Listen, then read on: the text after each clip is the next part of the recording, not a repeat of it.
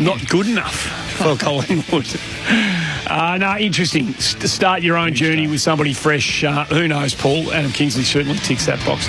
Been a huge day, folks. Have a great weekend. See you Monday. Hooroo, Bob. Welcome to the 2021 AFL Premiership season on AFL Nation. Curls it into the pocket. Cameron wants it. Cameron gets it. To Selwood, standing start. Lashed the ball toward the goal. Oh, that's a moment of inspiration from the skipper. Bolton's still ready. Ready to rise and take a magnificent mark. 50 from goal. Kept it alive. 48 from goal. Goes with the banana. It'll be the miracle. He runs around and bombs a goal. Oh, what a blast it was from Bailey Smith. Martin's got it. He scores. He shoots.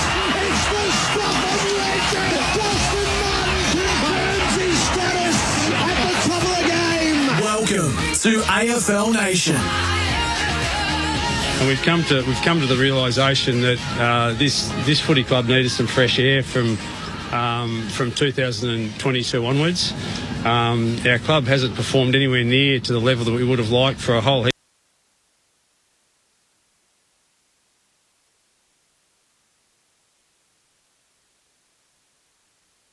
Grunge to Britpop and everything in between. Anytime. Play today with Instant I'm Page here. Yeah, shorty, but hopefully we can start the day well. But he got absolutely whacked by Ben Murdoch-Nasilovici. Yes, it's a nice heavy shot, but the concern was Laurie's running like 12 Sports on tonight with the quarterfinals for the Matildas almost upon us, with the Matildas $5.20 to win in 90 minutes or $3.10 to qualify through to the semi-finals in any fashion. The Opals take the court against China, where we are firm $1.45 favourites to bounce back from the disappointing first-up loss to Belgium, where a victory is vital to keep progression through to the next round firmly in our own control. And for anyone having a wager, make sure you do so responsibly. Top Sport, home of the Top Sports betting multi. Download the Top Sport app today. Gamble responsibly. 1-800-858-858. Thank you, Tristan. It is a busy middle weekend. It's always the fun part of the Olympics is when you get to the middle weekend of the 2 weeks, because it's nearing the end of the swimming program and we are beginning the athletics events today. So we've got the two major cornerstones of the Olympics crossing over together on the same weekend, and that'll be the case over the next couple of days. The athletics began today with various events across high jump and discus, which Australia were involved in. Women's 800 metres, 100 metres on the athletics track, and plenty to come tonight across some of the longer events. The men's 10,000 metre final featuring Australia's Patrick Tiernan will be involved. He can go for a medal there. That's the only other medal event that we have coming up tonight where an Australian is involved, but plenty from the pool as well. Rob Woodhouse, one of our experts, will be with us in the night session for Tyre Power, your trusted tyre experts. And even though we've accomplished much already in the pool today, with Emma McKeon achieving gold through a Olympic record time in the women's 100 metre freestyle and Kate Campbell with the bronze, there is still plenty to get excited about. We have all the heats of the 50 metre freestyle from both the men's and the women's, where Cam McAvoy, Kate Campbell and Emma McKeon will be involved. So the two gold and bronze girls from earlier in the day will be swimming again in the pool later tonight. That'll get underway just after 8:30. And also the longer events, so Tom Neal and Jack McLaughlin in the 1500 metres, and then the medley relays, where the 4x100 medley relay teams will compete in the pool tonight. Last night we had the mixed medley relay, the two male, two female. Tonight they split off into their own teams, and we have the male or the men's 4x100 medley relay and the women's 4x100 medley relay coming up late in the evening. In the athletics, as I said, so we are in this middle weekend. We had a couple of good success stories earlier in the day. Brandon Stark made it through comfortably in his qualification group in the high jump to reach the final with a second or equal second score in his heat. Which was equal fourth overall when the heats combined together, the final standings. And likewise, Matt Denny in the discus, who in qualification Group A finished third overall, or third in the qualification group for a fourth overall distance with his discus throw. So they've qualified pretty highly, have our field boys, Brandon Stark and Matt Denny. Unfortunately, no qualification elsewhere for our 3,000 metre steeplechasers in Edward Tripper, Ben Buckingham and Matt Matthew Clark. Morgan Mitchell and Katrina Bissett, their Olympics started and stopped in their singles events in the women's 800 metres in the heats. Likewise, Hannah Basic in the women's 100-metre sprint in heat number 7. She just missed out, finishing 5th in her heats. But coming up tonight, we have the women's 5,000 metres where Rose Davies, Jenny Blundell and Isabel Batt-Doyle will be competing after 8 o'clock Eastern time. And as I said, Patrick Tiernan in the men's 10,000 metre where there is no qualification, no heats, just straight into the final for Patrick Tiernan in the men's 10,000 metres. But some of the headline events of the night, away from the pool and away from the track and field, will be our teams. And the women have really carried Australia, to be fair, through the Olympics so far. They've done the majority of medal winning so far, and there is, well, all eyes on the women tonight again in, firstly, the football. The Matildas will be up at 7 o'clock tonight, so in about an hour from now, they'll take on Great Britain in the quarterfinals. So we are in the bracket phase, the knockout phase of the women's football competition. Every game from here is do or die. You win, you're through, you lose, and you're out. No more group stages, no more second chances.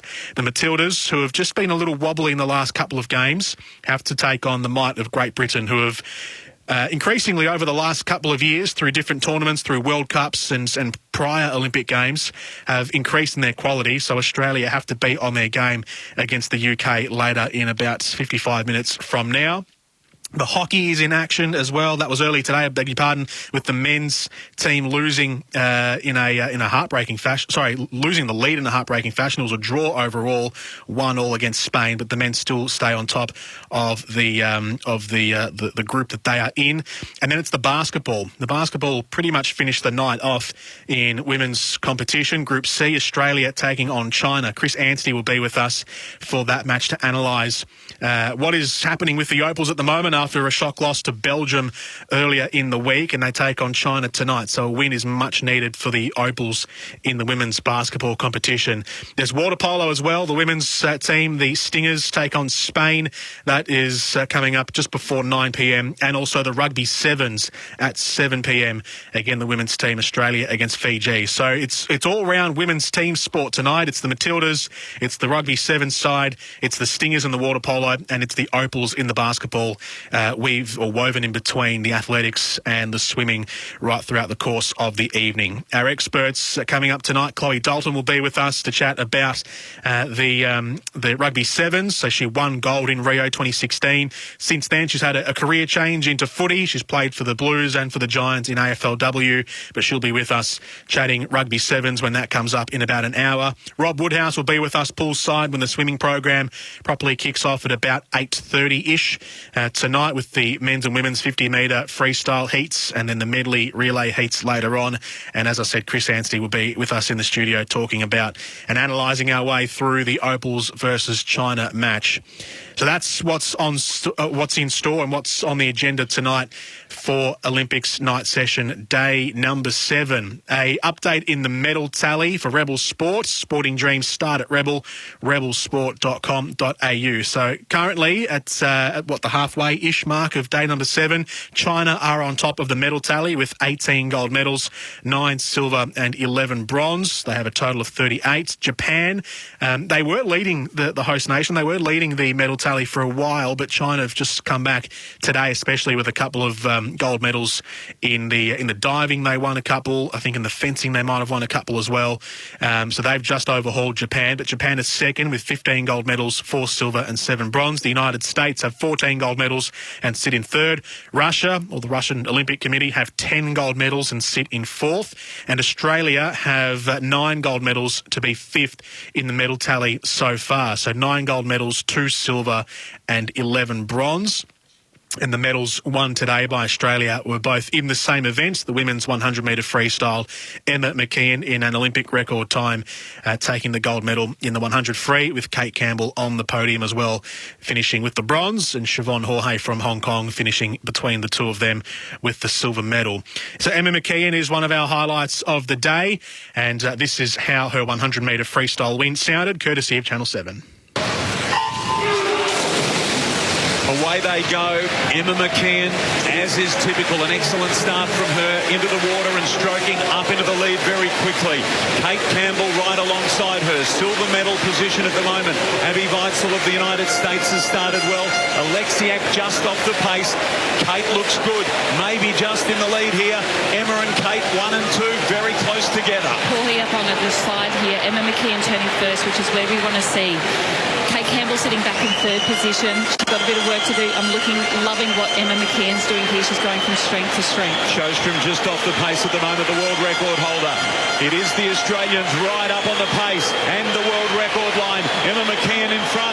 Kate coming at her. Kate tiring just a little. Emma's in front. Can she hang on? Can she do it? Yes, she has. The gold medal comes. An Olympic record. This one all on her own.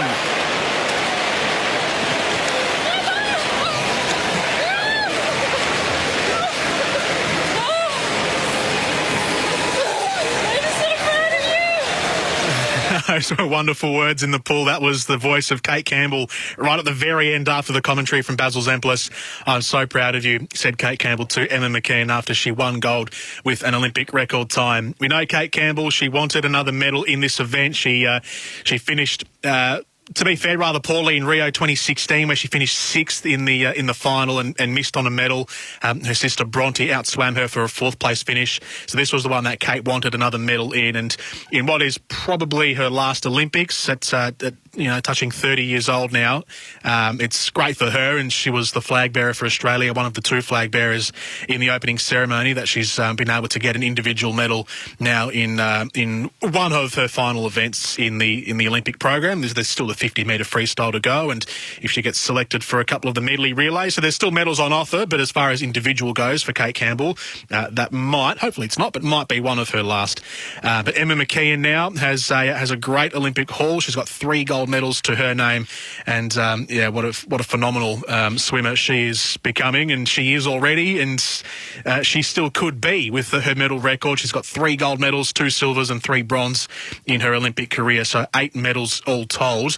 Puts her right up there with one of the most decorated athletes we have, up there with the likes of Liesl Jones and also Ian Thorpe, for just shy of 10 medals for all 3 of those athletes in their sport. Emma McKeon, after the win, she spoke to Channel 7. Yeah, incredible performance from these 2 wonderful Australian women. Emma, your 8th Olympic medal, but to be a gold individual in the 100 free. Tell us about this moment. Oh, I can't believe it, honestly. It doesn't feel real. I can just feel like my emotions bubbling up now. You've always been so calm. You're a fairly quiet, shy person, but you've got to be jumping up and down on the inside. What are your emotions like?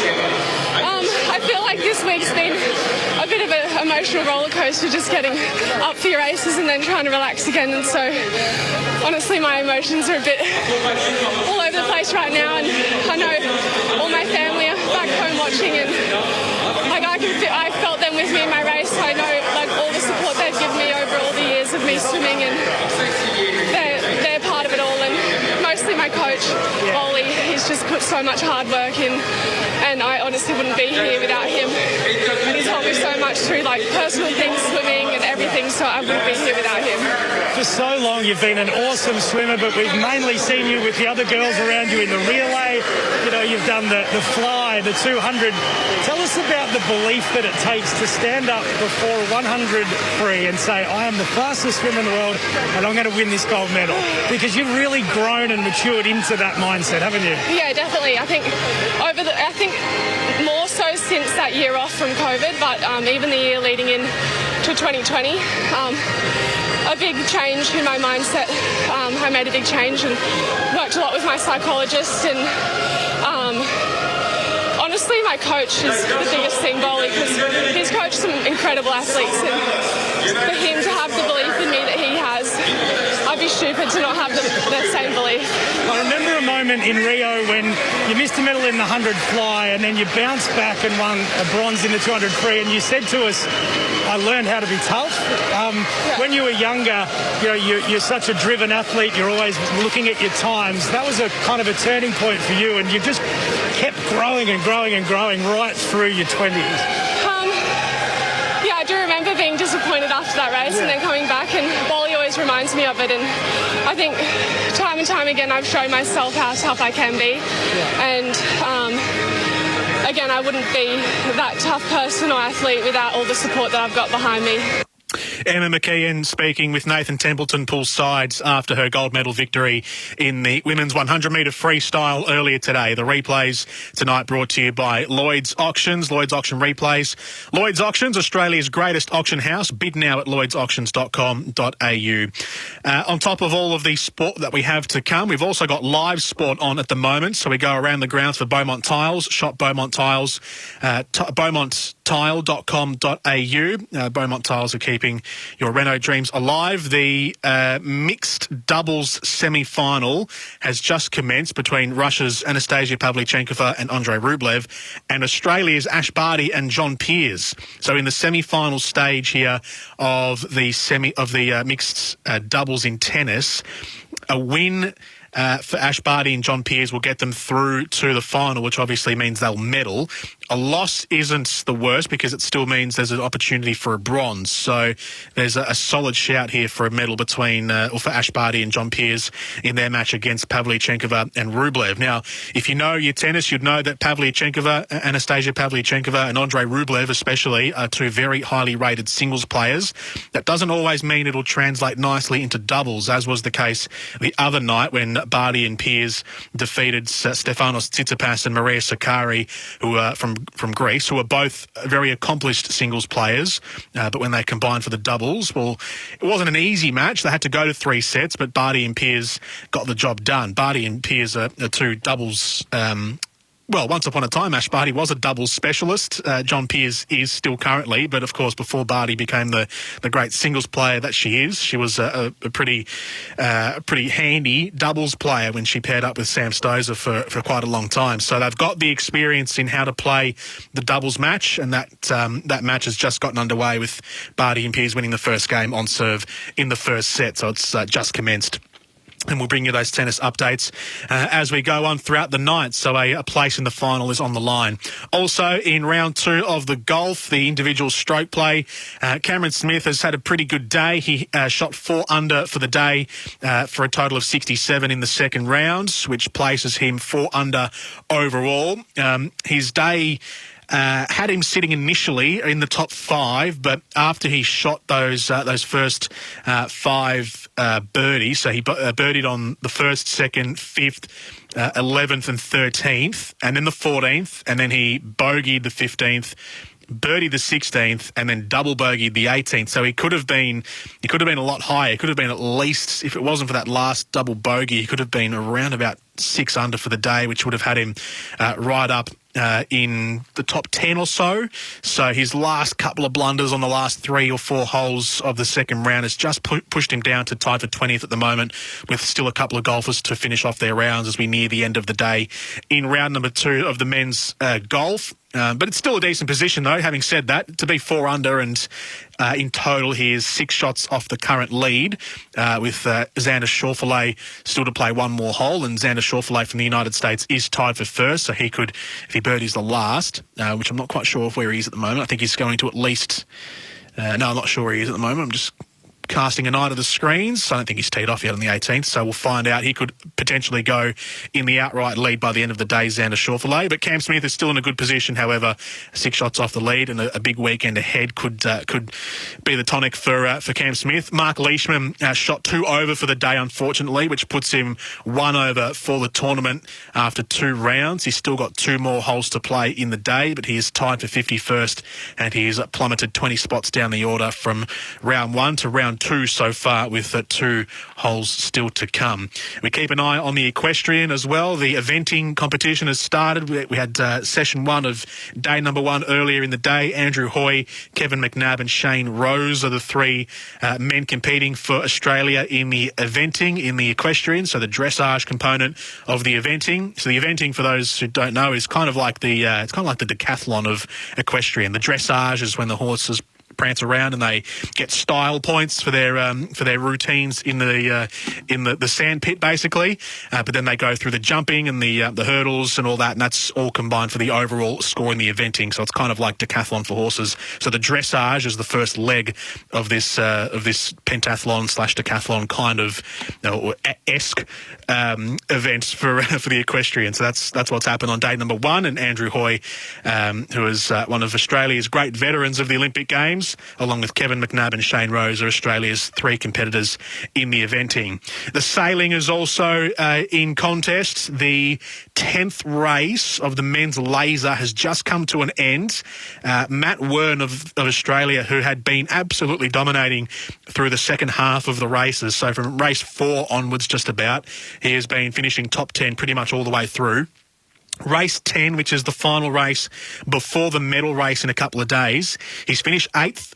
So an 8th place finish for Matt Wern of Australia means he still maintains his number 1 ranking overall. So when you combine all the scores from race 1 through to race 10 together, Matt Wern is on top, the Aussie, in the men's laser sailing, and there's one more race to go. So providing he finishes well in the medal race, the 11th and final race, a gold could be on offer, really. I mean, this is one of the sneaky gold medals that Australia has a chance for in the sailing, because Matt Wern, after starting off a bit rickety, he had a 17th place finish and a 28th place finish in the first 2 races. Since then, he's absolutely torn the field to pieces. He finished 2nd, 4th, 2nd, 1st, and then 12th and 8th today, but he's pretty much coasted his way through the day because he's built up such a lead that he didn't have to overexert himself today in the sailing, and he's in tip-top form to go and medal in the medal race. The other sailing events on at the moment, which has also just come to a conclusion, is the women's skiff, the 49er FX class, which is done for the day. So 3 races completed. Race number 9 is just completed, and the Aussies in this race, unfortunately, Tess Lloyd and Jamie Ryan, finished 20th, which is second last in the race. And overall, their combined score through the 9 races so far puts them 14th overall. So not too bad. I think your worst finish in sailing gets chalked off. So this is their worst finish. So the points that they accrued for this race gets chalked off, and they maintain a pretty decent 14th place at the moment in the women's 49er FX in the skiff class. So that's what's happening around the grounds at the moment. So tennis, sailing, and a bit of diving as well, which is coming to a close. Our Aussies, Annabelle Smith and Esther Chin, have both qualified from the preliminary round, and will go into the we'll go into the semi-final stage tomorrow. And if they get past that, they'll get into the final on Sunday night. And the last one was the canoe slalom, which finished about an hour ago. Our Aussie, Lucien Delfour, finished 8th in the final. So this is the last of the canoe slalom events. Jess Fox, Lucien Delfour and Daniel Watkins were our 3 competitors in the slalom. And we've done pretty well. Daniel Watkins didn't disgrace himself whatsoever. Lucien Delfour finished 8th in the final. And obviously Jess Fox had the 2 medals, the bronze and then the gold in the K1 and the C1 respectively. So there you go. That's the Around the Grounds for Beaumont Tiles. Beaumont Tiles are keeping your Renault dreams alive. Shop online at tile.com.au. That's what's happened today. That's what's happening right now. We'll keep you abreast with what's going on at the moment and what is to come in the night. First port of call in about 40 or so minutes from now is both rugby sevens and football. So the national or the women's national team, the rugby sevens team, are into the quarter-final. That kicks off at 7 p.m. against Fiji in the quarters. And in the quarter-final of the football, the Matildas take on Great Britain. So they'll kick off at the same time. We'll go to the rugby sevens first at 7 o'clock because it's a much shorter game, obviously. Rugby sevens, 7 minutes halves. So the game will be done and dusted in the space of 15 minutes. And then we'll take the rest of the Matildas game at 7 p.m. when that begins. But Chloe Dalton, Rio 2016 gold medalist with the sevens team, will be with us in studio to take us through that sevens match. Olympics on SEN Tokyo 2020 for Mate Internet and Mobile, award-winning Aussie service mobile plans from $20, and for Xero online accounting to help you do business but better. We'll return after this with more live sport from around Tokyo 2020. Sportscraft are the official formal uniform supply for the Australian Olympic team in Tokyo as they go for gold. For your own podium finish style, discover the latest Sportscraft collection of men's clothing, including relaxed shirting, classic jackets, warm coats and chinos. All perfectly curated to bring quality, style and versatility to your wardrobe. Sportscraft. We are Team Australia. Discover the latest menswear collection online at sportscraft.com.au. Hi, I'm Charlie from Red Energy. The Australian-made logo is a true mark of Australian authenticity. So, for Red Energy to be certified to use the famous green and gold Australian-made logo, well, it's fair to say it's something we're pretty proud of. Here at Red, we're owned by the mighty Snowy Hydro, and that makes us 100% Australian. We're also based right here, so our team really understands your needs. So, if supporting Australian means something to you, switch to Red today. Call 131 806. Sportscraft are the official formal uniform supply for the Australian Olympic team in Tokyo as they go for gold. For your own podium finish style, discover the latest Sportscraft collection of men's clothing, including relaxed shirting, classic jackets, warm coats and chinos. All perfectly curated to bring quality, style and versatility to your wardrobe. Sportscraft. We are Team Australia. Discover the latest menswear collection online at sportscraft.com.au. Red Energy recently won the 2021 CanStar Blue Award for Most Trusted Energy Provider. Being trusted by our customers means the world to us, because at Red Energy, we're 100% Australian owned and based right here in Victoria. You'll deal one-on-one with a local who fully understands your needs and, what's more, knows where Melbourne is. So call 131 806 and find out why being a customer of ours means there's no place like Red.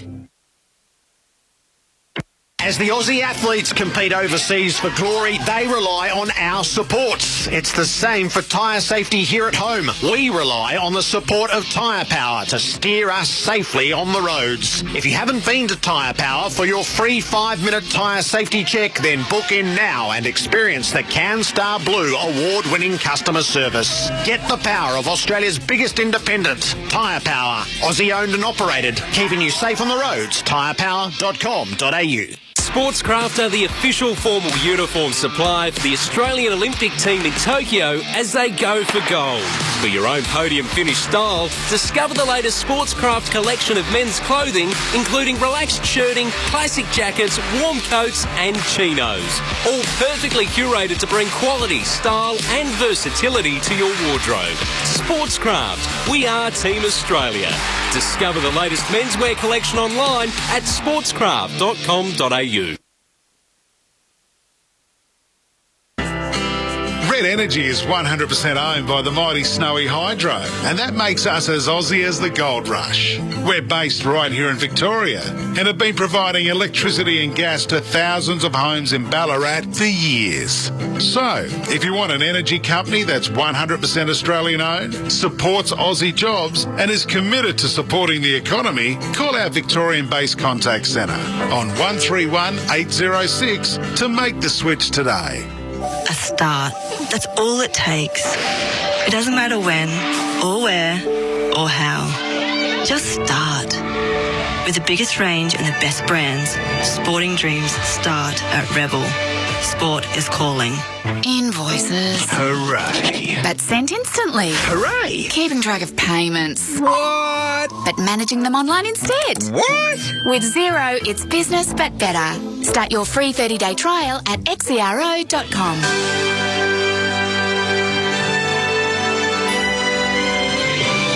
SEN's coverage of the Olympic Games 2020.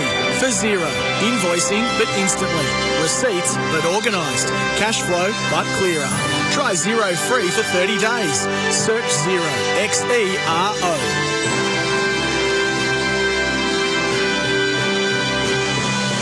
SEN's coverage of the Tokyo 2020 Games continues. Into the night session we go, and we are just over half an hour away from two of our great chances for a medal in women's sport. The Rugby Sevens team in their quarterfinal against Fiji, and the Matildas in their quarterfinal against Great Britain in Rugby Sevens and football, respectively. Coming up a little later on in the evening, the women's sporting national team theme continues with water polo. The Stingers in Group A take on Spain. That is is at around about 10 to 9 Eastern time tonight. And the last one will be the Opals in their Group C second match against China. I guess you can also count the medley relay team as a team as well. The women's 4x100 metre medley relay team in heat number 1.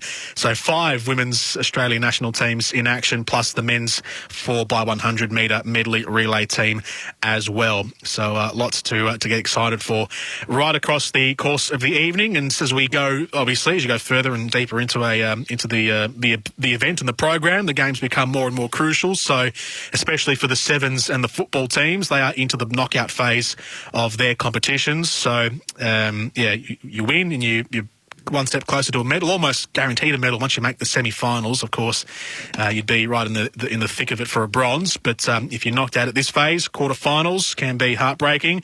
Let's hope that the Matildas and the Sevens team can go through in great style. As we know, the Sevens team especially can. They are the defending champions of women's rugby 7 at the Olympics.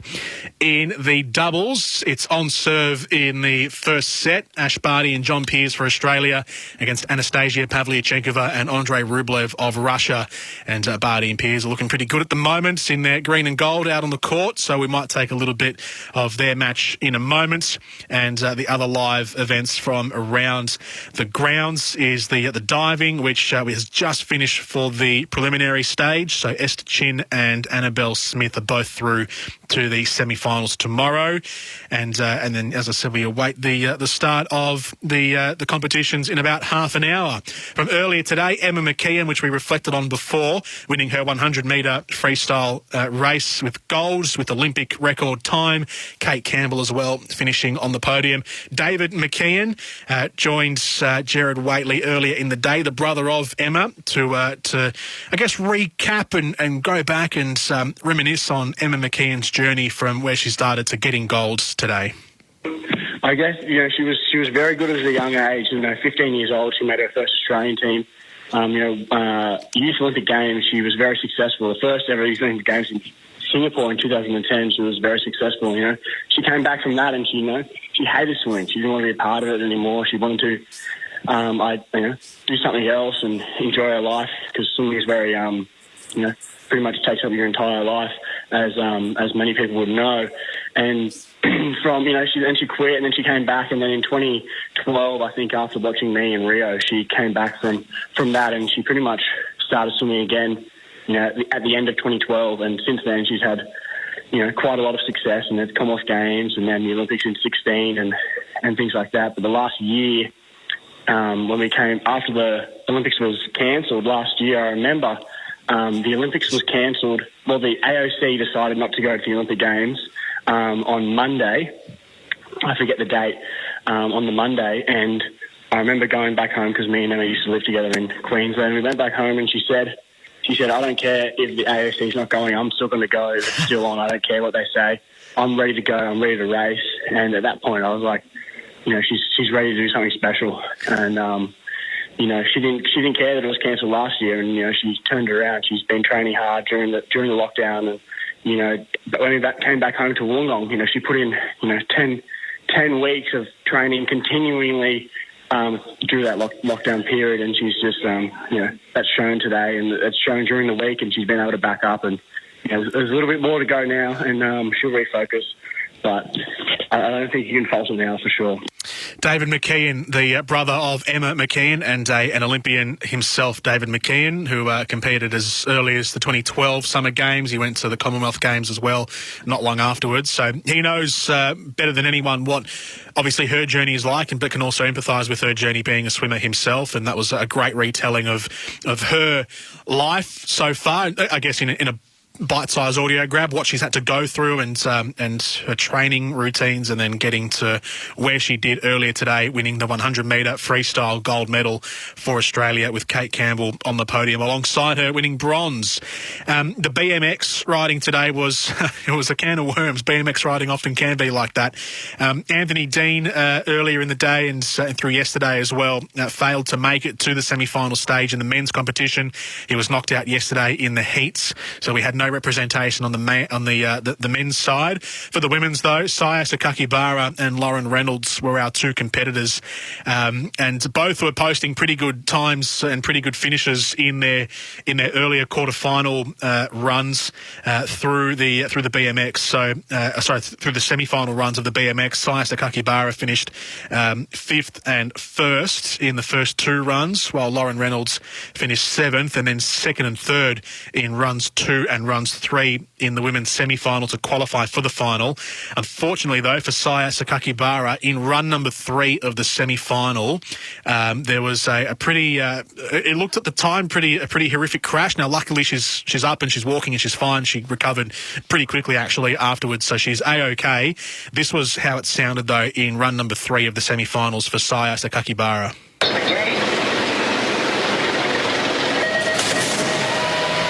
Good start from Saya. First over that first double, and Pahon just drifted out the back a little bit. It's Willoughby and Sakakibara. Stancil now coming up into second position. So good start there from Saya Sakakibara. Great start with the whole shot for the young Australian. She's being chased down hard by both Americans, the fastest in Stancil in qualifying for the quarterfinals. Elise Willoughby, the number 1 plate there of the reigning world champion. They'll have to pedal hard out of this berm 2 into straight. Well, Willoughby really needed to come up right towards the front here to make sure she makes it through. And, 2 riders down. Willoughby and also Sakakibara has gone down. Right out in front, those 2 riders, they've come together, and Saya is staying down. She hasn't quickly got up onto the bike just yet. Stancil comes through to get the win. Classens in second place. The 2 of the big favourites right up front. They've touched, they've gone down. Wow. We hope both riders are okay. Elise Willoughby looked to jump up and walk over to see how Saya was doing. So that's how it sounded. Again, thanks to Channel 7 for the audio. So she went down halfway through the run in a collision with Elise Willoughby of the United States. She had to be stretchered off the BMX track, did Saya Sakakibara of Australia, and into a little medicart and taken off for further assessment. I think it was just precautionary because she bounced back. She was up and walking around and looking okay, and not long afterwards actually did an interview on TV. So she was fine afterwards in the incident, but a pretty scary moment as well, considering her story, the Sakakibara family, which has been told multiple times over the last couple of days, of how her brother Kai, who was also a BMX racer, suffered a pretty horrific incident himself, and was suffered severe trauma, had to relearn how to walk and how to ride again. So it was obviously we weren't. Our first thoughts, hopefully, weren't that it wasn't that as serious Sakakibara's crash today as her brother's earlier. But certainly, that is one thought that floats across the mind when you saw her being stretchered off. But thankfully for Saya and for the Sakakibara family, that she is okay. Obviously, as a result of DNFing in the final run of the semi-finals, she didn't qualify for the final itself. Lauren Reynolds did, however, and she ended up in the final, finishing 5th with a time of 45 seconds, .401. This was Lauren Reynolds speaking afterwards, after the final. Well, this drama. How did you compose yourself for that final after seeing everything that just happened here today? Yeah, it was a tough day. I started off with a crash myself, but it's a long day. It's always just kind of one lap at a time, and it's a fight out here. It always is, especially a race like this. You've just got to fight, and it's last man standing, really. So yeah, we got to the final. I mean, it's a huge goal of mine to get in the mix there, and I know when I'm in there, my chances are high, but just wasn't quick enough. I gave it everything I had. I got a little bit squished going into that first corner, and it's almost game over. Well, the way you've progressed through your 3 Olympics, Scott and Glory and Anna Mears are saying you got to go into Paris because it's just going to keep going up and up and up. Yeah, I mean, who knows? It's only 3 years away, so we'll see if they want to support me. I might give it a crack, but we'll have a little reset now. Not bad for someone who got told to retire a few years ago. Obviously, has that been something that spurred you on, or do you want to prove anyone wrong? Oh, yeah, it's always at the back of my mind. Yeah, I've always, believed in myself as being a bit of a fighter. I'll never sort of walk away with a no. So, yeah, it's been a hard few years for sure, but it's, something like this is a little bit more sweeter now that after what's been said and done, and here we are. Walk away with a fifth. I'm proud of my efforts, that's for sure. Lauren Reynolds, 30 years old from Bunbury, WA, finishing fifth in the final of the cycling BMX women's final earlier today after a little bit of a wobbly start with the crash earlier in the day, as she said, and a seventh place finish out of the 8 runners in run number 1. She then finished second and third in runs 2 and 3, and then made the final off the back of those good finishes and finished fifth overall. So not a bad day for the Aussies in the end. Lauren Reynolds finishing fifth, and Saya Sakakibara, thankfully, is all okay after the crash that she had. So you look for the silver linings and you take them, and today's silver linings were pretty decent, actually, when you think about it, all told. In the around the ground scores, so we look at the women's and the mixed doubles in the tennis, and it's still on serve in the first set. Ash Barty and John Peers of Australia against Anastasia Pavlyuchenkova and Andrei Rublev of Russia. It is 4-3 in the first set.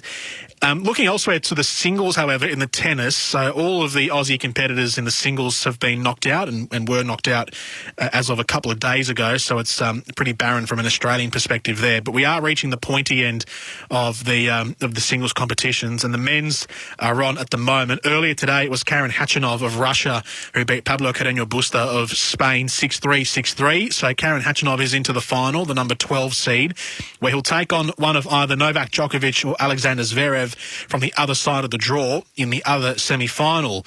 We are one set down and into the start of the second set here, and Novak Djokovic, in the space of 37 minutes, wiped the floor with Alexander Zverev, and that's been kind, in the first set. 6-1 in the first set for Novak Djokovic, so he eased his way past Alexander Zverev in the first set. The Golden Slam is on, and he's looked pretty comfortable, to be honest. Novak Djokovic, through these through the singles events, he's won in straight sets in every match he's played so far, including in the doubles. But in the singles, he's gone 6-2, 6-2 in the first round, 6-4, 6-3 in the second round, 6-3, 6-1 in the third round, and then 6-2, 6-love against Kei Nishikori in the quarterfinals, and has now taken Alexander Zverev in the first set 6-1 and on serve at 1-all in the second set. So it's looking pretty comfortable right now for Novak Djokovic, and the Golden Slam is on, which is winning all 4 Grand Slams in the regular tennis season: Oz Open, Wimbledon, Roland Garros, US Open, plus taking the gold medal. In the Open era, that's only been done once, back in 1996 by Steffi Graf of Germany. So that's a very, very, very rare feat to complete. But Novak Djokovic, he is 3 of the 5 legs down, and the 4th of the 5th legs, which is this gold medal here, is not that far away and looking pretty comfortable for him. And honestly, if I put my subjective hat on and I give my opinion, I reckon if he makes the final against Karen Khachanov, Djokovic will win it. Karen Khachanov is a decent player, but Alexander Zverev here in the semi-finals is probably a trickier opponent than what Khachanov will pose in the final itself. So we'll go through that a little bit later on with Brett Phillips when he joins us for a tennis update. But yeah, this is I'm not going to say a fait accompli because anything can happen, obviously. But yeah, if you were to put a dollar on it, this is, Novak Djokovic. He probably wouldn't get much back, to be honest. He'd be that short. So Novak Djokovic looking pretty good in the men's singles.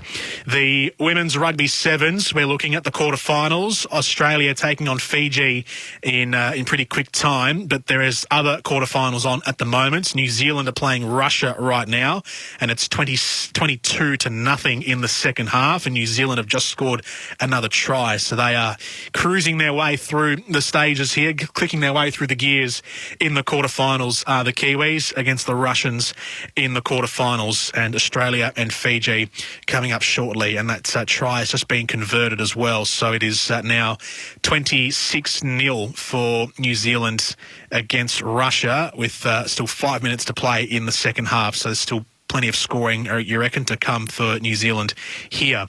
In the golf, Xander Schauffele has, as a matter of fact, birdied his last hole. So, in fact, he double birdied it. Has he double birdied that? Wow. He's gone up to 11 under, for the tournament, and he's 8 under for the day, Xander Schauffele, which is easily the best round of round number 2, ahead of Mito Pereira and Hideki Matsuyama, Shane Lowry and Guido Migliozzi of Italy, who are all 6 under. But Xander Schauffele has absolutely flown up to the top of the order in the golf, and I reckon it's actually just been interrupted. They're right at the very end. There's only a couple of golfers left to complete their days, and it's just been interrupted because of adverse weather conditions. So Schauffele is on top right now, but still to be completed at the very end of round number 2.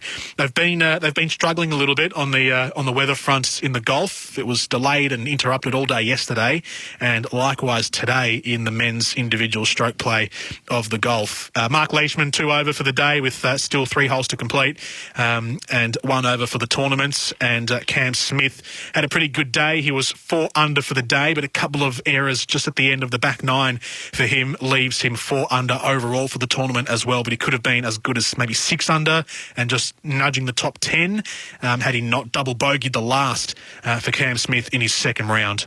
We'll take a break here on Tokyo 2020 for Mate Internet and Mobile and for Xero. Send us a text at any time, 0433 98 11 16 for Temper, a mattress like no other. When we come back on the other side of this, we'll begin to preview the Matildas match, their quarter-final against Great Britain, and also the Rugby Sevens clash between Australia and Fiji. New Zealand have just scored again, so 31-0. They are looking strong in their quarter-final against Russia. Australia and Fiji up next. Tokyo 2020, it's where you want to be right here on SEN. Hi, I'm Tim from Red Energy. The Australian-made logo is a true mark of Australian authenticity. So, for Red Energy to be certified to use the famous green and gold Australian-made logo, well, it's fair to say it's something we're pretty proud of. Here at Red, we're owned by the mighty Snowy Hydro, and that makes us 100% Australian. We're also based right here, so our team really understands your needs. So, if supporting Australian means something to you, switch to Red today. Call 131 806. A start. That's all it takes. It doesn't matter when, or where, or how. Just start. With the biggest range and the best brands, sporting dreams start at Rebel. Sport is calling. Recording receipts? But in a snap. Stashing them in your glove box? But storing them online instead. With Xero, it's business but better. Start your free 30-day trial at xero.com. Gazy, as an Aussie athlete, you did it all. Carrying the flag for Australia has to be right up there. Well, Jared, it was an amazing honour. And if scores are close, who should we rely on in the last 5 minutes? These days, G, always Tyre Power. A quick, free 5-minute tyre safety check at Tyre Power and you're on your way to a podium finish, G. Protecting your family on the roads is more important than any medal. Tyre Power, Aussie owned and operated. Your trusted tyre experts. tyrepower.com.au. From badminton to basketball, all the way to backstroke. Sporting dreams start at Rebel. Shop the biggest range with the best brands in-store or at rebelsport.com today. Rebel. Sport is calling. Reconciling bank transactions, but with a couple of taps. Making sure everything matches up, but handled automatically instead. With Xero, it's business but better. Start your free 30-day trial at xero.com. Hi, I'm Charlie from Red Energy.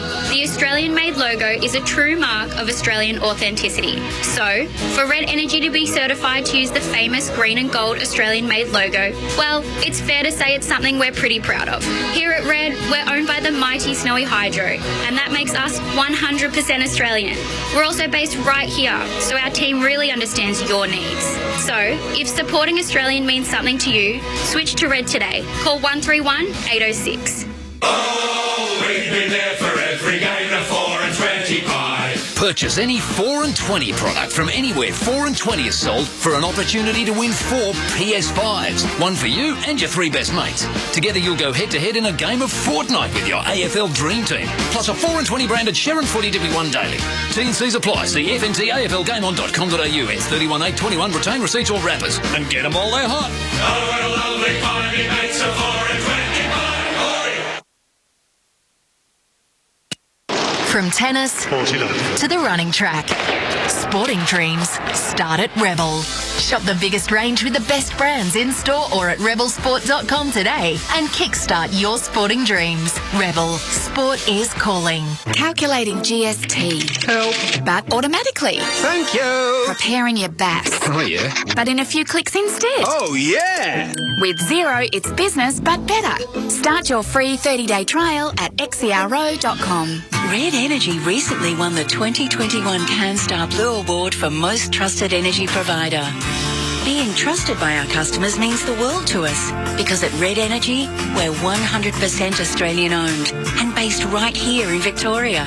You'll deal one-on-one with a local who fully understands your needs and what's more, knows where Melbourne is. So call 131 806 and find out why being a customer of ours means there's no place like Red.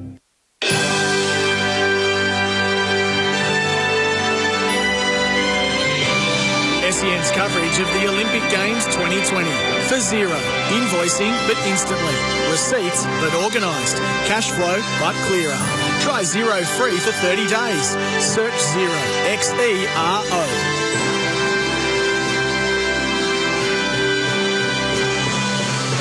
Welcome back to SEN's coverage of the Tokyo 2020 Games for Xero and for Mates Internet and Mobile. Jordan Canellis with you all the way through to the close of play this evening on SEN right across the nation. It's great to be with you. The night session brought to you by Tyre Power, your trusted tyre experts. In about 10 minutes from now, two of our national women's teams will take to their respective fields. The Matildas, a team you can count on really for one classic lager, a beer you can count on, will take on the might of Great Britain, who have been in the arena of football over the last couple of years, have been gaining plenty of momentum. They are one of the leading nations now.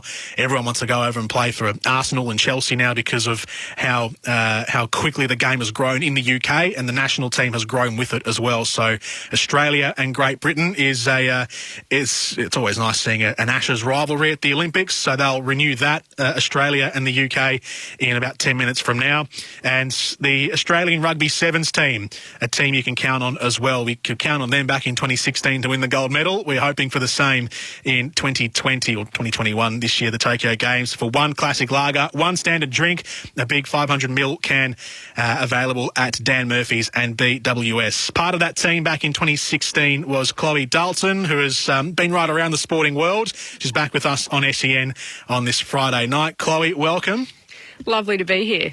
How are you feeling ahead of this quarterfinals match against Fiji? I'm actually very nervous. The girls had a really good day one to start off, a really convincing win over Japan and then a pretty solid win over China. This morning they went down to the USA 14-12 in a really close match to finish out the pool game, so have ended up with Fiji in the quarterfinal. They're a really unpredictable team to come up against. It's going to be a really exciting game of footy. Fiji play a style of play where they often offload the ball. They throw it around a lot. It's quite instinctive the way they move the footy, similar to the way the Fijian men's team play as well. It's kind of the way they grow up.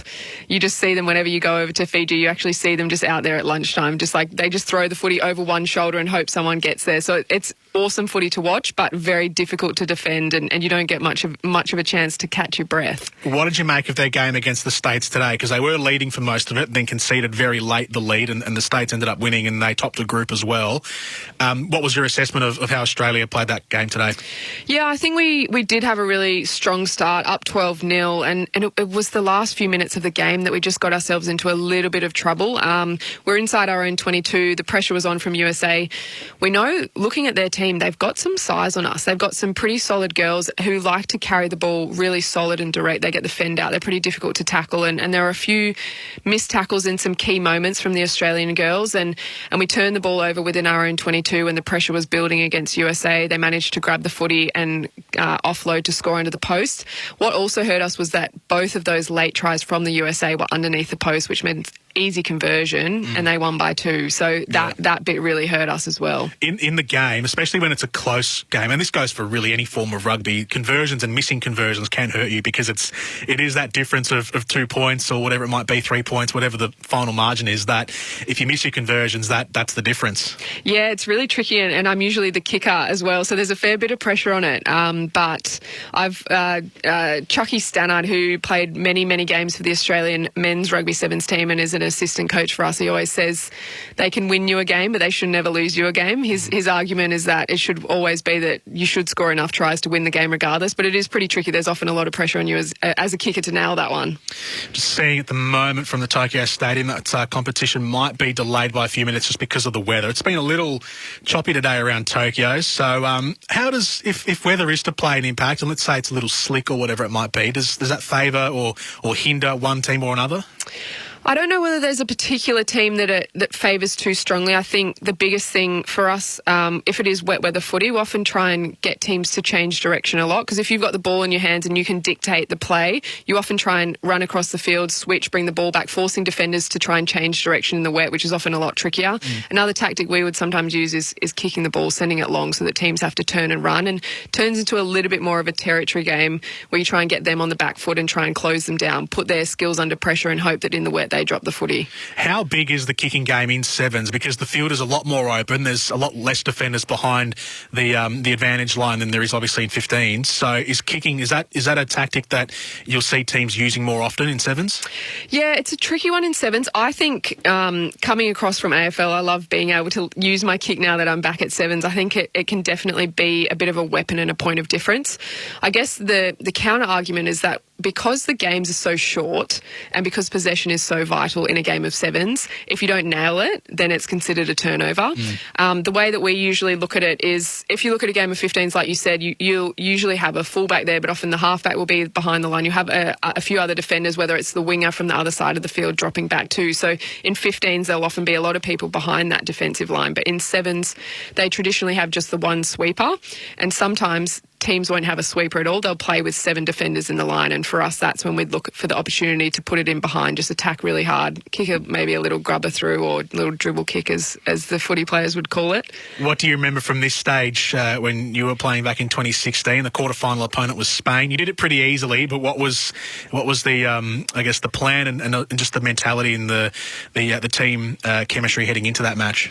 Yeah, I think for us, we actually had Spain in quarterfinals in quite a few scenarios leading up to that. We were the world champs that year, and throughout the World Series, we often managed to come up against Spain the way the draw fell and the way we were placed throughout the pools. And so for us, that gave us, I think, a quiet confidence knowing we had a really clear game plan against them. Spain, for us, often liked slowing the football down, trying to kick for the line out, really just like getting in our heads a little bit, and we knew exactly what we wanted to do out there. And I think it was really nice for us to be able to put on a clinical performance. I think it was like 28-0 or something against Spain in that quarterfinal, and then leading into the semi-finals against Canada, who are our bigger rivals, we kind of started to get a little bit more nervous. Like, this is getting close now. Like, now we're actually playing for a chance and a medal. Was that right through the team? Were they all feeling a little nervous? Like, oh, there's a medal right around the corner now. Yeah, and the moment that I remember so clearly was after we beat Canada in the semi-final. It's so cool because one of the photographers actually captured this moment, and it's me and one of my teammates, Ivania Politi, and Charlotte Kaslik as well, who's a very well-known player.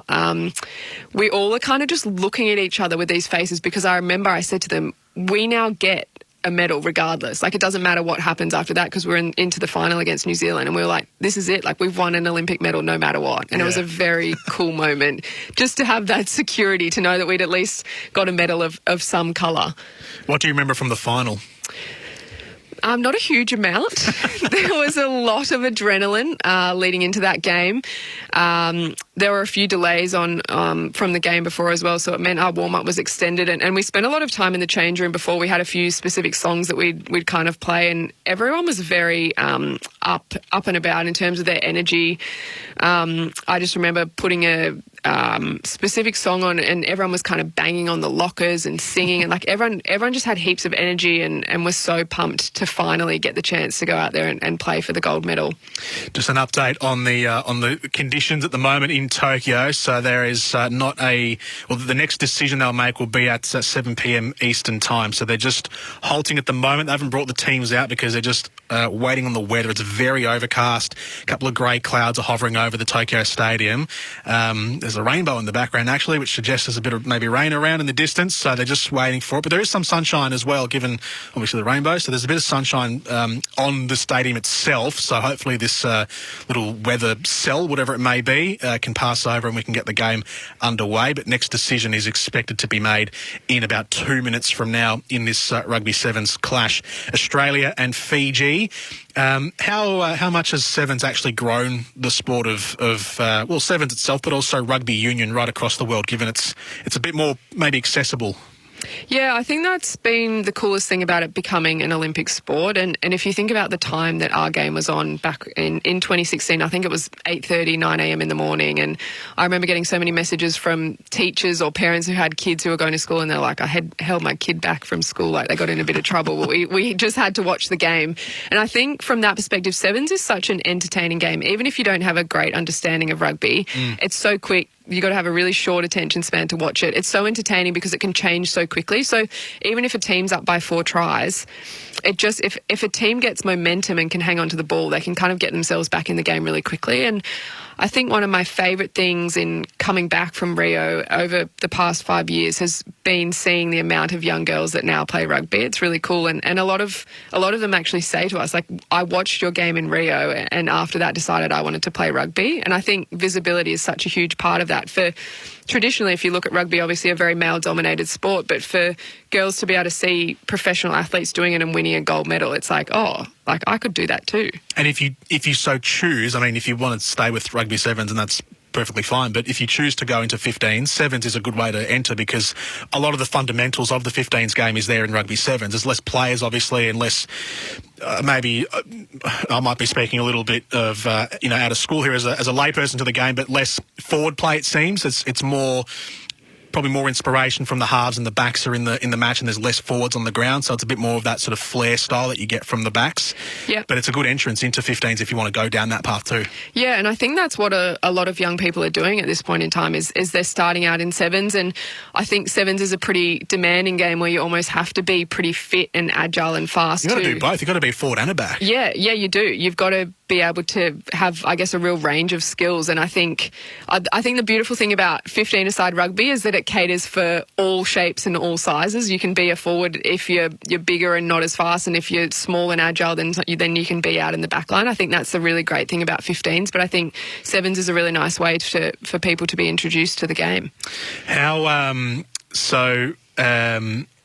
much would their preparation for any team really in this sevens tournament, how much of it would have been affected by the fact that there's really been no World Rugby Sevens this year? There was meant to be, I think, an event in May or so, which got cancelled. There's supposed to be one coming up in, I think, September, but there's been really a big gap between now and the most recent World Seven Series event. So the form, the insights, the opposition analysis, it's kind of gone out the window. Yeah, it's been quite interesting, I think, watching the first 3 days of the men's events. A lot of teams that are often the best in the world, and you don't see them make a lot of errors, and you see some really exciting tries. I think there wasn't as much of that as what I was expecting. I think if you looked at the competition across the 3 days, I think that was just a reflection of the fact that they've been training so hard, but they haven't had a lot of opportunities to play against each other. And if you look at the nature of sevens, you've got to be able to play 6 games of rugby in a space of 3 days. It's pretty demanding, and I don't think training can often replicate that. So I think we'll see it across the women's as well as people start to get more fatigued. I think the standard may not be as high as what we would have seen if we'd had a full World Series tournament schedule leading in, where typically the men would play about 10 tournaments throughout the year, and the women, we'd play probably 6 to 8 tournaments in the lead up. And I think that's going to be an interesting point of difference. And just what you touched on in terms of the unknown, it's so weird, even for us coming up against teams like Japan and China, that we don't play a huge amount. If we look at oppositions like New Zealand, Canada, the United States, we've played against them so many times, and we know specific players, and we've played so many times. We've got a lot of footage of what they do. So I think for us, we can do a bit more analysis. But there was still that element of what have they been going away working on? Like, how much size would they have put on in the gym? You just never really know. A quick update on the Matildas. They've just gotten underway in their match against Great Britain, so you might take a little bit of their game in due course. 2 changes to the Matildas starting 11 from what I can see on the team sheets. Ivy Lewick comes into centre of defence in place of Claire Polkinghorn, the veteran, and Caitlin Ford, who was a late out for the Matildas in the previous game, the last group match, is back into the starting 11 in place of Mary Fowler, the young attacking player who replaced her in that last match. So Caitlin Ford reinstated, Ivy Lewick back into the centre of defence in place of Claire Polkinghorn. 3 minutes into this match, and the UK have dominated possession at the current moment. They are in the final thirds. We might actually... no, there's a free kick. There was a chance there for England to go on the attack. An update on the Rugby Sevens. So the competition has been delayed due to bad weather, and the current state of play is that this match between Australia and Fiji will not start until, or at least as a minimum, 7:30. So we are now half an hour away, Chloe. So we've got to wait a little longer. So those nerves are going to get worse. Great. Can't wait. All right. In that time, then we might take a break, and we'll come back on the other side of this and head out to the Matildas match. Of course, the Matildas are looking to keep their Olympic dreams alive in this cutthroat quarter-final against Great Britain. If they lose, they go home. If they win, they go through to the semis. Tokyo 2020, live, free and in HD on 7 and 7+, the only place to see it all. We'll take a break. We'll come back, head out to the Matildas, and as soon as the Rugby Sevens gets underway, we'll head out to that match between Australia and Fiji. That's on the way this evening, Tokyo 2020 on SEN. As we cheer on our athletes, there's a star of Australia you can always rely on, and that's Tyre Power. Each Tyre Power store is independently Aussie-owned. When you visit your local Tyre Power, you're literally dealing directly with the local owner. And Tyre Power dealers love a podium finish, having recently won CanStar Blue's prestigious events across customer service, value for money, plus the highly sought-after overall satisfaction events. Tyre Power, your trusted local Aussie tyre experts. Get the power of Australia's biggest independent. From rugby to running, sporting dreams start at Rebel. Shop the biggest range with the best brands in-store or at rebelsport.com today and bring your sporting dreams to life. Rebel. Sport is calling. Invoices. Hooray. But sent instantly. Hooray. Keeping track of payments. What? But managing them online instead. What? With Xero, it's business but better. Start your free 30-day trial at xero.com. Recording receipts? But in a snap. Stashing them in your glove box? But storing them online instead. With Xero, it's business but better. Start your free 30-day trial at xero.com. Red Energy is 100% owned by the mighty Snowy Hydro, and that makes us as Aussie as the Gold Rush. We're based right here in Victoria and have been providing electricity and gas to thousands of homes in Ballarat for years. So, if you want an energy company that's 100% Australian owned, supports Aussie jobs and is committed to supporting the economy, call our Victorian-based contact centre on 131 806 to make the switch today. From football to basketball or serving an ace with a tennis ball, sporting dreams start at Rebel. Shop the biggest range with the best brands in-store or at rebelsport.com today. Rebel. Sport is calling.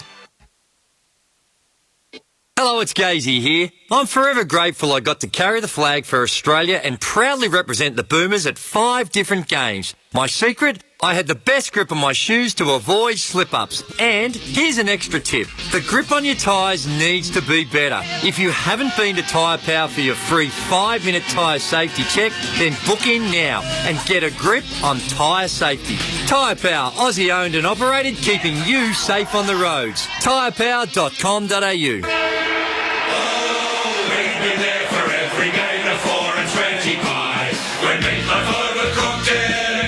Save that try.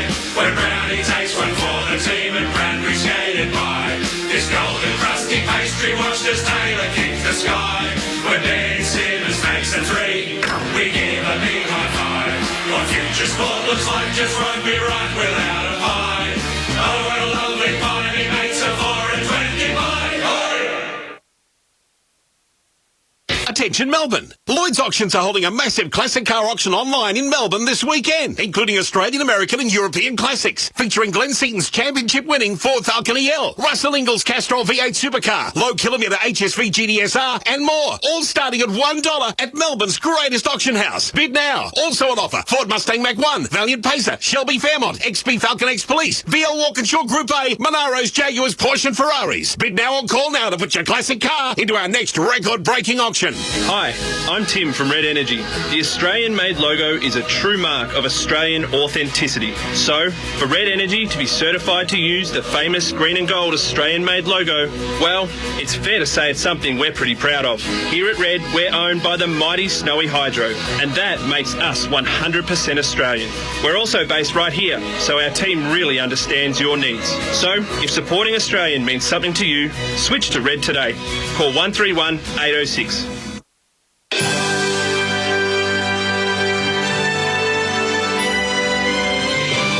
SEN's coverage of the Olympic Games 2020. For zero. Invoicing but instantly. Receipts but organised. Cash flow but clearer. Try Zero free for 30 days. Search Zero. XERO.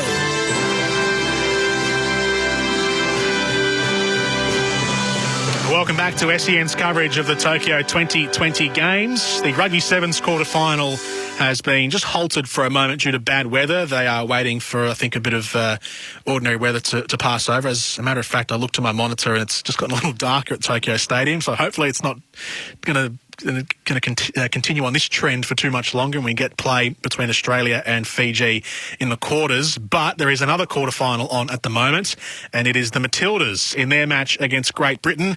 It is 0-0 after 9 minutes in the first half here in the women's football program. So let's take you out to our commentators, Brenton Speed and Georgia Yeoman-Dale, from this quarterfinal clash with Australia on the ball on the halfway line. As well. Kerr isolated, trying to flick it on towards Kaya Simon. Run back by Catley. Australia stroking the ball around with confidence here. Kaya Simon has been outstanding so far in this tournament. Yeah, it's the best that we've seen Kaya play in a long time. She's been battling with injuries the last few years, and it's just good to see her back playing the football that we know she's capable of doing. She's been a key player in attack for Australia.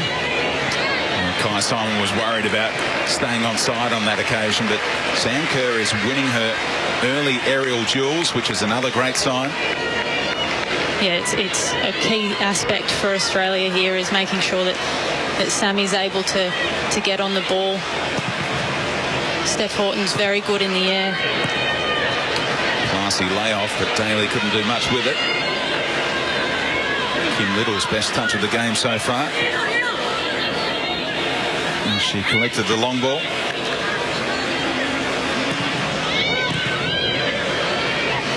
That's the confidence that teammates have in Emily Van Egmond. Alana Kennedy playing a pass to Australia's number 10 under immediate pressure. Yeah, Emily Van Egmond's got great feet, so that you know if you can find her feet in tight spaces, she'll be able to hold on to the ball. Case in point as she releases Carpenter, searching long for Kerr to flick it on. Will get all the way through to Catley at will. Cut back on towards Simon. And great work rate from Daly to track back and cut it out in the nick of time for Great Britain. How good is it seeing Steph Catley get that high up the pitch? Sam Kerr with the flick on initially, and Kaya Simon just on the wrong side of the defender there, unfortunately. But Steph Catley making that charging run up to make sure she's getting in the box and creating opportunities. The Matildas blew up, that the ref didn't blow up for a back pass there. I'm not sure we're going to see a replay of it, but Rachel Daly certainly took the sting out of the ball and passed it back to her goalkeeper, and Ellie Roebuck picked it up in the end and could easily have been penalised for an indirect free kick for Australia. But here come Great Britain the other way. Smooth mover. Oh, what a dink. All the way through for Daly. And Tegan Micah tipped it over. Sensational save, but it wasn't really required. The offside flag was up, but that's the skill that Hemp has. Yeah, she's such a danger. We see her driving in here. She's all left foot, though, so Australia need to be aware of that. Fantastic little dink over the top. Daly just doesn't time the run properly. Tegan Micah had it covered, though. What about the smarts of Catley? That replay showing how she stepped up to catch her opponent in the offside position. Now Bronze. Great Britain finding their feet. Little nutmeg on Kaya Simon, not completed on the other side by Bronze, who's a little proppy after that one. It's going to be something really important, you see, to make a Yallop just covering Kaya Simon there. With the skill that Lucy Bronze possesses, you want to make sure that you have someone pressing the ball, but you need someone in behind to cover as well, and that's what Tamika Yallop's done very well in that situation. Bronze ready to go again.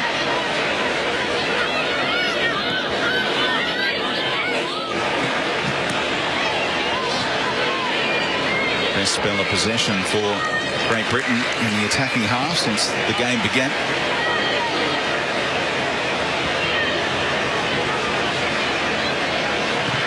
We are able to turn.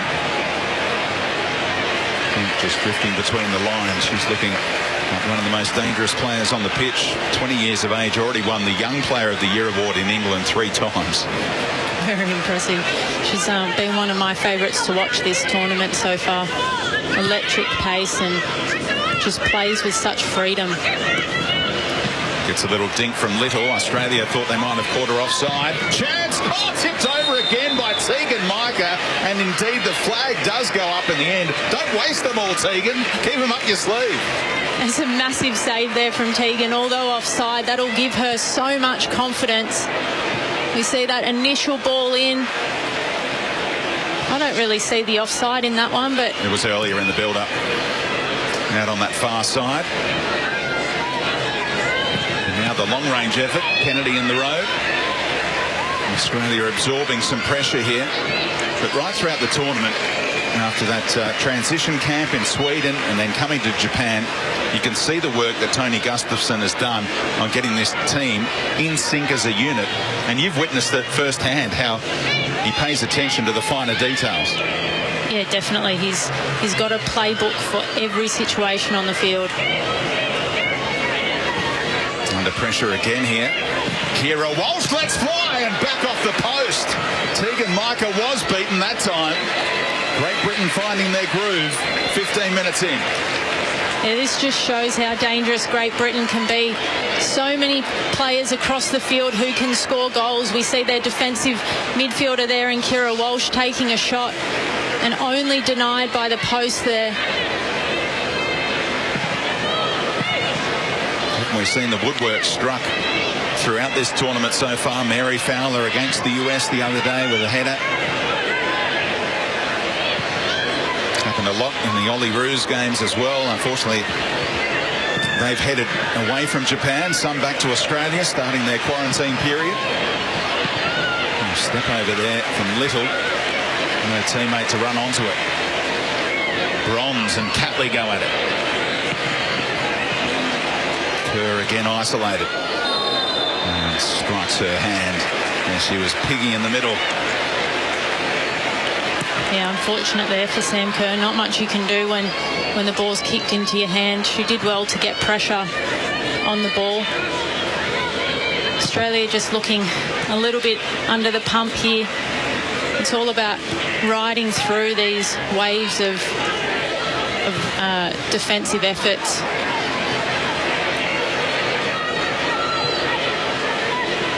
Hemp ready to go again. Some strike by Walsh a moment ago. Australia, look at that, almost a back six with Kerr slotting in alongside Catley and Lewick. Interesting to see Catley go inside of Lewick defensively there as the ball was teased in. And Razzo able to shepherd it out for the goal kick. Yeah, Razzo's done really well in the end there. Just uses her body, doesn't allow Hemp to get to the ball. Great little, oh, here's this shot again. Just taking the post there. But it was a great little ball in behind for Great Britain. Trying to use the threat of Ellen White there in the box. She's very good in the air. She's a great finisher. So Alana Kennedy's going to have her hands full just making sure that she hasn't got any time or space. to get any clear shots away. Australia quarterfinalists twice before, not just 5 years ago in Rio, but also in 2004, a 2-1 loss to Sweden. They're hoping to play Sweden or Japan in a semi-final. That's the prize on the line for these two teams today. Sweden faced Japan an hour after this one kicked off. Yeah, I'm sure both teams here just focusing on getting through this one, but they would know who they're looking to come up against in the next round as well. Catley, oh, she was there. It was a lovely diagonal ball out of defence from Alana Kennedy. And that's been the game plan for Australia in this tournament. Carpenter can stay in that back three, and Catley can push on as that left wing back. Yeah, it's a benefit having Catley on the field as a left footer, and she puts in a great ball, although Ellie Carpenter's very good at delivery as well. We've got some other key right-footed players, but a bit short on players who can deliver a ball from that left side like Steph Catley can. We spoke just before about Alana Kennedy hitting out that diagonal ball. That's something that she really brings when she comes into this lineup. She's got great distribution out to the wide areas. And Hayley Raso is playing as that right wing back. Ball inside, not on. She was just outnumbered significantly on that side. Applies her trade in England with Everton. There's one other Everton teammate in this squad for Great Britain. And for Great Britain to field a football team at the Olympics, it takes the cooperation of 4 separate football associations. England, Wales, Scotland and Northern Ireland all have to come together and agree on things. They did in 2012, they didn't in 2016. They have again here for the 2020/21 games. And the composition of the squad, 19 English players, 2 Scottish, 1 Welsh, and Northern Ireland missed out. I'm sure there'd be some heavy debates that go on at that table trying to pick a squad. There's so much talent as well across those 4 nations. And they qualified courtesy of England's finish at the last World Cup. 3rd place finish meant Great Britain could send a team if they wanted to, and Hege Riise, the Norwegian World Cup winner from way back in 1995, appointed as England interim boss when Phil Neville moved on, landed this Great Britain role as well. What a superstar she was in her playing days. Ivy Lewick taking the set piece, all set up for Catley from a more narrow angle, fired into the chest of Yallop. It's an elaborate routine from the Matildas. Fired back in by Lewick, looking for the flick on, and Kennedy had stayed forward. Tried to bring it down for 4. Interesting routine from the Aussies. Yeah, I'm not sure that one came off the way that they had planned it and probably practiced it in training. Managed to get something out of it in the end with Alana Kennedy getting a flick on, but nothing overly meaningful. Great surge by Van Egmond, and you don't see Kim Little let opponents back into the equation like that too often. Kerr peeled wide, and Rasso's pass just had a little too much heat on it as Kerr ran around it a little. There's a bit of space to exploit too. Yeah, it was a great run and a good ball in there from Hayley Raso. Sam Kerr unfortunate not to get that touch to keep the ball in play. But that's what we'll see a lot from Sam Kerr, is her rolling outside into that wide position, trying to get away from those centre defensive markers in Williamson and Horton. No matchup with her club teammate Millie Bright today, who dropped back to the bench after being a starter already in this tournament. Ball out, straight to Yallop, and Kerr peels wide again. Ford in the middle. Also Simon. Bronze dealt with the initial threat. Bit of a miscue on the header, back out of there. Puts Great Britain under pressure. Stokes good enough to find Daly. That's what we're used to seeing from Kim Little. To maintain possession for her team. All out to Bronze, prompts applause from the British bench. And she's pushed on here, Lucy Bronze. Such a weapon down that right-hand side, not giving up the chase, and she'll get there. Great positioning by Kennedy. Saw where the threat was and cut out the cut back. Yeah, fantastic play there from Kennedy just to step out and pick up that pass, but also to maintain possession. You'll see a lot of players just wanting to clear that one. She's happy and comfortable on the ball, and we see Australia come up with it. Risky ball out by Carpenter. Hemp read the eyes. Or rather, it was Daly creating the turnover. Hemp switched out to that right-hand side. Daly released by Stokes. Drifting all the way in. Woodwork struck again. Hemp kept out by Micah. She was in a spin cycle after that cross. But got her bearings right again and makes a super save that does count this time. Yeah, this is the danger that Hemp possesses when she comes out to this right-hand side. But what a massive save that is from Tegan Micah. She's started so well in this game. Come up with a few beautiful saves, and that's a big one there.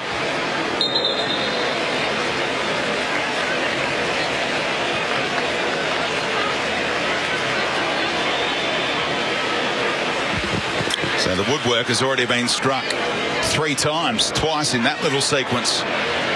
Micah saving it onto her post. Corner teased in. Kaya Simon with a touch, trying to place it home. It was Kira Walsh again. Teammate was in the road. And Alana Kennedy with the clearance. Not a bit of an unorthodox clearance, but it does well to get it out of the box. Little at speed, and Kennedy let it roll for her keeper. Ellen White was in the vicinity. Her eyes are wide, hunting another goal in this tournament. She's been dynamic when called upon. Yeah, she's a proven goal scorer in this tournament, having scored 3 goals, and also a key player for England in the World Cup, scoring a lot of their goals. Yeah, joint top scorer in the last World Cup with 6. I'm sure Catley was on the same page as Simon there.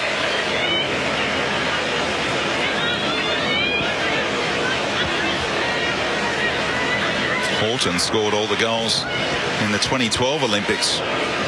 Scored in all 3 of their group games. Nice one-touch pass from Kerr. Kennedy didn't get the connection she was after that time on her left foot. Look at Kerr's work rate, and poked it away. Referee didn't like it though. Caught a little too much of her opponent. Sam Kerr can't quite believe the call. And the yellow card is coming out as well. No, I can't believe the call on that one either. Sam Kerr's done so well to chase back. And I thought it was a very well-timed challenge. As we have another look there, she gets all ball. She comes through and takes the player afterwards, but all ball to start with. I don't see the foul in that at all. She'll be okay. No yellow card dramas for any of the starting 11 for Australia. Kyra Cooney-Cross, one of the substitutes, has a yellow card next to her name. 2 yellow cards up until the quarterfinal stage would lead to a suspension. Emphatic header away from Simon. All hands on deck for Australia dealing with those set pieces. Very tidy skill. Under pressure from Razzo.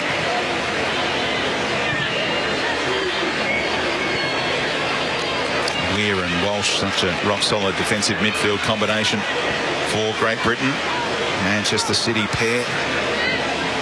What a bonus it is to have so many club teammates pull on the international jersey together.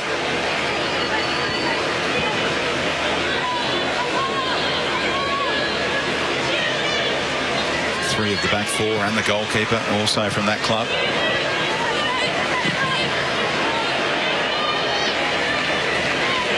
Matilda's setting up to absorb some pressure here.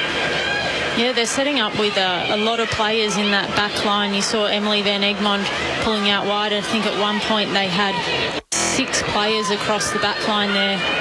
No one willing to step out of place. with the risk of being bounced around.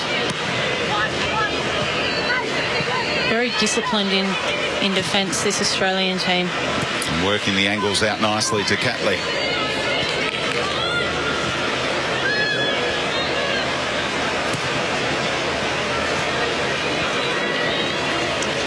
A 90-minute game. You've got to be patient. You've got to ride your luck at times. And Australia just taking the sting out of proceedings a little. Happy to pass it around. After seeing their woodwork struck on multiple occasions already. Still 0-0 in the quarterfinal. Rasso has Ford in a bit of space. Tried to slide it through and did. Ford across the face was a nice idea and well defended by Williamson. The two Arsenal teammates head to head. It was a great little ball in, and Caitlin Ford does well to wrap her boot around it. Williamson very well defended to clear the ball. Would have been something if that had finished off with a goal. Australia passing their way up the pitch in great style. Very patient play here from the Aussies. It's interesting, though, the way that we flip from defence to attack. And you now see 3 players sitting in the back line, and then we've got 5 up in that front line. It's almost a complete opposite swap. Dealt with again by Williamson, partnering Horton at the back. That's a clean win by Carpenter on the blind side. Simon capable from there, as she has shown in Australian colours. Famously in Geelong, scored a 35-metre screamer. We'll have to see her bring it out on the Olympic stage. Yeah, I don't mind that there from Kaya Simon. Why not? Rasso able to drive in, and Stokes in the road that time. Yeah, you just need to make sure you beat that first defender there from Hayley Raso. Just unable to get the right delivery. We had the numbers in the box, and we need to make sure that one gets in there. I think in that situation she could have tried to dink the ball in, knowing that we've got Sam Kerr and Kaya Simon in the box, who are both very good in the air. Carpenter goes straight in there this time. Ricocheted off Kerr, and Simon is in the vicinity. Didn't quite break for her.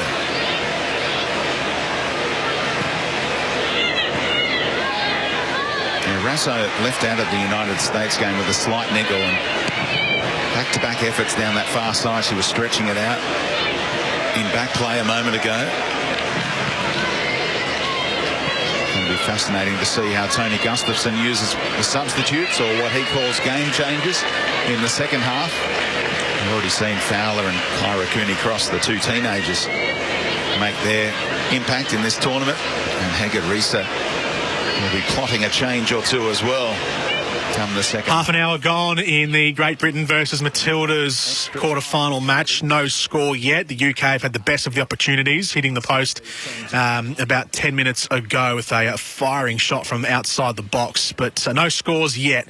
We're going to cut into this Matildas coverage, because coming up right now is the Australia versus Fiji quarter-final. Now, these games get done pretty quick smart because it's only 7-minute halves.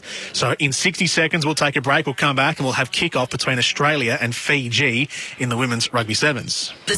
Hi, I'm Charlie from Red Energy. The Australian-made logo is a true mark of Australian authenticity. So, for Red Energy to be certified to use the famous green and gold Australian-made logo, well, it's fair to say it's something we're pretty proud of. Here at Red, we're owned by the mighty Snowy Hydro, and that makes us 100% Australian. We're also based right here, so our team really understands your needs. So, if supporting Australian means something to you, switch to Red today. Call 131 806. The Doc Shop makes space to make the world a better place. Is your office overrun with documents? Make space with the Doc Shop.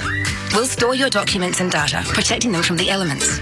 Our purpose-built, environmentally compliant facility is clean, secure, dry, pest-free and fire-protected. The Doc Shop, unashamedly green. Just look at our trucks. The Doc Shop makes space to make the world a better place. TheDocShop.com.au.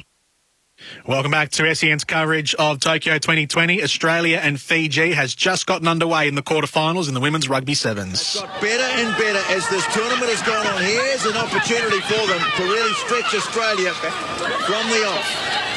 Nangusau.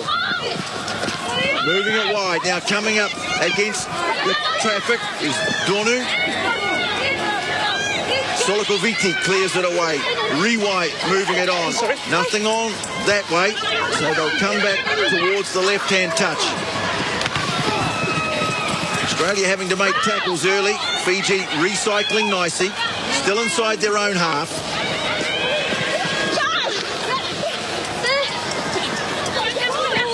To stretch Australia out on the flanks. Nangusau turning it back in field, but Faith Nathan there. And although Fiji straight away going to get a penalty back, some great work at the breakdown from Donu. A remarkable transition there from Fijiana. Gave the ball away, but looked more threatening in defence than they did in attack. Looking to stretch a bit more, and they've got the ever-present, very dangerous Nakothi. She is lurking out wide. Oh, here she is. Breaks up the middle, sprints clear. She's going to have Kaslik on. Goes around her. Fiji are going to take the lead. Well, she is lethal.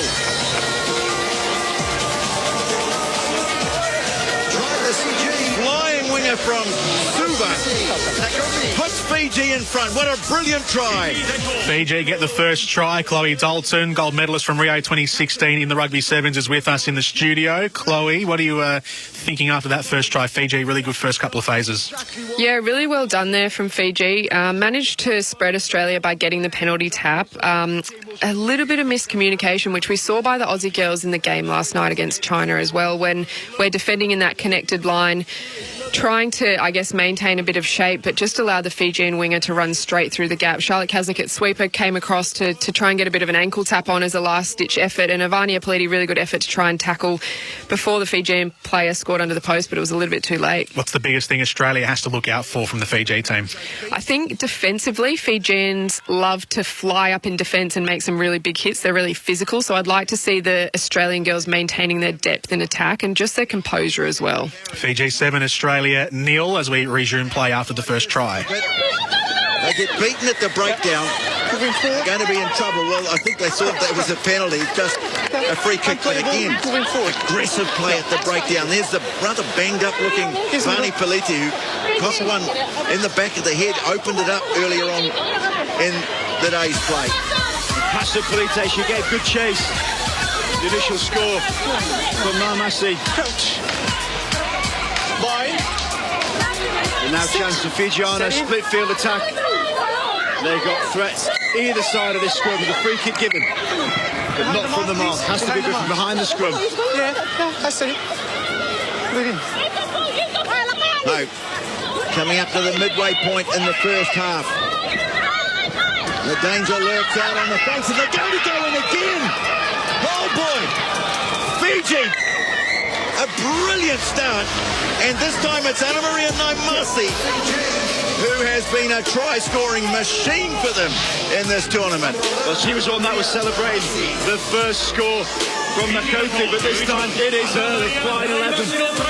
Inspired by the events in the preceding days, no doubt, but this is an immaculate start to the game by Fijiana. You can see the confidence they've got. It exudes for them from every pore. They want to play attacking rugby, and they get in possession. The one thing that Australia cannot do is keep giving it back to them. Conversion successful. Fiji 14, Australia 0. The shock here for the Australians, and the two facial expressions reflecting that. Here's the restart. Again, contestable ball. This time they've got it. Kaslik, rather hurriedly moving it on. Parry, and oh, look at the way she flies up Nakothi. Although the referee awards a penalty. Kaslik realises time to get something going. Well, fires it up off the deck. They're still inside their own 22 here, Australia. Tackle a bit high, and Shannon Parry. Well, it's going to be a yellow card against Solikoviti. Yellow card. And this is the caution, this is the concern. When Fiji play, they're so physical. Solikoviti. There's a real argument there, that shoulder on head. The game of rugby is clamping down. Welfare is a pertinent point. You can't have those conversations if headshots are permissible. Usually in many of the scenarios that would be looked at again and perhaps raised to a red. One for debate. The Fijiana have to get on with it with just 6 players. That is a great response to the situation. And just the look on Kazlik's face there. I don't know what the problem is. She's just been hammered there. Maybe she thinks they weren't back. Here's the middle. The only thing I'd say, the mitigating factor was that the Australian player was going low into the tackle, and that's why it's not a red. Yeah, absolutely, and we've got to be aware of that. However, you're running a risk if you're going high. Fijiana typically play very high. They like to stop offloads. It comes from the fact they play on ground. As they were growing up, that isn't maybe conducive for leg tackles. Well, it's a point to be aware of. A mistake by Kazlik gives Fiji an opportunity to control possession towards the end of the half, maybe even add to their score, although it's been towed through. Danger. Australia, they've got plenty of speed in the team. So too Fiji. Getting first to the ball was the try scorer. But Australia have got it. And they've got a penalty. Opportunity to hit that. Kazlik takes it quick. There's no one home guarding that side of the field. Oh, there's a forward pass. Blatant forward pass that's been missed by the referee. And so Australia are going to go on to the attack. Now he's awarding a penalty. Well, that is a really bad miss by the referee. There's still 6 players for Fijiana. They have to defend out wide, which is difficult with not many there. Well, they're going to go in. Ball floated wide, and Faith Nathan gets the try that Australia desperately needed. Taking advantage of the player in the bin are too good to keep conceding points. It's the width of passing that this Australian team need to have. 3 lovely passes off the left, 15 metres apiece. Out to Nathan, who does a stutter, but it's just about getting it down. Want to try and hopefully get this kick done, get the restart, and perhaps a chance that it isn't our time for the whistle. It's about to go. Well, the kick sails to the side of the post, but that's a good response from Australia. Down early, but striking just before half-time. Beautifully taken try. And at the break, Fiji lead Australia by 14-5. So 2 tries to 1. Australia's last try there to Faith Nathan went unconverted. So 14-5 is the score before we get Chloe Dalton's analysis of the first half. This happened a few moments ago in the football. Catley delivers. Kennedy! Australia lead the quarterfinal! Alana Kennedy picked out by Steph Catley. Great Britain concede. Australia on top in search of that semi-final spot. It's a set-piece masterclass from Tony Gustafson's side. So Alana Kennedy scoring the header from the corner in the 35th minute, and Australia lead 1-0 with 5 minutes to play in the first half. Chloe Dalton is our expert here in this Rugby Sevens match for Tyre Power, winning service, winning prices. Chloe, a very handy try for the Aussies at the end there. Much needed after Fiji got out to 2-0 in the tries. Yeah, we really needed to strike back there. Probably worked quite well in our favour that the Fijians had 1 player in the bin for 2 minutes. So generally the tactic when the opposition player does have a player in the sin bin for 2 minutes, you want to play really quick. You want to try and score as many tries as you can when it's 7v6. So the Australians had a penalty about 5 metres out from the line, and I think you could hear Charlotte Kazlik yelling at co-captain Shani Williams to tap it really quickly, and they eventually did tap the ball, and really nice for Faith to be able to score out wide. I think the girls will have potentially another 30 seconds or so with the Fijian players still in the bin, so I think it'd be really important for the girls to try and score early in this second half. A lot of territory for Fiji in that first half. What do the Aussies need to do here in the second half? I think it's all about trying to use the width of the field. I'd really love for the Aussie girls to maintain that width, spread the Fijian players across the field, force them to make a tackle, and then the Australian girls can get really nice front foot ball and attack and play from there. Second half has just kicked off. Fiji 14, Australia 5, Rugby Sevens, quarterfinals. Well, Australians will see that as a real net gain. Mangasau walking back with it. She tried to claim it. John Monetti at half-time talking about we could do this, getting that belief in the team. They looked a little bit shot in that first half with confidence, as they did on the back of that USA game. So Australia now need to really knuckle down. They've got the likes of Kasvik and Ashby as curators.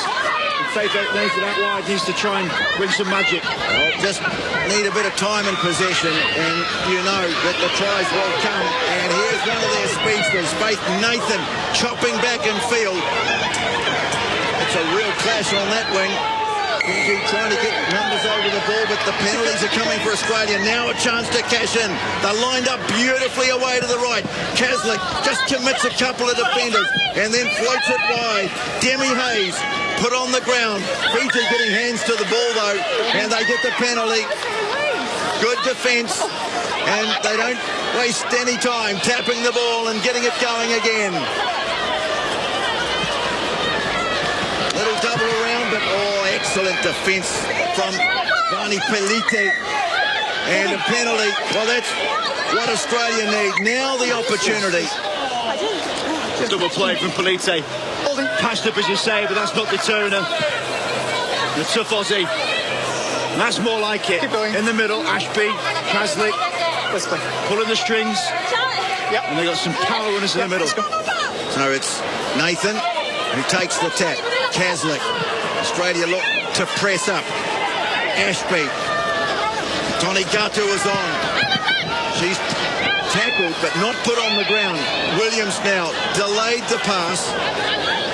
Fiji just holding back. Kaslik now. This is the situation that she wants to try and create some space, although Fiji dogged at the breakdown, and they get a penalty. The ball on the ground. Block was formed. Yeah, the width that Australia are playing with means that nobody's there to support it. The game of sevens works on a really simple principle. Work in threes. The person carrying it, the person clearing it, the person to get that ball away. Well, Fiji inside their own 22. Some stepping here from Muru. And then the drop ball. She'll tow it ahead. Doesn't want to give Australia any chance from broken play, but the pressure is mounting. Australia coming back at Fiji after that brilliant Fiji start. And this is typical Fijian way, isn't it? They get a penalty 10 metres from their line, no intent to want to kick downfield to get a bit of territory and relieve that pressure. They try and play, and it's their best strength, will continually to be their best strength, but at times it can be the biggest weakness. Sit. Steady. Well, they get it in quickly. Here comes Australia. Taking the ball just a little bit stationary was Pelite. Another penalty. They have to be careful. These penalties are mounting up. Pelite takes it quickly. Ashby is there. They turn it on the inside to Kaslik. She's cut down just short of the line.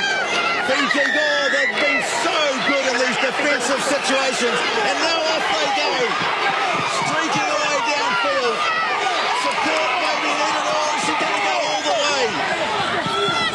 Looking for a support runner. That was a great run by Ulani Sal, who has been one of their best players in this campaign. Now the pressure goes back on the defending champions. Punching onto it. And now keeping the ball alive. Almost fingertip.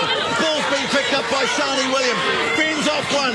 Looks for the offload. Can't quite deliver it. Here's a chance now. Australia looking at all players offside. Referee's playing advantage.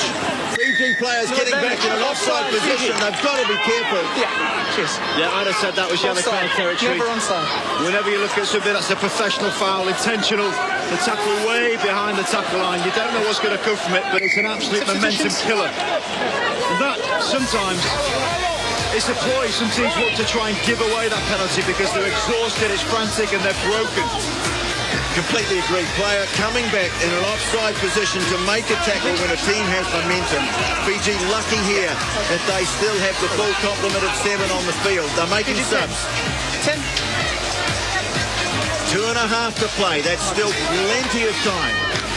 And with Fiji having this buffer of 9 points, it's not just a one-score game. They keep playing frenetically, but can slow it down. They're winning handsomely here. Gato moves it on now. It's Australia making the mistake. Well, Madison Levi, she has been a great threat coming into this team late in the game, but he's just waiting for the pass. It was dipping on her a bit. Number 9. Clock stops again. Fiji. Number 3. Well, these stoppages certainly played into Fijiana's hands. They have played this game at a frenetic pace. There is no chance you can last 40 minutes. But these stoppages have been giving them chances. Just get that heart rate down a few percentiles, not much. You operate the game of sevens around about 95% of your max. It's just a relentless game. Somehow supporters are here. We'll assume they're fully accredited. Well, concern all over the face of Shani Williams as she left the field. Steady. Maria Ongita is on. Penalty against Australia. Now this is where they can slow the game down, Fiji. But they just keep taking these tap penalties. And it's just amazing, isn't it? You're getting gross in it. It's fantastic. But from a rugby point of view, someone needs to be on the sideline saying, slow it down, giving the big hands just to take a breath. You can kick it to a line-out. You're going to waste another 30 seconds. Everything in this game is knockout rugby. They proceed.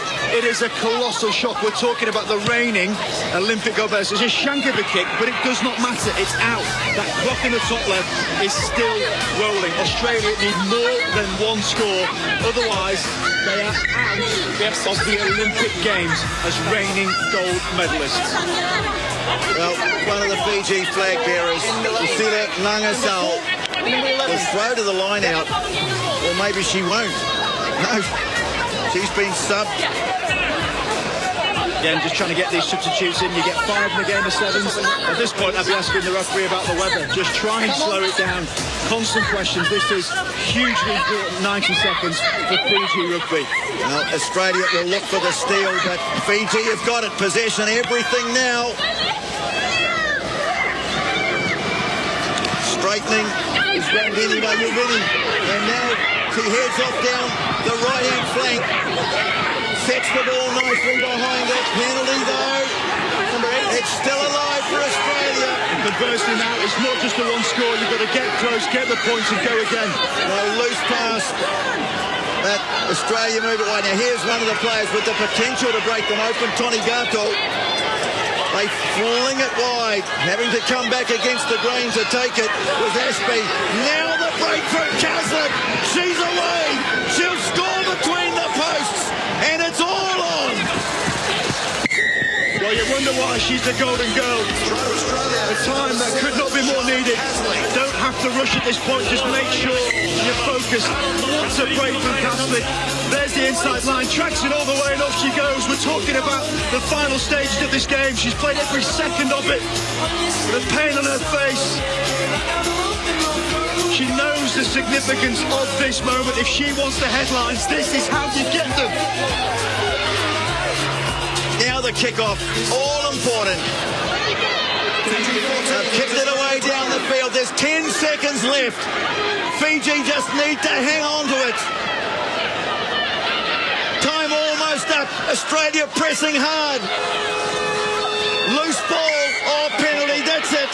That's it. It's all over for Australia. They'll take the tap. They'll bash it into touch. And the wonderful story of Fiji and these Olympic Games continues. And the defending champions are out. Well, that is heartbreaking for Australia, undoubtedly, but that is not the story. The story is Fijiana backing up the magic that we have seen here at the Tokyo Stadium from their male counterparts. But this is far more significant. Fijiana, a growing program, hasn't been around for all that long, just 5 years in fruition. The work of many preceding it has seen this spectacular occasion. Fijiana, what an effort. An inspired effort and despair all over the faces of the Australians. They were such wonderful champions 5 years ago. They started so well, but it's all come unstuck on day 2. You've got to feel for them. A quality team, quality players, but Fiji not to be denied. This is a sensational story. The men, well, they were always expected to be amongst the medals. The women, well, some gave them an outside chance, but they ran up against the defending champions, and they have beaten them. 14 14-12 the final score. Australia losing 12-14 to Fiji. The realisation setting in for our Sevens girls, and Fiji, after they won the men's and backed it up in the men's competition the other day after Rio 2016. Well, the women can go ahead and they'll progress to the semi-finals. Chloe Dalton is in the studio with us, part of that gold medal winning team in Rio 2016. Chloe, I think you're a little bit shocked, as we all are. I am. I'm pretty lost for words at the moment, and seeing the look on the faces of my teammates at the moment is pretty devastating, as the reality of what's just happened, I think, is setting in for them. The intensity of that game was incredibly high. It was pretty non-stop for majority of it. I think Australia went out with the tactic that whenever we got the chance to play quick footy, they wanted to do that. We saw them taking a lot of quick taps there. When the Fijians had the ball, they were pretty lethal. They broke a lot of tackles and made multiple line breaks. There were a couple of great cover tackles made by the Australians. I think because of the level of fatigue, the coach John Menenti had to make a few substitutions towards the end of the game there, putting on some girls that probably hadn't been in those high pressure situations before. We saw Maddie Levi on the wing, who's only just joined the Australian squad. She's making her debut at the Olympics, but has never played an international game of rugby sevens before. And I think a couple of the girls in that situation, maybe the nerves a little bit got the better of them. And I just can't believe it. I can't believe they're out. Was there a point in the game that, you know, maybe where the game was in the balance a little earlier on, that you thought, had they just done this, had they just done that? Was there a crucial moment? There was the Charlotte Kaslik run where she got to about 2 metres before the try line before being brought down and then turning it over. Yeah, I think, to be honest, the start made me feel... It didn't make me feel great the way we started the game. I think it's so important, particularly against a team like Fiji. We know when we do our analysis against Fiji is they're a real momentum team. So if they have a lot of the football, if they score the first try, they get around each other. Their voices are really loud. They've got a lot of energy. Whereas if you can get the first couple of tries against Fiji, it starts to go really quiet from their end. They don't have as much energy. You're forcing them to run. They like to run when they've got the ball in hand, but they don't like to run to defend. So I think for us, we almost really got ourselves on the back foot, but almost gave Fiji this real sense of energy and gave them this sense of being on top. And we then were on the back foot whenever we were in attack. A lot of our girls looked a little bit hesitant going into contact. So rather than being really decisive and running a really hard short line, running it forward, they were a little bit in two minds. We saw a few passes go to ground when they should have been not just nice passes out in front with someone holding their depth and then shifting the ball. A couple of unforced errors, and Fiji were just able to capitalise on it. What does it mean for this team to be knocked out? I mean, a good handful of these players were there in Rio, so they've got gold medals, but there's a handful who haven't. So what does it mean? What were the expectations coming in? Clearly they were going to be high, but what does this mean now for the side to have lost this match? I don't even know. I think I was nervous heading into this quarterfinal game, but I had so much confidence in the girls. I knew that heading into semi-finals, and obviously we talked so much about our rivals being New Zealand, and potentially that could have been a downfall, that maybe we got one step too far ahead and didn't actually stop and focus on an opposition like Fiji enough. But I just can't imagine what the girls are feeling right now, because to see their faces looking so upset it's really tough. For Australia now, it's there's still more games to come. Obviously, they don't mean as much, but there's 5th to 8th place placings. So, how does it feel playing in those matches? We haven't had to do it a lot. I think that's the crazy part is we've had a couple of tournaments over the past few years where we've ended up in that 5th to 8th place tournament, and it's a feeling of devastation that you don't get to play off for those medals. Thankfully, we've worked so hard in what's our full-time program to develop a great team, and we often do get ourselves in a position where we get to play off in that final, if not in that bronze medal match. But the fact that we're now playing off for 5th to 8th, I know that the approach going into that will be that tomorrow morning's game will be a must win, and I know that the girls will be 5th place is a must now for them, that they're going to have to bounce back and recover and back up to do that tomorrow. Fiji are a good sevens nation, but we're the reigning champions. Is this an upset? Absolutely.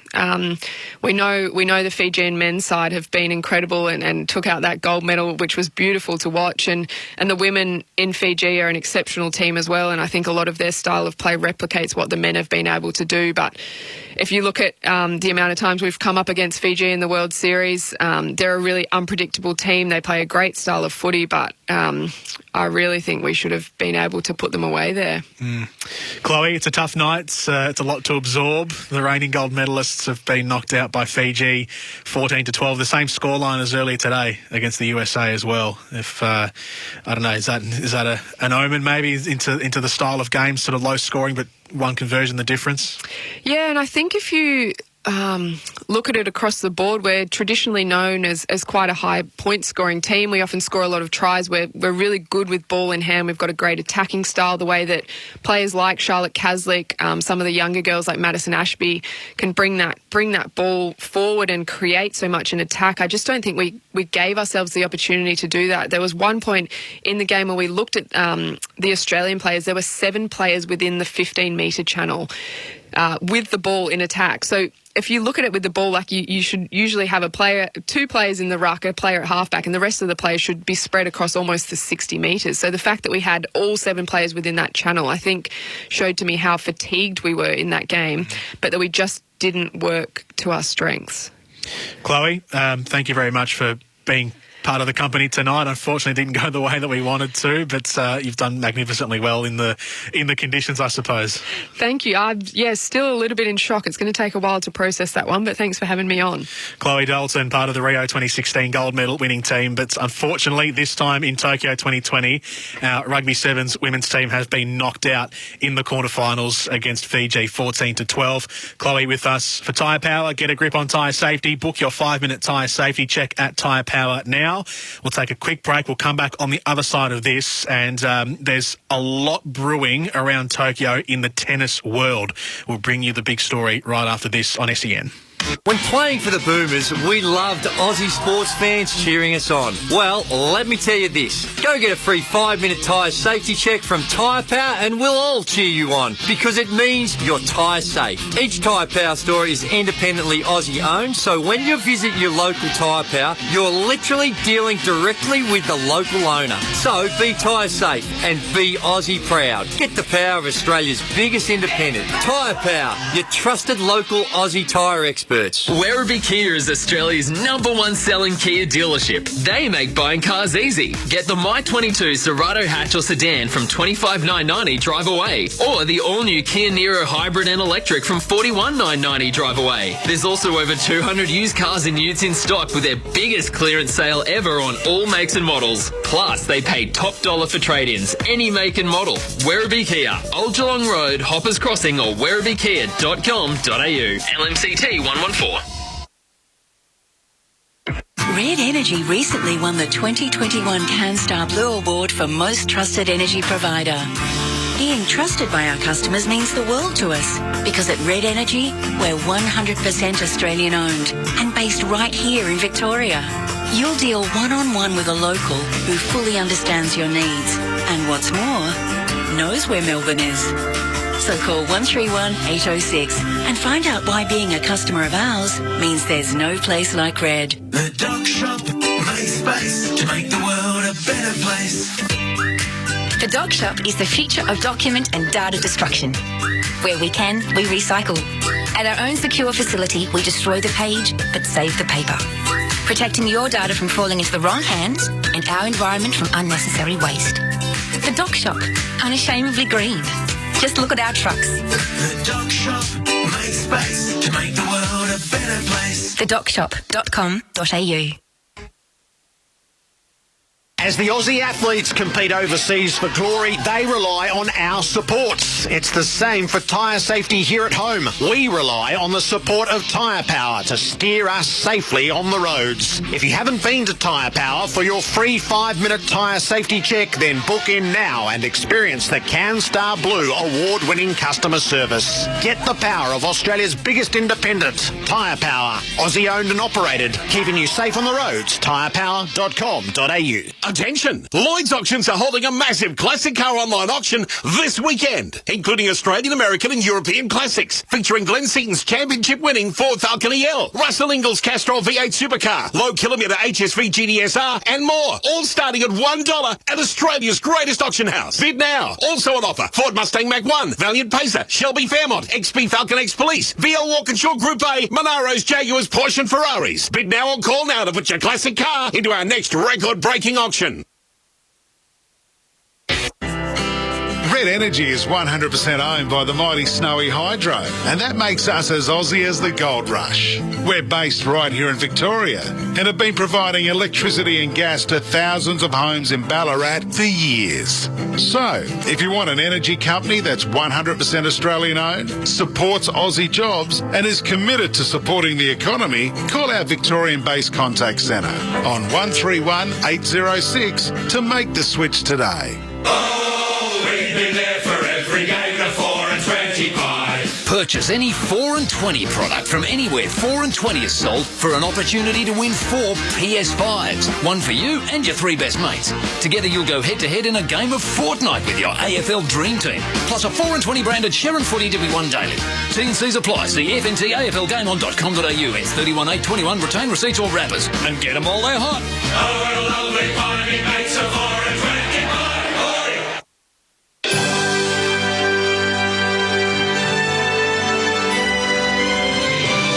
SEN's coverage of the Olympic Games 2020. For zero. Invoicing but instantly. Receipts but organised. Cash flow but clearer. Try Zero free for 30 days. Search Zero. XERO.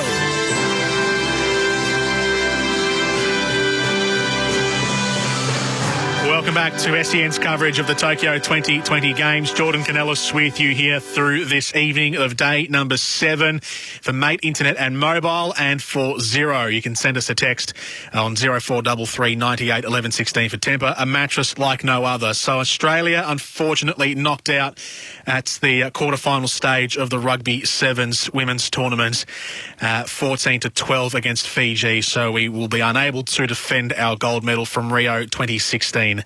The second half has just commenced between the UK and Australia in the football at the Ibaraki Kashima Stadium. Australia, the Matildas, leading 1-0 to the UK, or Great Britain as they are in the Olympics.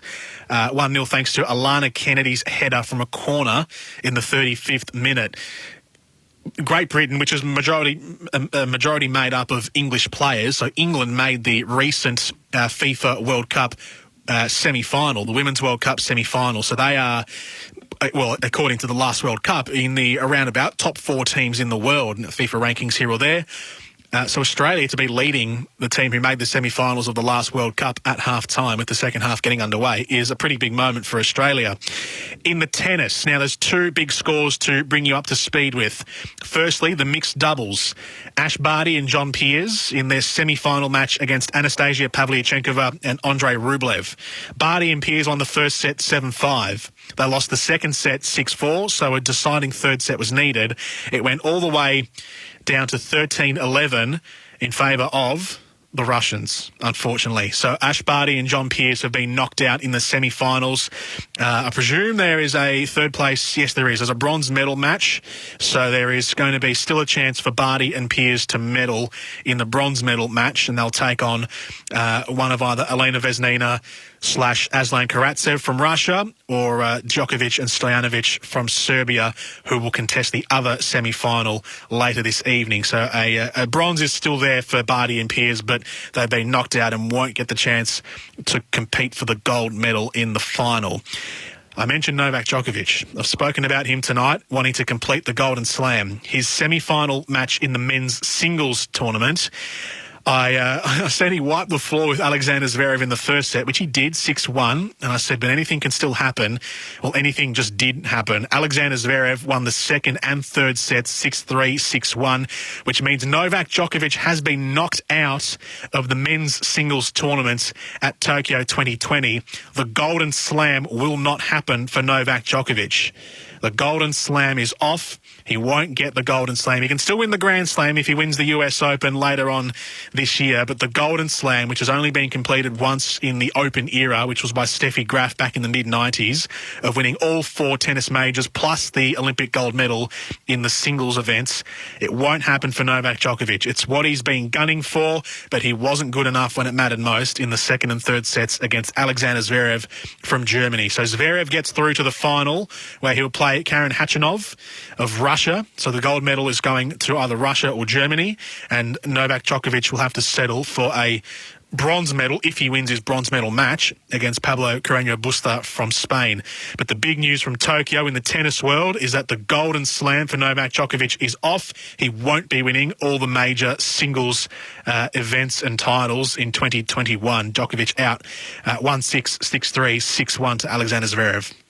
The Matildas, in their match against Great Britain, just kicked off in the second half. They lead 1-0. We'll be having a chat to Rob Woodhouse in a few moments because we are only minutes away, really, from the starting heats of the evening session in the swimming. Rob Woodhouse will be with us for Tyre Power, winning service, winning prices.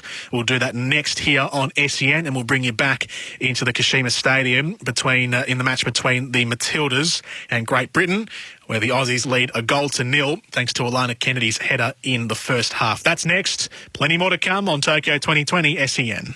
Gazy, as an Aussie athlete, you did it all. Carrying the flag for Australia has to be right up there. Well, Jared, it was an amazing honour. And if scores are close, who should we rely on in the last 5 minutes? These days, G, always Tyre Power. A quick, free 5-minute tyre safety check at Tyre Power and you're on your way to a podium finish, G. Protecting your family on the roads is more important than any medal. Tyre Power, Aussie owned and operated. Your trusted tyre experts. tyrepower.com.au. Hi, Jared Waitley here. Us Aussies, we're a patriotic bunch and we love supporting our own, which is why I'm with Red Energy. It feels good to support a 100% Australian-owned company and know I'll be looked after by a customer service team who are based right here. I love having Red Energy on my team and I reckon you will too. Red Energy, that's real Aussie energy. Gary Lyon here. Good mornings. Start with Tempur. If you're like me and you experience ongoing back concerns, Tempur mattresses assist in alleviating your pain. Made in Denmark, the Tempur geniuses over there have included on their bed system an easy-to-use wireless remote and massage function, all at the touch of a button. Once you own a Tempur mattress and base, you are on an absolute winner. View the Tempur range and Tempur athlete stories at tempur.com.au. And like we say, sleep on it. Werribee Kia is Australia's #1 selling Kia dealership. They make buying cars easy. Get the My22 Cerato hatch or sedan from $25,990 drive away, or the all-new Kia Niro hybrid and electric from $41,990 drive away. There's also over 200 used cars and utes in stock with their biggest clearance sale ever on all makes and models. Plus, they pay top dollar for trade-ins, any make and model. Werribee Kia, Old Geelong Road, Hoppers Crossing, or werribeekia.com.au. LMCT 114. As we cheer on our athletes, there's a star of Australia you can always rely on, and that's Tyre Power. Each Tyre Power store is independently Aussie owned. When you visit your local Tyre Power, you're literally dealing directly with the local owner. And Tyre Power dealers love a podium finish, having recently won CanStar Blue's prestigious events across customer service, value for money, plus the highly sought after overall satisfaction events. Tyre Power, your trusted local Aussie tyre experts. Get the power of Australia's biggest independent. Your local bowls club is seeking competitive teams. You'll need your natural, whose sporting prowess is unmatched. Your technician to roll you in and out of the tightest spots. Your thinker to lead your game plan. Your enforcer to strike when needed. And Steve, he can get the drinks. Local legends wanted. Search Bowls Club near me to join a team or start one. It's time to make the call and switch to Kogan Mobile, because right now you can get started with Kogan from just $4.90 for 30 days. Yep, just $4.90 for 30 days. Thousands of Aussies have already made the call and switched for unlimited calls and texts and a big 40 gig of data at award-winning prepaid prices. Get started now with Kogan Mobile from just $4.90 for the first 30 days at koganmobile.com.au/footy. Hi, I'm Tim from Red Energy. The Australian-made logo is a true mark of Australian authenticity. So, for Red Energy to be certified to use the famous green and gold Australian-made logo, well, it's fair to say it's something we're pretty proud of. Here at Red, we're owned by the mighty Snowy Hydro, and that makes us 100% Australian. We're also based right here in Melbourne, so you can speak with a local who understands your needs. So, if supporting Australian means something to you, switch to Red today. Call 131 806.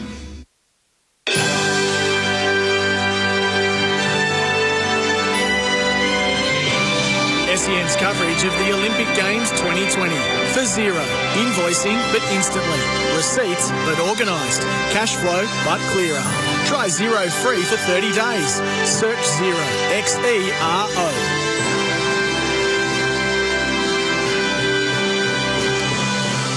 Welcome back to Tokyo 2020 on SEN. Jordan Canellis with you for the night session of day number 7 in Tokyo. The Matildas still have a 1-0 lead over Great Britain in the 56th minute, so 10 minutes in, or 10 or so minutes into the second half against the UK, and Alana Kennedy's goal from the corner, the header from the corner from the big centre-back still separates the two sides.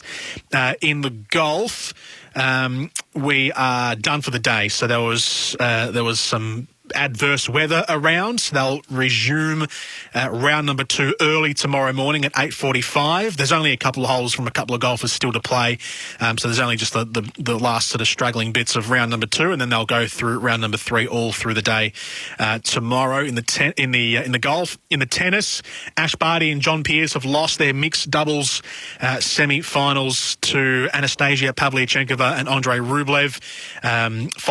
5-6, 6-4, 13-11 was the score for Pavlyuchenkova and Rublev. And Novak Djokovic has been knocked out of the men's singles tournament, losing to Alexander Zverev 1-6, 6-3, 6-1. So after Djokovic went 6-1 on Zverev in the first set, Zverev did the same to Djokovic in the third set. We'll take a look ahead to the swimming heats in just a moment with Rob Woodhouse for Tyre Power, winning service, winning prices. We've got the 50-metre freestyle heats on at the moment. Our first competitors will be up in the 10th heat. So Cam McAvoy in the men's 50-metre freestyle in the 10th heat. So we're at heat 5, I believe, at the moment. So getting halfway through the heats. Kate Campbell and Emma McKeon also on the way in the women's 50-metre freestyle heats.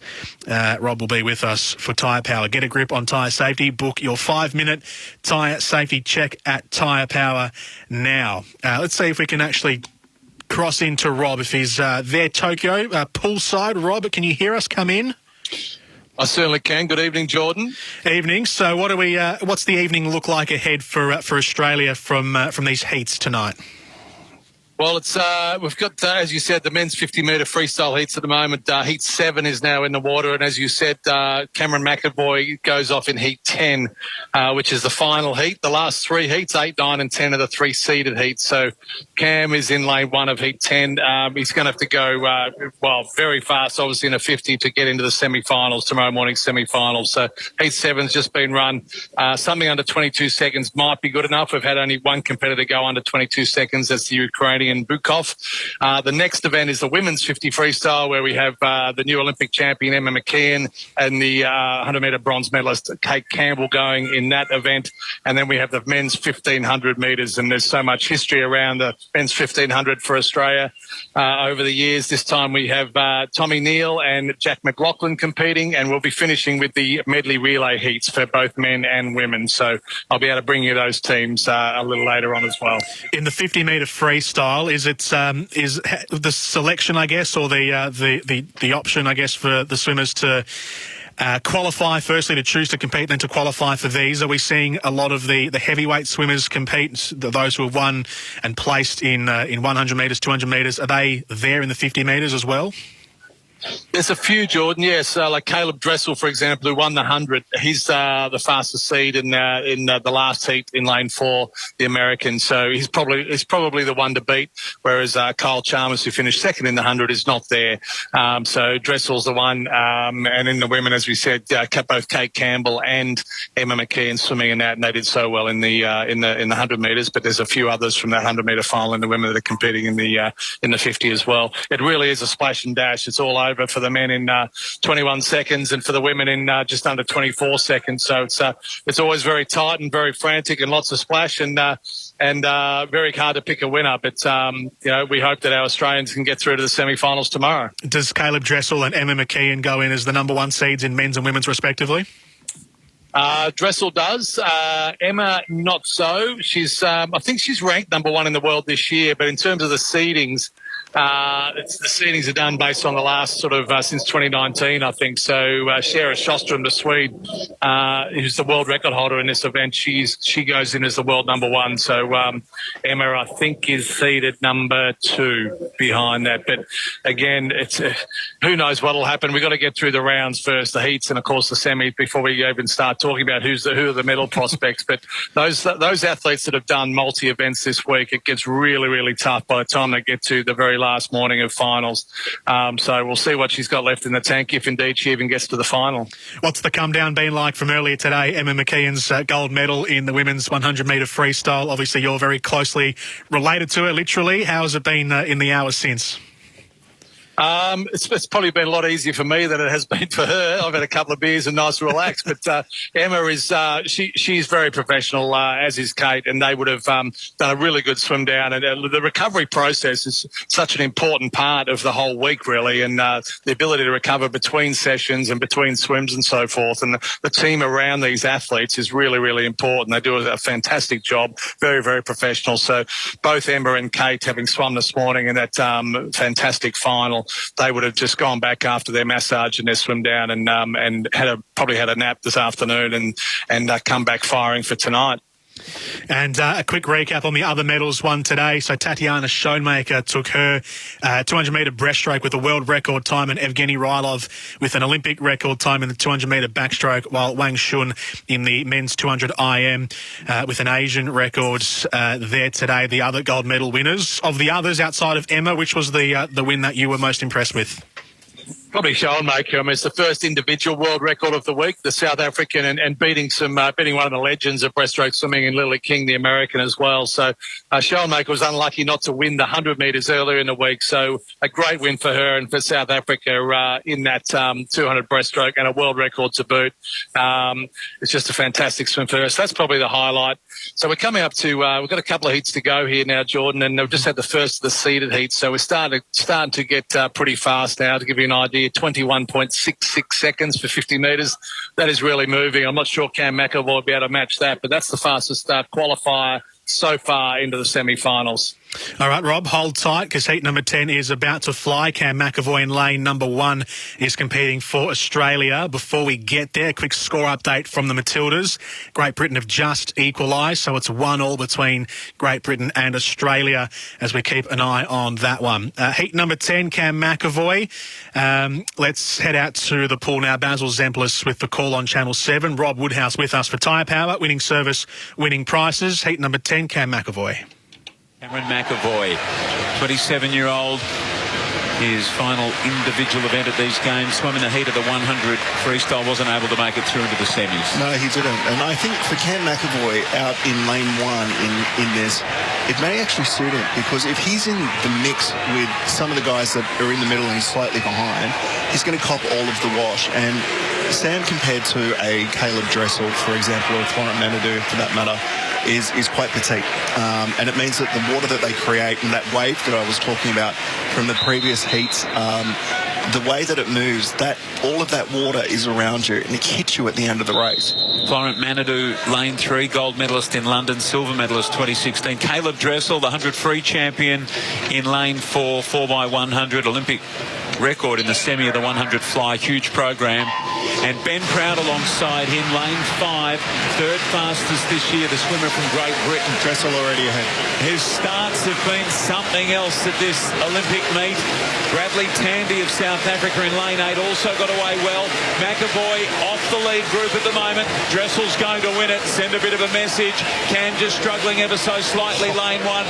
Dressel's time, 21.32. really good. His personal best, 21.04. What a lovely heat swim. Excellent swim by Caleb Dressel as we welcome back Rob Woodhouse. Rob, that was like we've seen pretty much in every race he's competed in. He got out to a flying start, the American, and won by almost half a body length. Yeah, he did, and he's qualified, 0.3 of a second ahead of the second competitor into the semi-finals. Fantastic for him. Not so good for Cam McAvoy, almost a second behind Dressel, and he won't be into the semi-finals tomorrow. But Dressel, he's something special, isn't he? And the way he gets off the blocks, that was the difference actually in that 100-metre final against Carl Chalmers. It was an epic final, came down to 6/100ths of a second, but it was all about the start for Dressel. It was just so explosive off the blocks, and in the end, that was all it took to win the gold medal from Carl Chalmers. Cam McAvoy, as you said, a bit sluggish. He finished last in the race with a 22.3 his time. Florent Manandu from France and Lorenzo Zazzeri from Italy finished second and third. Will there be much competition from the Europeans? There always is. The Europeans, they like the sprints. They don't so much like doing the distance events, some of them, but they're big on the sprints. And Manadou, the Frenchman, he's got he wants some revenge here. He narrowly lost the gold medal in Rio in 2016, so he's probably the one. If anyone's going to get close to Dressel, it's probably Manadou, the Frenchman. But it looks like at this stage, Dressel's head and shoulders above the rest. Rob, thank you. We'll check in again later when we get to the near the end of the women's 50-metre freestyle heats with Kate Campbell and Emma McKean in the pool. We'll chat again. Thank you, Rob. Thank you. Rob Woodhouse, poolside for us in Tokyo for these Olympic Games. Great Britain have just scored again, so 2 goals in the space of 9 minutes, both scored by Ellen White. So Australia's lead from half-time, a 1-0 lead, has now been scuppered by the UK. Ellen White in the 57th and the 66th minutes of this match. Australia looking to go on the attack again. And they're actually inside the 18-yard box here. It's going to be cleared out. We'll take a quick break. We'll come back after this and we'll head back to the football with the Matildas now trailing 2-1 against Great Britain. Hello, it's Gazy here. I'm forever grateful I got to carry the flag for Australia and proudly represent the Boomers at 5 different games. My secret? I had the best grip on my shoes to avoid slip-ups. And here's an extra tip. The grip on your tyres needs to be better. If you haven't been to Tyre Power for your free 5-minute tyre safety check, then book in now and get a grip on tyre safety. Tyre Power, Aussie owned and operated, keeping you safe on the roads. tyrepower.com.au. Hi, I'm Tim from Red Energy. The Australian-made logo is a true mark of Australian authenticity. So, for Red Energy to be certified to use the famous green and gold Australian-made logo, well, it's fair to say it's something we're pretty proud of. Here at Red, we're owned by the mighty Snowy Hydro, and that makes us 100% Australian. We're also based right here, so our team really understands your needs. So, if supporting Australian means something to you, switch to Red today. Call 131 806. Sportscraft are the official formal uniform supplier for the Australian Olympic team in Tokyo as they go for gold. For your own podium finish style, discover the latest Sportscraft collection of men's clothing, including relaxed shirting, classic jackets, warm coats and chinos. All perfectly curated to bring quality, style and versatility to your wardrobe. Sportscraft, we are Team Australia. Discover the latest menswear collection online at sportscraft.com.au. Your local bowls club is seeking competitive teams. You'll need your natural, whose sporting prowess is unmatched. Your technician to roll you in and out of the tightest spots. Your thinker to lead your game plan. Your enforcer to strike when needed. And Steve, he can get the drinks. Local legends wanted. Search Bowls Club near me to join a team or start one. Attention Melbourne! Lloyd's Auctions are holding a massive classic car auction online in Melbourne this weekend, including Australian, American and European classics, featuring Glenn Seaton's championship-winning Ford Falcon EL, Russell Ingall's Castrol V8 supercar, low-kilometre HSV GTSR and more, all starting at $1 at Melbourne's greatest auction house. Bid now. Also on offer, Ford Mustang Mach-1, Valiant Pacer, Shelby Fairmont, XP Falcon X Police, VL Walkinshaw Group A, Monaros, Jaguars, Porsche and Ferraris. Bid now or call now to put your classic car into our next record-breaking auction. Hi, Hi, I'm Charlie from Red Energy. The Australian-made logo is a true mark of Australian authenticity. So, for Red Energy to be certified to use the famous green and gold Australian-made logo, well, it's fair to say it's something we're pretty proud of. Here at Red, we're owned by the mighty Snowy Hydro, and that makes us 100% Australian. We're also based right here, so our team really understands your needs.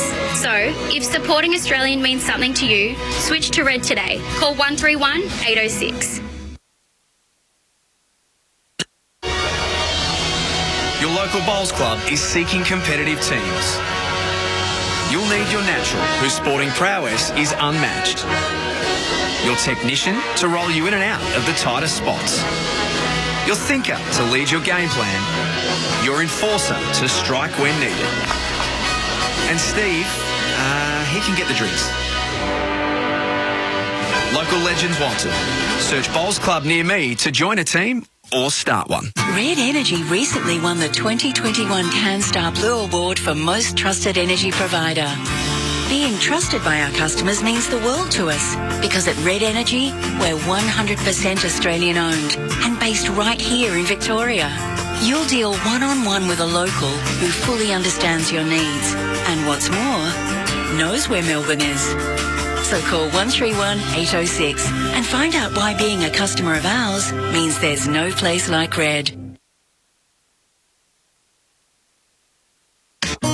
Gary Lyon here. Good mornings. Start with Tempur. If you're not sleeping on a Tempur mattress yet, well, that means you're not sleeping on a NASA certified mattress. NASA certified, if you don't mind. Tempur's range of mattresses and adjustable bases adapt to the exact shape of your body, so you can put your head and feet up in comfort. Did I mention NASA certified? Visit the Tempur range and Tempur athlete stories at tempur.com.au. And like we say, sleep on it. Red Energy is 100% owned by the mighty Snowy Hydro, and that makes us as Aussie as the gold rush. We're based right here in Victoria and have been providing electricity and gas to thousands of homes in Ballarat for years. So, if you want an energy company that's 100% Australian owned, supports Aussie jobs and is committed to supporting the economy, call our Victorian-based contact centre on 131 806 to make the switch today.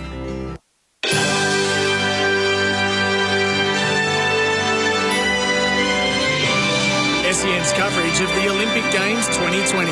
For zero. Invoicing but instantly. Receipts but organised. Cash flow but clearer. Try Zero free for 30 days. Search Zero. XERO.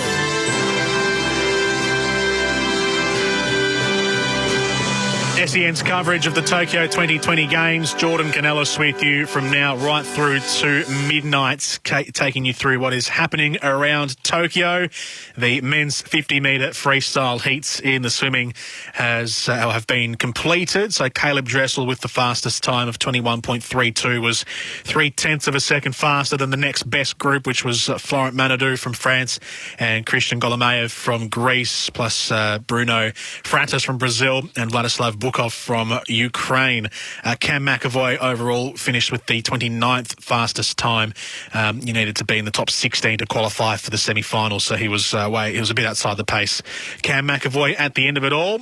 We wait now for heats 9 and 10 of the women's 50-metre freestyle with Kate Campbell and Emma McKeon to hit the pool at around about 20 to 9 Eastern time. So about 12 minutes away from now, we'll get to Emma McKeon and Kate Campbell. In the football, the Matildas 2-1 down to the UK. Great Britain scoring 2 goals in the space of 9 minutes, both via Ellen White.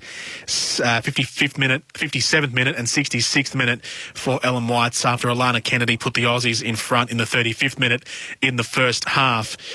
We also keep an eye elsewhere later on. The water polo in about 20 minutes from now. Our women's team, the Stingers, I beg your pardon, take on Spain. The Sharks are the men. The Stingers, they take on Spain at 10 to 9. So we look forward to that a little later on. And the Opals will be what we close the night out with. That match starts at 10 p.m. Eastern. The Opals in the women's basketball competition taking on China in the group stage. After we lost the Aussies, we lost to Belgium in the first group match. so looking to bounce back with a big win in the group phase. The tennis tonight, to recap the tennis scores, Australia, the mixed doubles pair of Ash Barty and John Peers lost to Anastasia Pavlyuchenkova and Andrei Rublev, so no gold or silver for Barty and Peers, but they can still get the bronze medal if they win their bronze medal playoff match. And Novak Djokovic has been knocked out of the men's singles event. He lost to Alexander Zverev in the semi-finals, 1-6, 6-3, 6-1. So he dominated the first set 6-1 against Zverev, 6-3 Zverev in the second set, and then 6-1 Zverev returned serve, so to speak, in the third set with a 6-1 rout, really, of Djokovic. We'll speak to Brett Phillips a little later on in the program about the tennis and what's happening in Tokyo about that. All of the swimming, our updates from the pool, brought to you by City Venue Management, Rackley Swimming, with your swim family. So we'll get back to Rob Woodhouse when we get closer to Emma McKeon and Kate Campbell. Back to the football, though. Australia leading 1-0 at the end of the first half, but the UK taking the lead back 2-1. Let's head back to your commentators, Brenton Speed and Georgia Yomandale. Trademark fashion. Catley. Get the sweet strike she was after on that left boot of hers.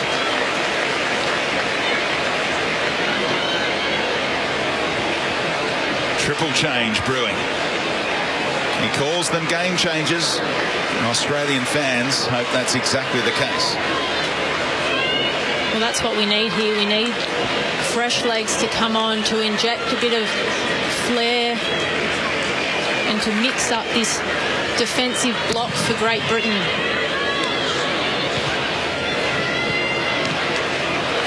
Hooking it over the shoulder. Horton all over the back and keeping Ford grounded illegally.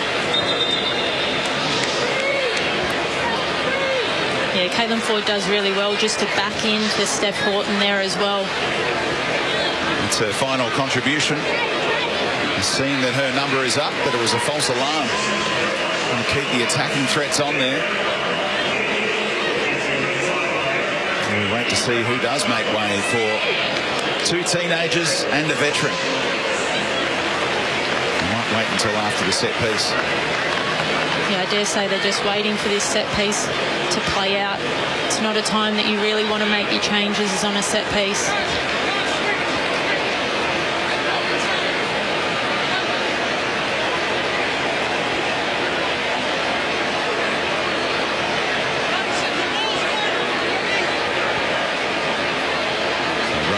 Keeper putting 4 players in the wall. Catley unlikely to go for goal direct. Plenty of advice coming from the Great Britain technical area. And towards Ford to attack. Did it come back and strike a hand? Some half-hearted appeals by the Matildas. Carpenter puts it back in there. Ford dropped off. Remember, she was about to come off a few moments ago, stayed out there as Catley hangs it up. Kennedy forward.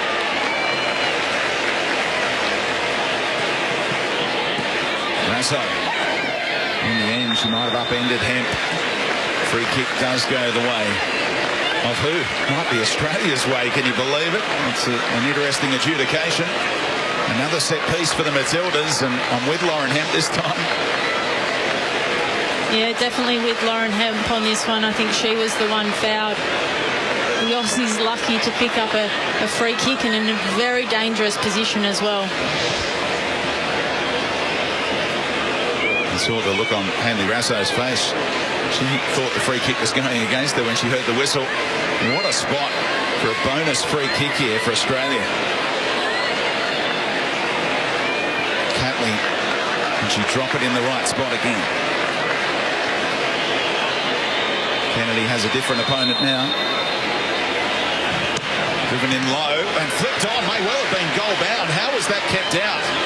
Clearly deflected off Great Britain. But goal kick has been given apparently. It's Yallop who turned it towards goal. Yeah, that's a great flick there from Yallop. Unfortunately for Australia, it was a tit for tat. We got the free kick when we shouldn't have, and they got the goal kick when they shouldn't have. So Lewikoff Gilnick on up top.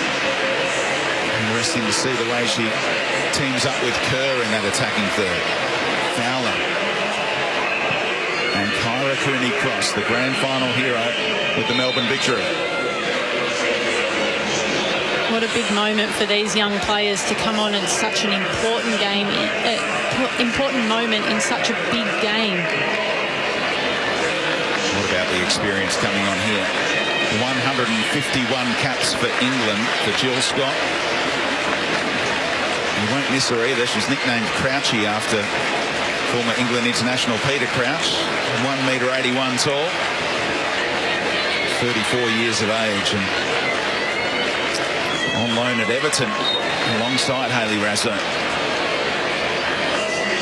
Australians won't want to be giving away any corners or free kicks with Jill Scott on the field. Well, the motto of the Matildas has long been never say die. 10 minutes plus stoppage time to find at least one goal. Gallop v Kirby. Here is Cooney-Cross. Treasuring possession. Back four it appears now for Australia with Lewick withdrawn. Raso against Hemp once more into a dangerous area around that penalty spot.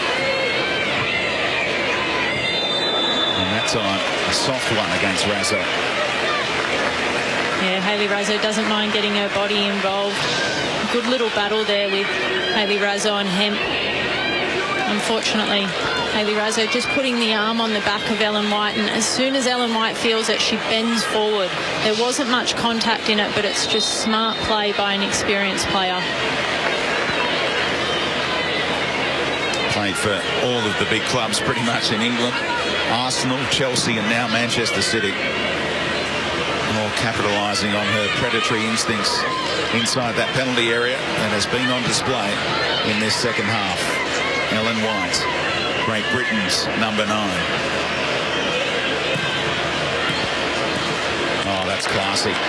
In behind Raso for Hemp. And another ricochet between the Australian defence. And that time they get away with it. Yeah, an awkward one there for Ellie Carpenter. Alana Kennedy does well to get in a good position to get a good clearance on it, but unfortunately just puts it straight in the front of Ellie Carpenter.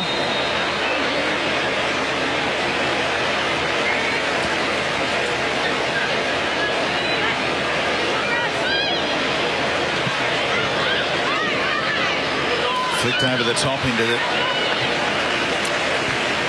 potentially dangerous spot. Gilnick right through a challenge. Great Britain. 8 minutes in regulation time to go in the football from the Kashima Stadium between the Matildas and Great Britain. Still the UK lead 2-1 from Australia. We are one heat out from our first Aussie, Kate Campbell, in heat number 9 at the pool. These are for the 50-metre freestyle heats to qualify to the semi-finals. Rob Woodhouse is with us poolside on our coverage of Tokyo 2020 for Tyre Power, winning service, winning prices. Rob, as we welcome you back in, we're not far off from seeing Emma McKean and Kate Campbell, but anything that's caught the eye so far from the opening couple of heats in the women's 50 metres? Not in terms of anything that would probably qualify for the semi-finals. How this works, there is 11 heats, as you said, and it's the first 8 heats are not seeded. So the top 24 swimmers are in the last 3 heats. So Kate Campbell's heat 9, which is the next one up on the blocks, is the first of the seeded heat. She's in lane 4 of that heat 9, and right next to her is Pernille Bloom, who's actually the defending champion from Denmark. These events, what's interesting as we get towards the end of an Olympic swimming week is that there's a lot of swimmers that have swum quite a few events, including relays, and then there's some swimmers that their specialty is the 50. And Pernille Bloom, as I said, the defending champion from Denmark, she's one of those. She swum in the relay and she swum in, I think, the heats of the 100 freestyle, but she's had nothing else the whole week. So she's coming in rested. And the American swimmer, Simone Manuel, who's in the following heat, the same heat next to Emma McKean, she's exactly the same. She swum just the final of the relay on night 1, or morning 1. but she's been fully rested the whole week. And that's where the challenge is for those swimmers that have done a lot of events. But that's how it is. But heat 8's finished, and again, no under 25 seconds. And I think it's going to take around 24.5 seconds to get into the semi-finals. Kate Campbell's entry time was 23.94, her pace in her heat. She's got the best entry time, so hopefully that's she can sort of replicate it, I guess, at some point. She'll hopefully get through the heats and then produce some of her best in the semi-finals and the finals if she gets there later down the track. But the heats is what we are focused on at the moment. Heat number 9 from the pool, women's 50-metre freestyle. Kate Campbell in lane number 4 alongside Pernille Bloom from Denmark. Let's head out to the pool. Basil Zemplis calling. What about Kate here? Individual bronze medal in this one back in Beijing. She mentioned that today, that this was just her second individual bronze medal or medal of any colour as an individual athlete. The 100 metres earlier. 5th in this event in Rio. Pernille Bloom, gold in Rio, the defending champion. And Zhang Yufei in lane 6 of China, silver medalist in the 100 fly, gold in the 200 fly and gold in the 4x200 fly. Kate Campbell a little bit back here off the start. Lane 8 had a really blistering start, so Kate Campbell, it's hard to turn it around here, get back on the wall, and for a fast 50 it's really challenging. Pushing through though now in the middle, so let's see where Kate gets onto the wall. 3rd, I reckon. 2nd, Bloom the defending champion 1st, Kate Campbell 2nd, and Zhang Yufei back in 3rd spot. Turning it around is so tough. After a race like the 100, emotionally heavily invested, have a little rest and come back to the pool for a short, sharp 50. So Kate Campbell finishes 2nd in the heats. They got out pretty much together, Pernille Bloom and Kate Campbell, did they, Rob Woodhouse, but Pernille Bloom right on the shoulder of Kate, but they both qualified pretty well. Yeah, that should get them into one of the middle lanes in one of the 2 semi-finals, both Pernille Bloom and Kate Campbell. A good swim for Kate. She was slow off the blocks, as Liesl Jones said there in the commentary. She was a bit slow off the blocks in the 100-metre final this morning as well. So that's something that I'm sure her coaches will look at and discuss with her before the semis. If she can get away quicker, that may mean another maybe 1/10 of a second, 2/10 of a second, something like that. It will take something just under 24 seconds to be amongst the medals on Sunday morning. So Kate's not far off that, and particularly after a hard 100 final this morning, that's a really, really impressive swim. We've got Emma McKeon up next. Emma McKeon, heat number 10. She's in lane 4. Simone Manuel from the United States alongside her in lane number 5. Let's head back to Basil and Liesl. Her waiting. And what a day for Emma McKeon. Fastest this year, 27 years of age. The biggest day of her Olympic career. She is an individual Olympic champion.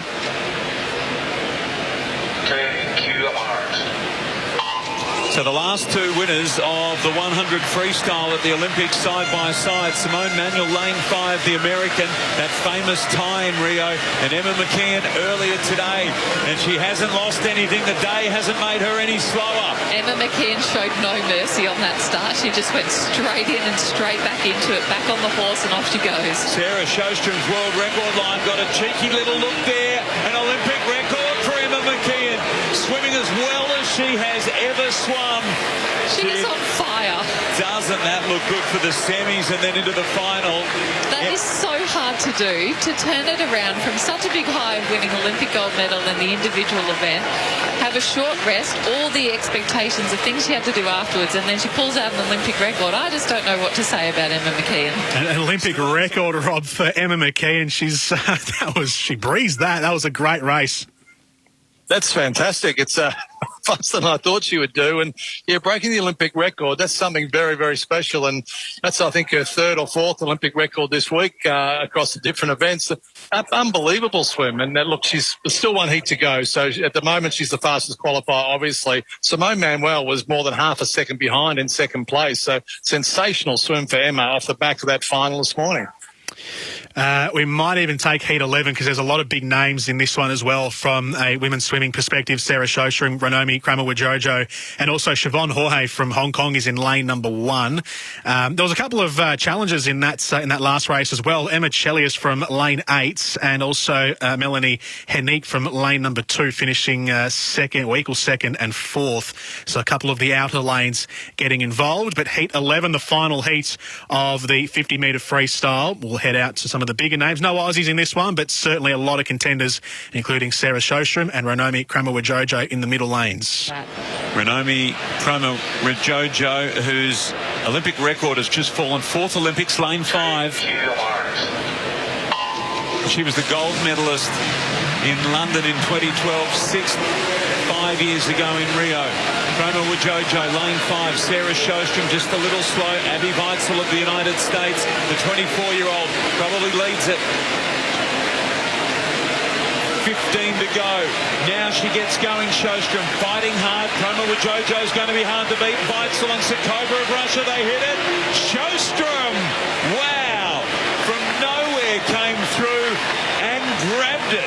She'll be so pleased with that. I don't know if within the splash right in the middle she might have taken a sneaky breath, but I think she did that all on no breathing. So just head down, spun the arms, got through, and with a pretty decent time as well. Not an Olympic record like our Emma McKeon, but 24.26 on the finish. So Rob, Sarah Sjostrom goes through with the best time in that heat. That was as close a heat as we've seen. Yeah, really close heat. A little bit slower than Emma McKeon's Olympic record heat the heat before, but that top 4 is just a who's who of sprint freestyle. McKeon, Pernille Bloom, the defending champion, Kate Campbell and Sarah Sjostrom. That's your top 4 going into the semi-finals tomorrow. It's really exciting to see what can unfold over the weekend. Excellent stuff, Rob. Thank you. We'll check in with you in a few moments' time when we get to heat number 2 of the 1500 for Thomas Neal. Until then, thank you very much. Rob Woodhouse with us for Tyre Power this evening session, your trusted tyre experts. There has been an update from the football. So last we checked in, it was the Matildas trailing 2-1 to Great Britain. This has just happened. All the way down. Sam Kerr! It's massive! 89th minutes! Never say die! These Matildas are phenomenal! It's 2-2 in the quarter-final, and it's Australia's number 2, Sammy Kerr! Who else but Sam Kerr getting the late equaliser for Australia in this cutthroat match, the quarter-final encounter against the old rivals Great Britain. It might be a new rivalry. These rivals haven't really existed in women's football, but now they might. Let's head back as we are into stoppage time. The UK are on the attack. It's 2-2. There are 5 minutes of injury time at the end of this second half, of which we played 90 seconds. England have possession. They're behind halfway. Australia digging their heels in, trying to hold off this attack. We might have extra time. When her team needs her, she's back in the opposite 18-yard box defending for her life. Kemp against Lagazzo. Can she get a body on the road? She can, at the expense of the corner. Great defending there from Chloe Lagazzo. She needed to block that cross. We know how dangerous Great Britain can be if a ball is delivered in there. It's an important corner here for the Aussies.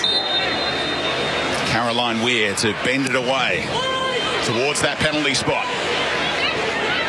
Horton against Van Egmond. Kerr elects to deal with it. Would have been Markers. Pretty safe.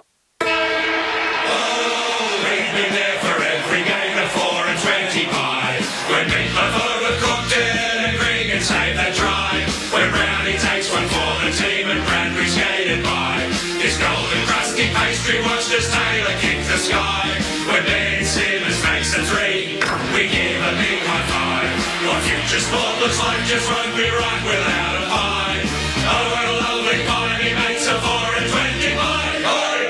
When playing for the Boomers, we loved Aussie sports fans cheering us on. Well, let me tell you this. Go get a free 5-minute tyre safety check from Tyre Power and we'll all cheer you on because it means you're tyre safe. Each Tyre Power store is independently Aussie owned, so when you visit your local Tyre Power, you're literally dealing directly with the local owner. So be tyre safe and be Aussie proud. Get the power of Australia's biggest independent. Tyre Power, your trusted local Aussie tyre experts. Bet RedMatch at 40 Winks takes the confusion out of buying a bed.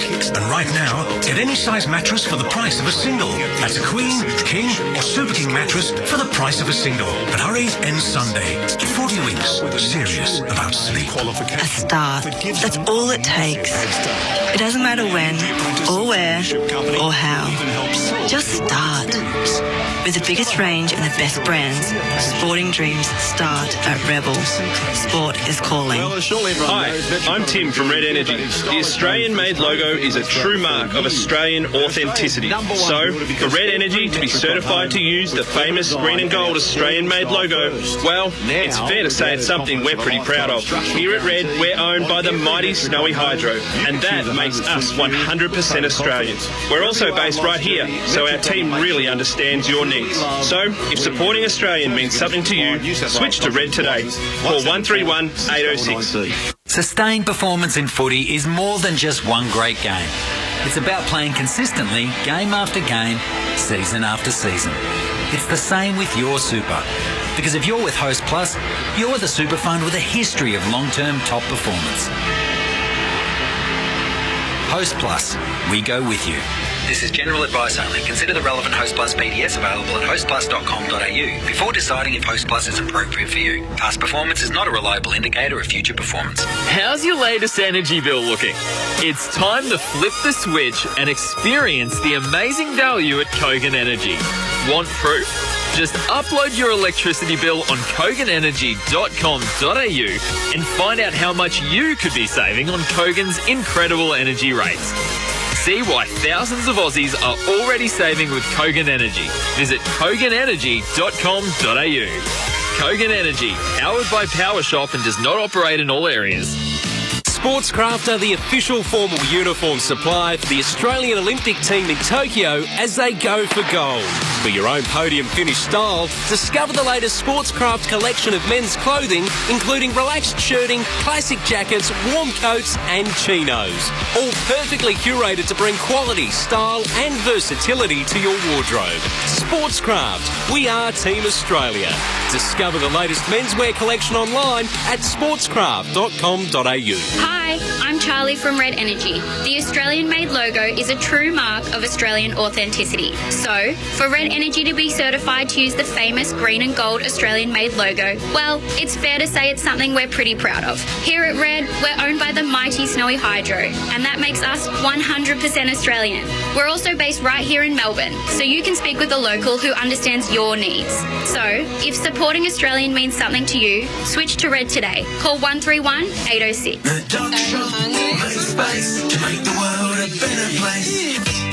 Is your office overrun with documents? Make space with the Doc Shop. We'll store your documents and data, protecting them from the elements. Our purpose-built, environmentally compliant facility is clean, secure, dry, pest-free and fire-protected. The Doc Shop, unashamedly green. Just look at our trucks. TheDocShop.com.au. Purchase any 4 and 20 product from anywhere 4 and 20 is sold for an opportunity to win 4 PS5s. One for you and your 3 best mates. Together you'll go head-to-head in a game of Fortnite with your AFL Dream Team. Plus a 4 and 20 branded Sharon footy to be won daily.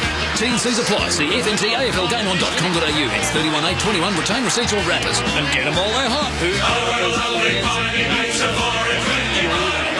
Attention! Lloyd's Auctions are holding a massive classic car online auction this weekend, including Australian, American and European classics, featuring Glenn Seaton's championship-winning Ford Falcon EL, Russell Ingall's Castrol V8 supercar, low-kilometre HSV GDSR and more, all starting at $1 at Australia's greatest auction house. Bid now. Also on offer, Ford Mustang Mach-1, Valiant Pacer, Shelby Fairmont, XP Falcon X-Police, VL Walkinshaw Group A, Monaros, Jaguars, Porsche and Ferraris. Bid now or call now to put your classic car into our next record-breaking auction.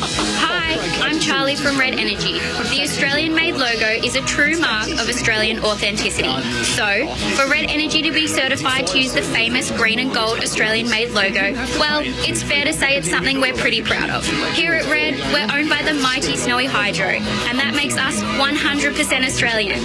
We're also based right here, so our team really understands your needs. So, if supporting Australian means something to you, switch to Red today. Call 131 806. G'day, it's Matt McKeldin. Sustained performance in footy is more than just one great game. It's about playing consistently, game after game, season after season. It's the same with your super. Because if you're with Host Plus, you're the super fund with a history of long-term top performance. Host Plus, we go with you.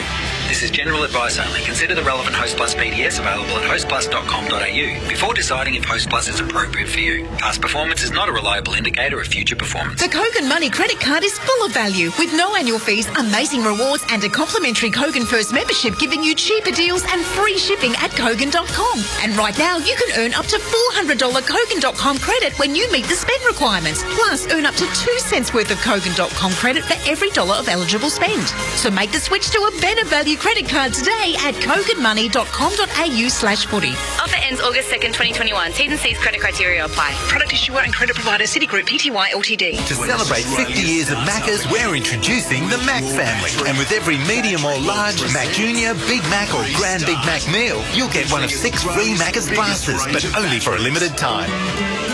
Available after 10:30am while stocks last. Sustained performance in footy is more than just one great game. It's about playing consistently, game after game, season after season. It's the same with your super. Because if you're with Host Plus, you're the super fund with a history of long-term top performance. Host Plus, we go with you. This is general advice only. Consider the relevant Host Plus PDS available at hostplus.com.au before deciding if Host Plus is appropriate for you. Past performance is not a reliable indicator of future performance. A start. That's all it takes. It doesn't matter when, or where, or how. Just start. With the biggest range and the best brands, sporting dreams start at Rebel. Sport is calling. It's time to make the call and switch to Kogan Mobile. Because right now you can get started with Kogan from just $4.90 for 30 days. Yep, just $4.90 for 30 days. Thousands of Aussies have already made the call and switched for unlimited calls and texts and a big 40 gig of data at award-winning prepaid prices. Get started now with Kogan Mobile from just $4.90 for the first 30 days at koganmobile.com.au/footy. Well, everyone knows. Your local bowls club is seeking competitive teams. You'll need your natural, whose sporting prowess is unmatched. Your technician to roll you in and out of the tightest spots. Your thinker to lead your game plan. Your enforcer to strike when needed. And Steve, he can get the drinks. Local legends wanted. Search Bowls Club near me to join a team or start one.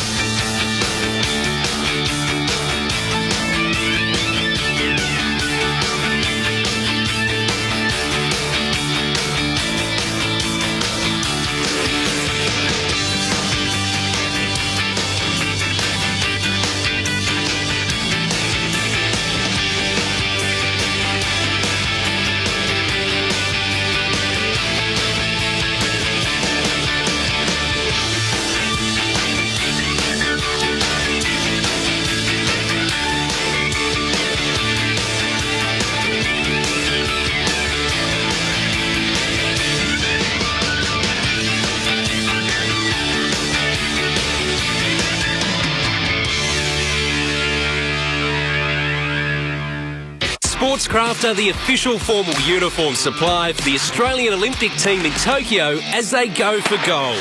For your own podium finish style, discover the latest Sportscraft collection of men's clothing, including relaxed shirting, classic jackets, warm coats and chinos. All perfectly curated to bring quality, style and versatility to your wardrobe. Sportscraft, we are Team Australia.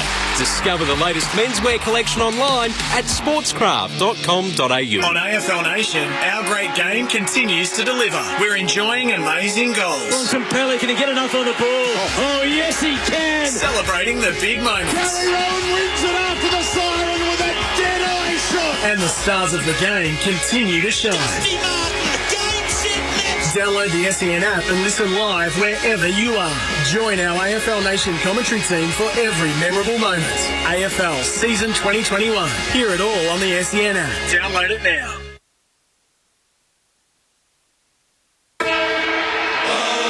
We've been there for every game of 4 and 25. When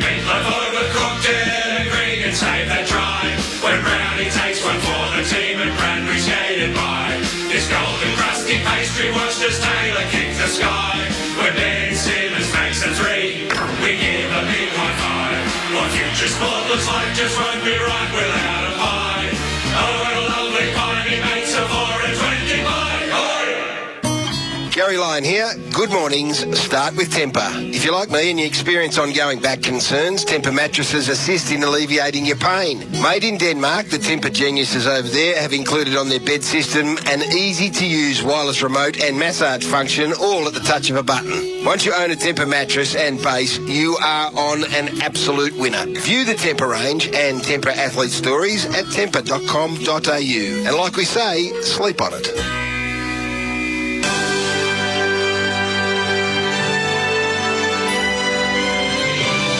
SEN's coverage of the Olympic Games 2020.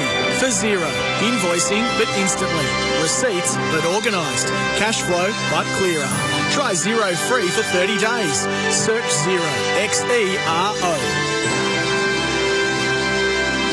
Welcome back to SEN's coverage of the Tokyo 2020 Olympic Games. Jordan Canellis here with you in the night session, brought to you by Tyre Power, your trusted tyre experts.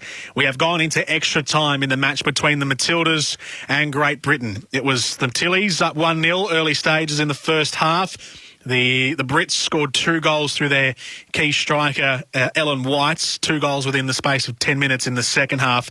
And then Sam Kerr, the late equaliser right before the 90th minute to make it 2-2.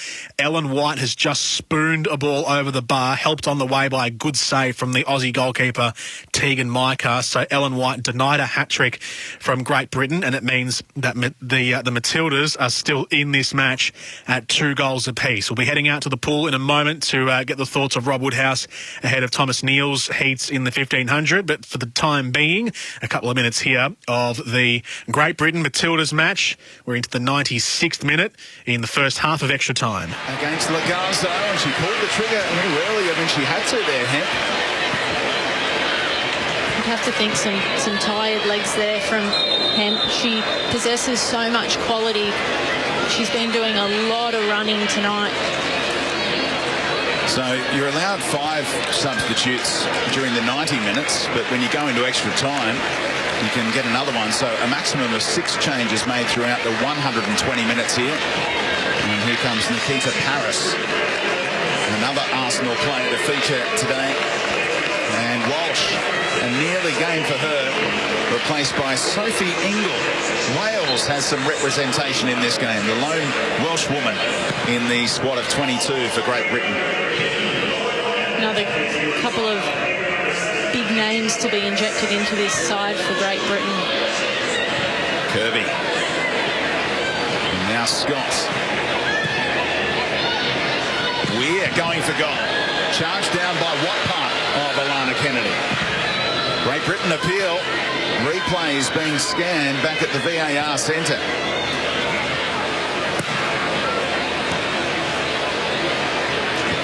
Did look like it may have come off the arm of Alana Kennedy there.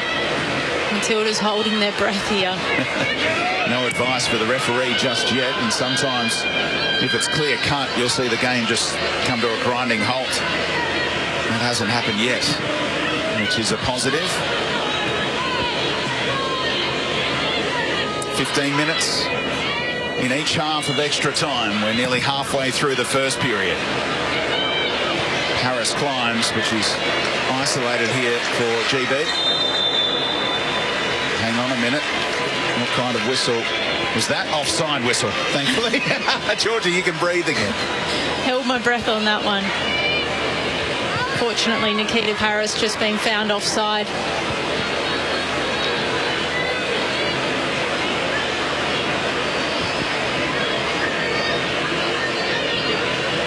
Asking whether Sam Kerr is okay to continue, perhaps. We're only going to get one answer out of Australia's skipper.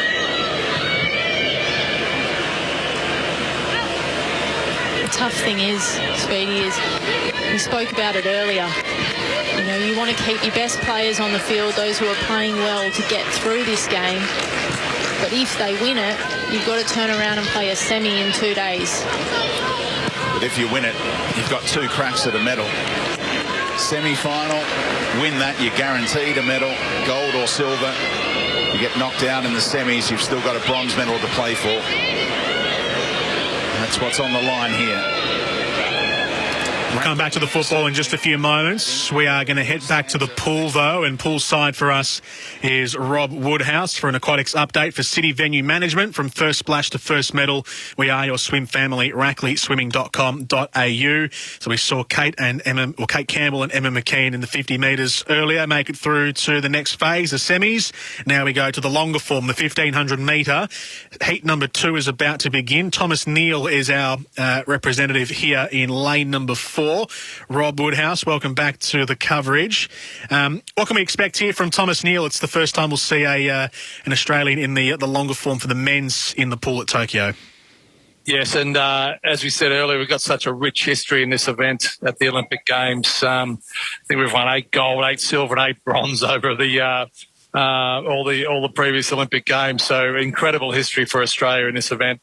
Thomas Neal's not expected to be amongst the medals by any stretch. He's more sort of 200, 400 freestyle, but he's in this event. He's not in one of the seeded heats. So we've already seen heat 1 go off, and the winner of that heat, Daniel Whiffen from Ireland, 15:07 was his time. Thomas Neal would be wanting to get around about 14 minutes, 50 seconds to be any chance of getting into the final here. So, look, he swam really well first in the 200, the 4x200 relay. So that augurs well, but we'll see how it goes in this heat. Excellent. All right, we'll cross into the pool now for the start of this race, and we'll dip in and out of the race and also the Matildas match. Away they go. Of course, those two very famous doubles, 92 and 96, Kieran Perkins, Grant Hackett, 2000 and 2004, 4 in a row for Australia. Tommy Neal swimming now, lane 4, and Jack McLaughlin will go in the final heat, lane 7. So let's get the full field for you. It's Cheng Long of China in lane 1, Kalmar of Hungary in lane 2, Martinchev of the Russian Olympic Committee, the 19-year-old in lane 3, Tommy Neal in 4, Jurka of Hungary, 29 years of age now in lane 5, Runegar of the United States, lane 6, Johansson of Sweden in 7. We're going to cut away from the swimming and go to the football because the UK have a penalty here in the 101st minute of extra time, half number 1. Penalty for Great Britain, it's 2-all. Frenchman Benoit Milot, he's not recommending a review. It falls upon Caroline Weir, one of the few Scots in the Great Britain squad, against Tegan Micah, who's been a hero and is again. Massive from Micah, and it's still 2-2 in the quarter-final. Got to be on guard again here, and they can clear their lines and launch a counter-attack potentially. Oh, what a career-changing month it has been for Micah. Tegan Micah, what an Australian legend. She's been great in this game, and that is a huge save. As we have a look, she goes the right way, strong hands to push it around. It's not the best penalty taken, but Tegan Micah does what she needs to do, and she keeps the Aussies in this one. Standing behind the line, it is a requirement for goalkeepers to keep at least one toe on that line before the spot kick is taken.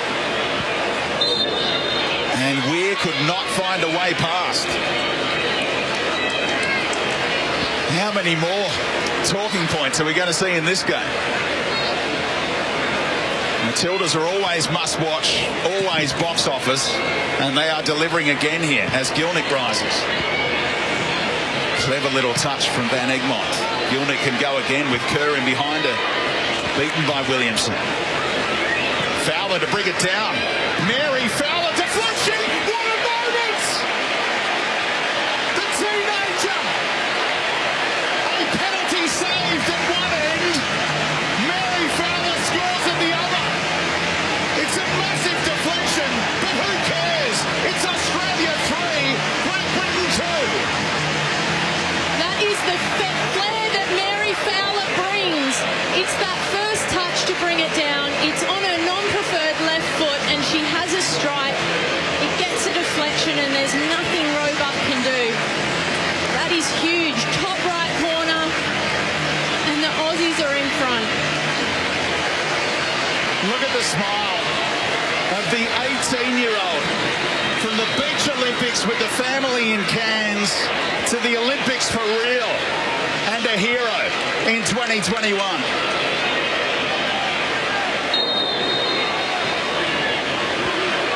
Just imagine the reaction of the Fowler family watching on in North Queensland. They went all around the world for their kids to chase their football dream. And Mary Fowler, plying her trade in France with Montpellier, has produced a moment. She got her luck with the finish, but what about the touch to set it all up? Yeah, that's the biggest thing of this, is her ability to bring that touchdown, turn and face forward all within that one touch, and to set herself up to have the strike. Her goal to become the best player in the world. And she has all the ability.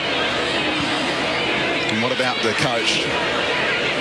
The faith in a couple of teenagers to come on in this phase of the game. Fowler and Cooney Cross both playing their part.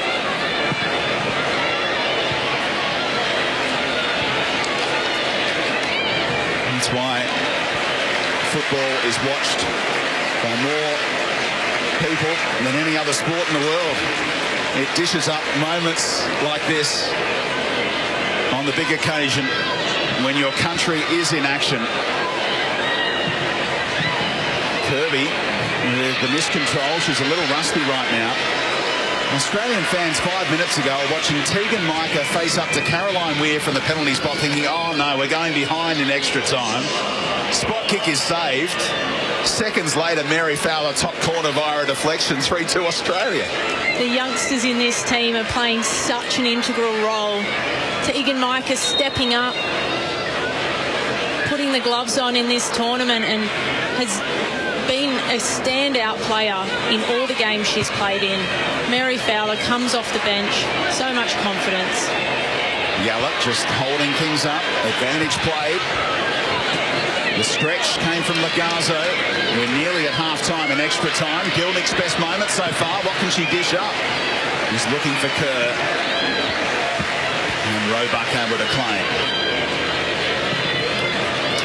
Not sure there's enough time for Great Britain to get it down the other end as the referee glances at her watch. Carpenter can tidy up and use Micah. And at half-time, in extra time, Australia lead Great Britain 3-2. They're 15 minutes away from the semi.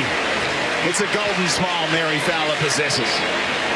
Goodness me. The Matildas, when we joined, they were about to, they conceded a penalty.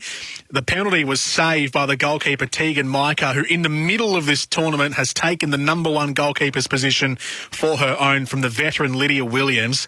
She's produced a brilliant goalkeeper's penalty save to keep the scoreline at 2-2. And then Mary Fowler, the 18-year-old down the other end, who didn't even know which nation she was going to play for. She was eligible for, I think, Ireland, Papua New Guinea. I think she was part French as well, and she ended up choosing Australia because it's where she's grown up. And now she's a fully fledged Aussie. Mary Fowler scoring with a left-footed strike deflection which looped over the goalkeeper, and with one period of extra time to go in this quarterfinal match, the Matildas have a 3-2 lead. 15 minutes to go. If they can hold it, they are in to the semi-finals, the final four of the women's football competition. We'll take a break. We'll come back after this. We'll get that second half of extra time. We'll drop in to see how Thomas Neal is going in the 1,500 metres. It's all happening. Tokyo 2020. Werribee Kia is Australia's #1 selling Kia dealership. They make buying cars easy. Get the My22 Cerato hatch or sedan from $25,990 drive away, or the all-new Kia Niro hybrid and electric from $41,990 drive away. There's also over 200 used cars and utes in stock with their biggest clearance sale ever on all makes and models. Plus, they pay top dollar for trade-ins, any make and model. Werribee Kia, Old Geelong Road, Hoppers Crossing, or werribeekia.com.au. LMCT 114. 4. Attention Melbourne. Lloyd's Auctions are holding a massive classic car auction online in Melbourne this weekend, including Australian, American and European classics, featuring Glenn Seaton's championship-winning Ford Falcon EL, Russell Ingall's Castrol V8 supercar, low-kilometre HSV GTSR and more, all starting at $1 at Melbourne's greatest auction house. Bid now. Also on offer, Ford Mustang Mach-1, Valiant Pacer, Shelby Fairmont, XP Falcon X Police, VL Walkinshaw Group A, Monaros, Jaguars, Porsche and Ferraris. Bid now or call now to put your classic car into our next record-breaking auction. Oh, we've been there for every game of 4 and 20 pie. Purchase any 4 and 20 product from anywhere 4 and 20 is sold for an opportunity to win 4 PS5s. One for you and your 3 best mates. Together you'll go head-to-head in a game of Fortnite with your AFL Dream Team. Plus a 4 and 20 branded Sharon Footy to be won daily. T&Cs apply. See fntaflgameon.com.au. It's 31/8/21. Retain receipts or wrappers. And get them while they're hot. Oh, what a lovely pie, me mates of 4 and 20 pie. Oi! The Doc Shop makes space to make the world a better place. The Dog Shop is the future of document and data destruction. Where we can, we recycle. At our own secure facility, we destroy the page, but save the paper. Protecting your data from falling into the wrong hands and our environment from unnecessary waste. The Dog Shop, unashamedly green. Just look at our trucks. The Doc Shop makes space to make the world a better place. thedogshop.com.au.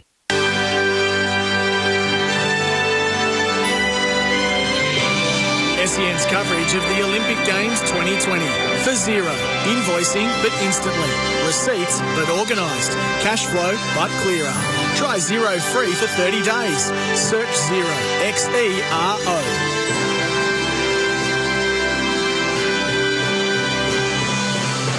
Welcome back to SEN's coverage of the Tokyo Games. Jordan Canellis with you. They've just started the second half of extra time. This has happened. In this game, can they build up a goal-scoring chance from this kickoff? In by Yallop. Kerr rises, and the header is in! Third time lucky from the kickoff routine. This time, Sam Kerr becomes Australia's joint top scorer of all time on a memorable night for the Matildas. It's 4-2 in extra time. Look at that delivery in from Yallop, and Sam Kerr, she rises. When she gets her head on it, it's going in the back of the net. And the Aussies... 4-2 for Australia. That's about 20 seconds behind real time because it happened as we were coming back from the break from the halftime period of extra time. Australia have the wind in their sails now. They are rolling with confidence, and it is 4-2, the Matildas leading Great Britain at the start of extra time. So the UK now have to score, well, at least 2 goals with about 13 minutes to go to take it to penalties, or 3 goals to win the game outright. The Tillies lead 4-2 in extra time. Let's quickly check in with what's happening poolside. Thomas Neal is in the second heat of the 1,500 metres. Rob Woodhouse is with us in Tokyo for Tyre Power, winning service, winning prices. Rob, what's the latest in this 1,500 metre event with Thomas Neal, the Aussie? Yeah, so Tommy's got 7 laps to go. He's in about equal 5th place. He's certainly not going to get to the finals. This is not one of the seeded heats, so he's a good 15, 20 minutes behind the leaders in this heat, and he won't be under 15 minutes. But as I said, this is not his event, but we won't be seeing him in the final of this 1,500. All right, thank you, Rob. We'll check in again. We've got Jack McLaughlin coming up in heat number 4, the last of the heats a little later on. Let's go back to the Matildas. The Great Britain team have a free kick about 35 yards out. It's 4-2, Australia leading the Brits. Want to roll it short. Delivered by Weir instead. Scott, an obvious danger. Carpenter able to clear Australia's lines. And again, Kerr nearly got there. Bronze about to pull the trigger. Australia put enough pressure on the strike. Tegan Micah, what a performance. The discipline of the Australian players in that defensive set piece, you've got to admire it. You're 2 goals up, it's extra time. A lot of these players have played a lot of minutes of football, but they know their role inside and out, and they just executed it perfectly. Tegan Micah takes the ball in her hands once again.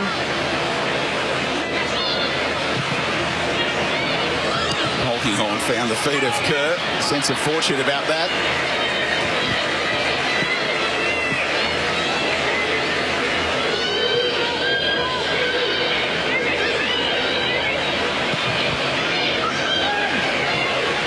discipline is so important in this moment. Making sure that everyone's doing their role defensively, no one gets caught out. Because although we're up 2 goals, Great Britain have goals in them. They've got X factor. There's one of their players, Ellen White, who we know can score goals. So defending is so important here. The game isn't over. We're not in the clear just yet. Imagine Fleet Street. They've got their headlines ready. It'll be all white on the night. Ellen White's the hero. Hang on a minute. Don't print those papers yet. Sam Kerr has just equalised for Australia. That was in regulation. Now the Matildas lead 4-2. Carpenter again.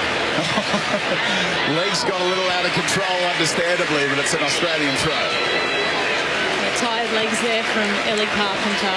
She's done a lot of work tonight and has been fantastic in this tournament. What a career she's had already. She's 21. Cap number 50 coming up in a semi-final. Holds the record as the youngest ever scorer in the NWSL, the US League. 22 days after her 18th birthday. An Olympian at 16 years of age. Fran Kirby with space here. Overlapping run from Williamson. And a miscue. And Australia applaud. 8.5 minutes to go.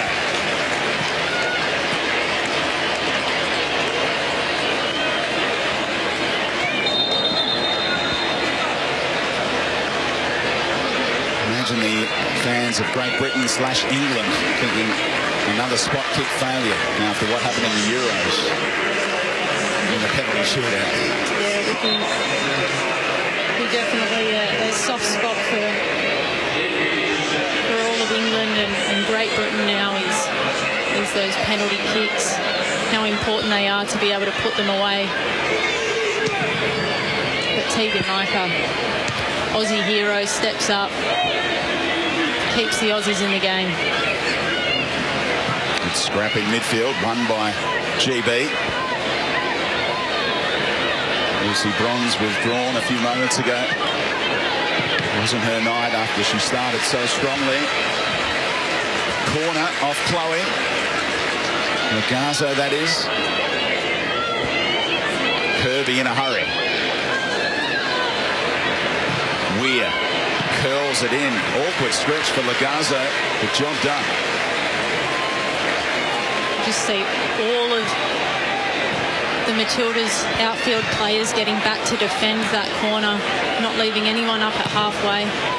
Back 6 for the Aussies. Polkinghorne steps out of there to deal with that initial threat.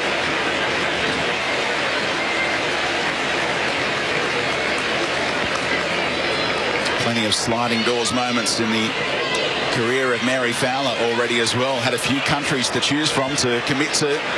Committed to Australia and scored a crucial goal in this game in the first period of extra time.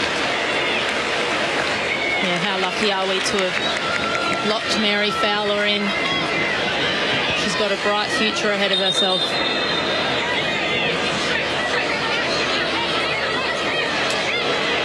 Winner of this game faces the winner of Sweden and Japan. It was 1-1 at half-time. Sweden have the lead midway through the second half in that one. After the delay, in swinging corner. Up goes Paris.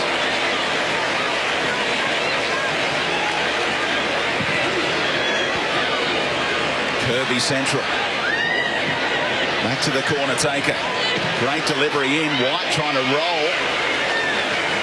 Last touch off Polkinghorne, and there's no appeal for a penalty from Ellen White. Just lost their feet.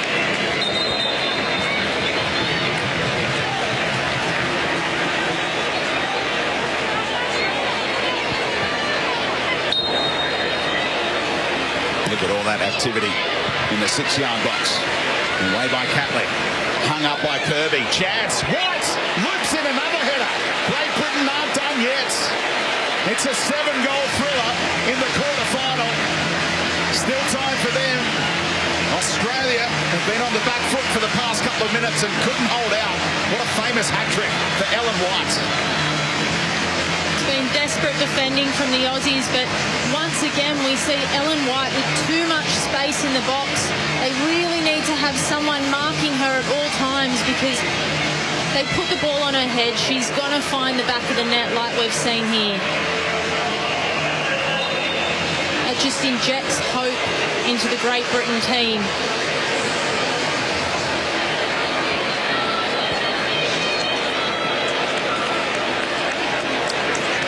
They scored from their last kick-off routine. Who wants to take the kick-off this time? Emily Gilnick invited to do so. Good time-wasting tactic if they meant it. Yeah, potentially a bit of time-wasting play there from the Aussies. Quite smart.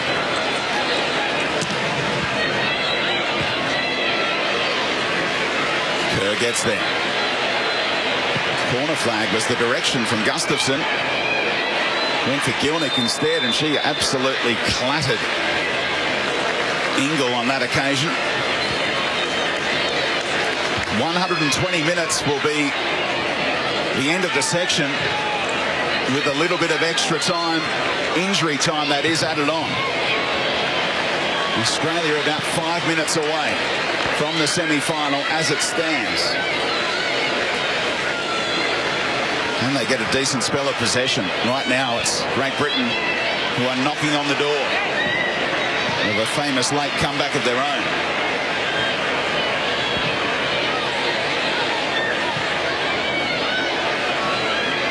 Weir. There's space out here. Lugazzo had to get a foot in and did. Hulking on. And Carpenter. Look at Carpenter urge her team to push out now. Yeah, they're conceding a little bit too much space at the moment. The Matildas sitting so deep and allowing Great Britain to come forward. A lot of work done on training pitches in these situations. Paris at speed. Away by Kennedy. Kirby so creative as we saw for the assist for White's hat-trick. Williamson floats one. Gallop guarding that space. 3 minutes plus stoppage time to go. Scott made room for it. Micah should claim. And teammates tell her to settle down, but he can only hold it for so long. Yeah, the Australians really need to take care here. If we can keep possession, just move the ball around, entice Great Britain out. They know they need to press. They need to fight for this goal. We need to play smart. Kerr against Horton again. Fowler. And that created a turnover of possession only briefly. Scott and Weir win it back for their team again. 118 minutes ticks by. Paris, such a tricky customer. Desperation from Lugazzo. Couldn't find Gilnick though. Poked in behind for Kirby. Lugazzo on ice skates. And another corner is coming.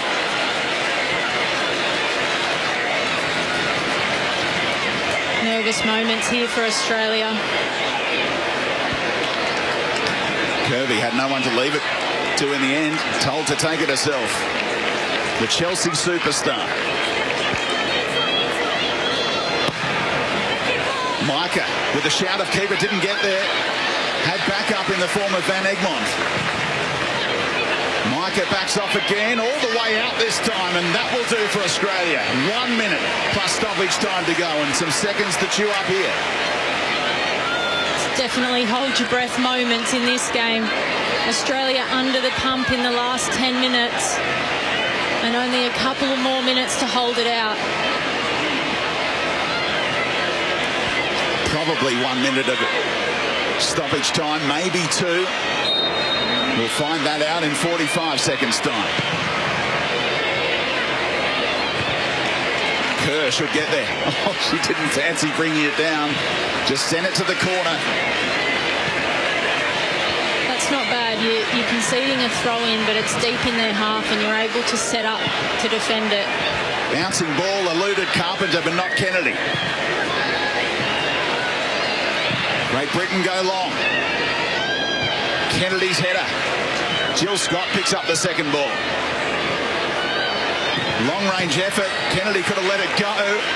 Intervened and Catley caught late. That will do for Australia. The whistle is a welcome one. How much stoppage time now?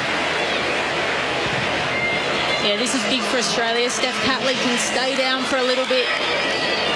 That's a very late challenge there from Georgia Stanway. She goes into the book with a yellow card. And this can chew up a little bit more time here. It is 2 minutes, and that feels about right. Hege Risa, the Great Britain coach, praying for a miracle. Another legendary night for Sam Kerr. A brace in a quarter-final.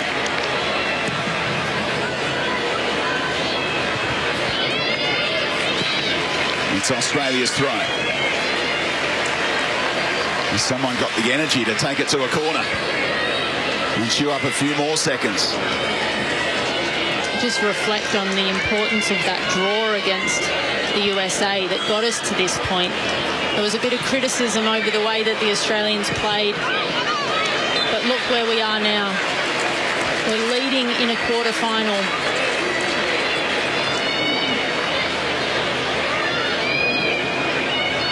And in no hurry to take the free kick earned by the skipper.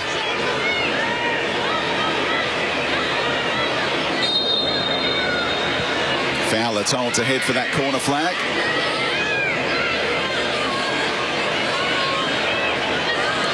Rolled over the sideline. She thought there was no flag. It was raised by the assistant. Great Britain have to get it up the other end in a hurry.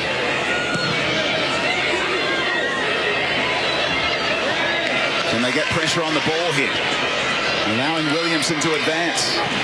Time just about up. Referee not checking her watch. Scott's header. Van Egmond. Gilnick. Magnificent from the Matildas. One of their most famous nights ever.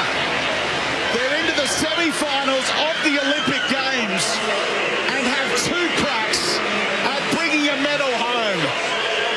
Tears of joy after one of the most exciting games of sport you will see at these Olympic Games. Full time, after extra time, it's Australia 4, Great Britain 3. A semi-final spot has been booked. What a phenomenal night, Georgie Armandale.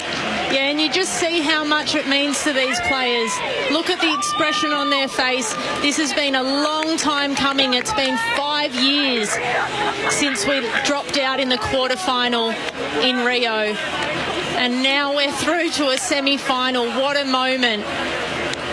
And that player there, Mary Fowler, came up with a big goal in that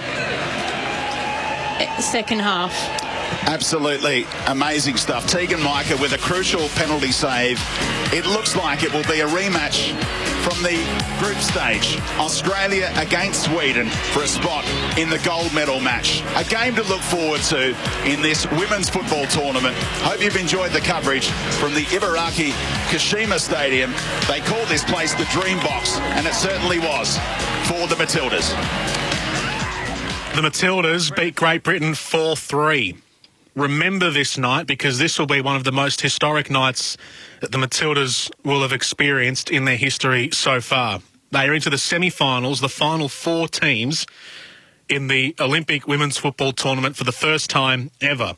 Last time in Rio, 2016, the Matildas made the quarterfinals and lost to Brazil in a penalty shootout, 7-6. It was a thrilling game and a thrilling finish. This one has come up well for Australia. 4-3 the winners against Great Britain, beating the old rivals despite the hat-trick from Ellen White of the UK. It was 2 goals for Sam Kerr, 1 goal for Mary Fowler and a goal for Alana Kennedy that helped Australia through to the semi-finals. The Aussies will play either Sweden or Japan, looking like it'll be Sweden. I'll just get the live scores in a moment because that game is also into extra time, I beg your pardon. Australia into the semi-finals. This is an incredible night. 3-1 is the current score between Sweden and Japan in that other quarterfinal. Mary Fowler, who's 18 years old, scored the go-ahead goal at the time. Ellen White pulled it back.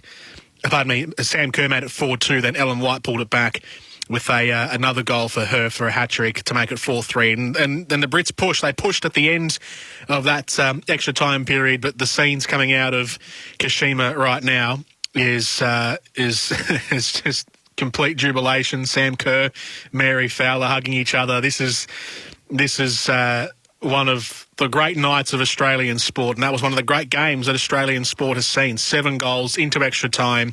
Sam Kerr, the hero, as per normal. Mary Fowler, the new hero. She might take the mantle one day, the 18-year-old who is an absolute gem on the football stage. 4-3, Australia, the Matildas, into the semi-finals of the women's football tournament, and will most likely play Sweden in the semis, who they had to play in the group stage. We'll take a break. We'll come back after this. Get your thoughts in now. 0433 98 11 16 on the Temper text. Temper, a mattress like no other. 0433 98 11 16. Your thoughts, your reactions in the immediate aftermath of the Matildas beating Great Britain 4-3 in the women's football tournament and into the final four for the first time in Olympic history for Australia. We'll drop into the pool as well and see what's happening in the men's 1500 metres. All that and more coming up this evening on Tokyo 2020 SEN. Your local bowls club is seeking competitive teams. You'll need your natural, whose sporting prowess is unmatched. Your technician to roll you in and out of the tightest spots. Your thinker to lead your game plan. Your enforcer to strike when needed. And Steve, he can get the drinks. Local legends wanted. Search Bowls Club near me to join a team or start one. Sustained performance in footy is more than just one great game. It's about playing consistently, game after game, season after season. It's the same with your super. Because if you're with Host Plus, you're with a super fund with a history of long-term top performance. Host Plus, we go with you. This is general advice only. Consider the relevant Host Plus PDS available at hostplus.com.au before deciding if Host Plus is appropriate for you. Past performance is not a reliable indicator of future performance.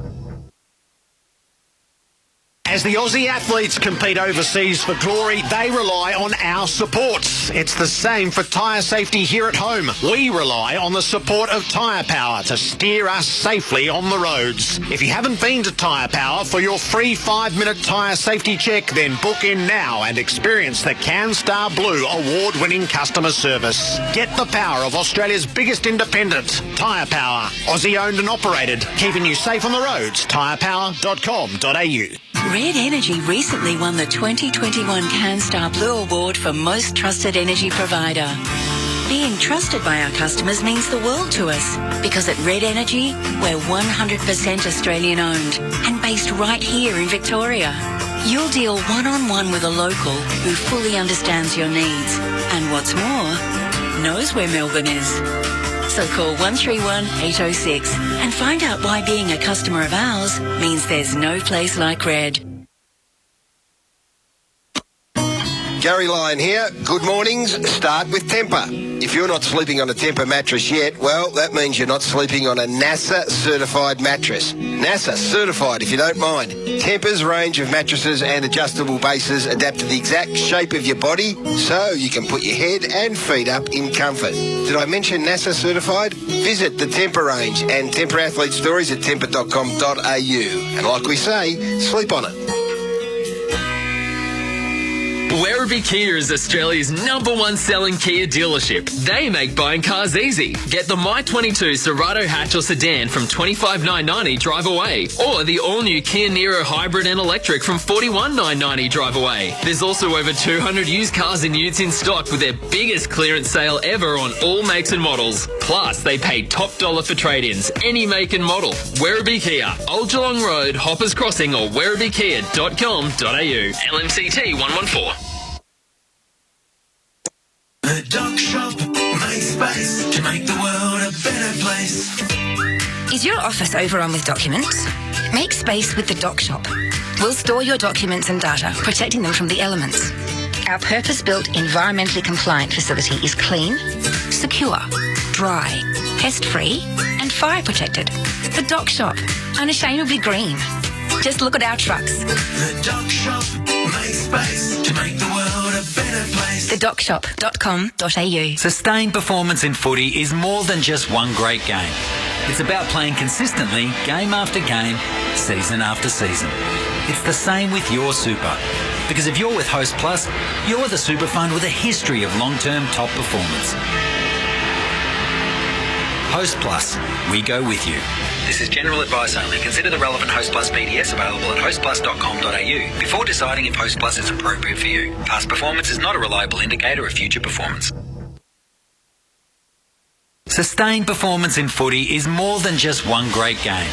It's about playing consistently, game after game, season after season. It's the same with your super.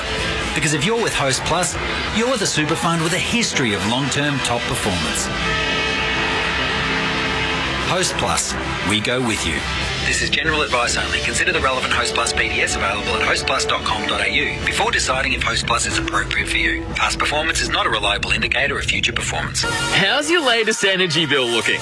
It's time to flip the switch and experience the amazing value at Kogan Energy. Want proof? Just upload your electricity bill on koganenergy.com.au and find out how much you could be saving on Kogan's incredible energy rates. See why thousands of Aussies are already saving with Kogan Energy. Visit koganenergy.com.au. Kogan Energy, powered by Power Shop and does not operate in all areas.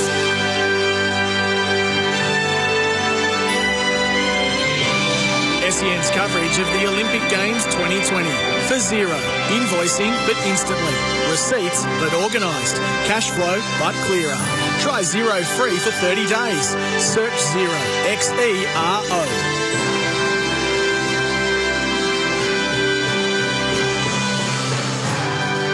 Welcome back to SEN's coverage of the Tokyo 2020 Olympic Games. This night just got historic.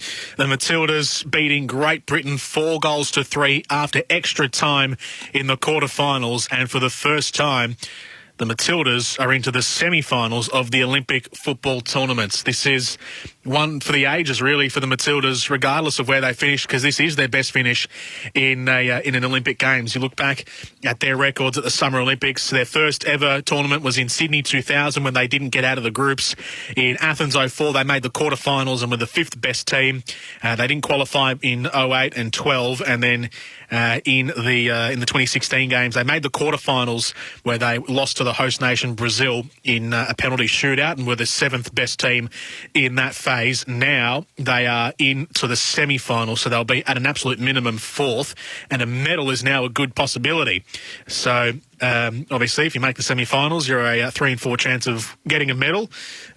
Regardless of a medal or not, this is just a historic night for the Matildas, and what a moment for them, what a moment for the new coach, Tony Gustafsson, and what a moment for Sam Kerr and for Mary Fowler, who hit the score sheet, as did Alana Kennedy in the first half. And because this is their best ever finish, it's a personal best. It's a personal best for Pilot, your online men's health navigator. Real doctors, real treatments, discreet shipping, pilot.com.au. Right, now we've got a little bit of clear air before the Opals begin, because that's our last big event of the night from a team's perspective. But from an individual perspective, we go back to the pool where Rob Woodhouse is with us poolside for an aquatics update for City Venue Management. From first splash to first medal, we are your swim family, rackleyswimming.com.au. Heat 4 is underway as we welcome you back in, Rob. However, before we do, let's recap what happened in heat number 2. Thomas Neal finishing off his 1,500 metre heat a little earlier on. Oh, and we got you there, Rob? Yes, you have. Sorry, I thought we were going to be listening to the finishing stages, but I'll give you the finishing stages. Tommy finished fourth in that second heat, the unseeded heat. 15:04.65 was his time for the swim fans. That won't be anywhere near enough to get him into the final. We saw the third heat, which is the first of the seeded heats, and there's 4 swimmers there. There were around between 14:48 and 14:54. And Jack McLaughlin's underway now, and he's gone through the first 300. At the moment, he's sitting in about 7th place, but not too far behind the leaders. But first 300, he's got some work to do. He's really going to have to stay with the lead pack to be a chance of making this final. Racing in lane number 7, is this? He is one of our better longer distance swimmers, but the 1500 in particular, how does he normally go at this distance? Well, the 400, we saw him at the first day of the games, and he got the silver medal in the 400, almost snatched that gold medal. But and then in the 800 final, he made the final of the 800. I think he finished 6th in that. He's about 4 seconds behind the winning time, so dropped back a bit there.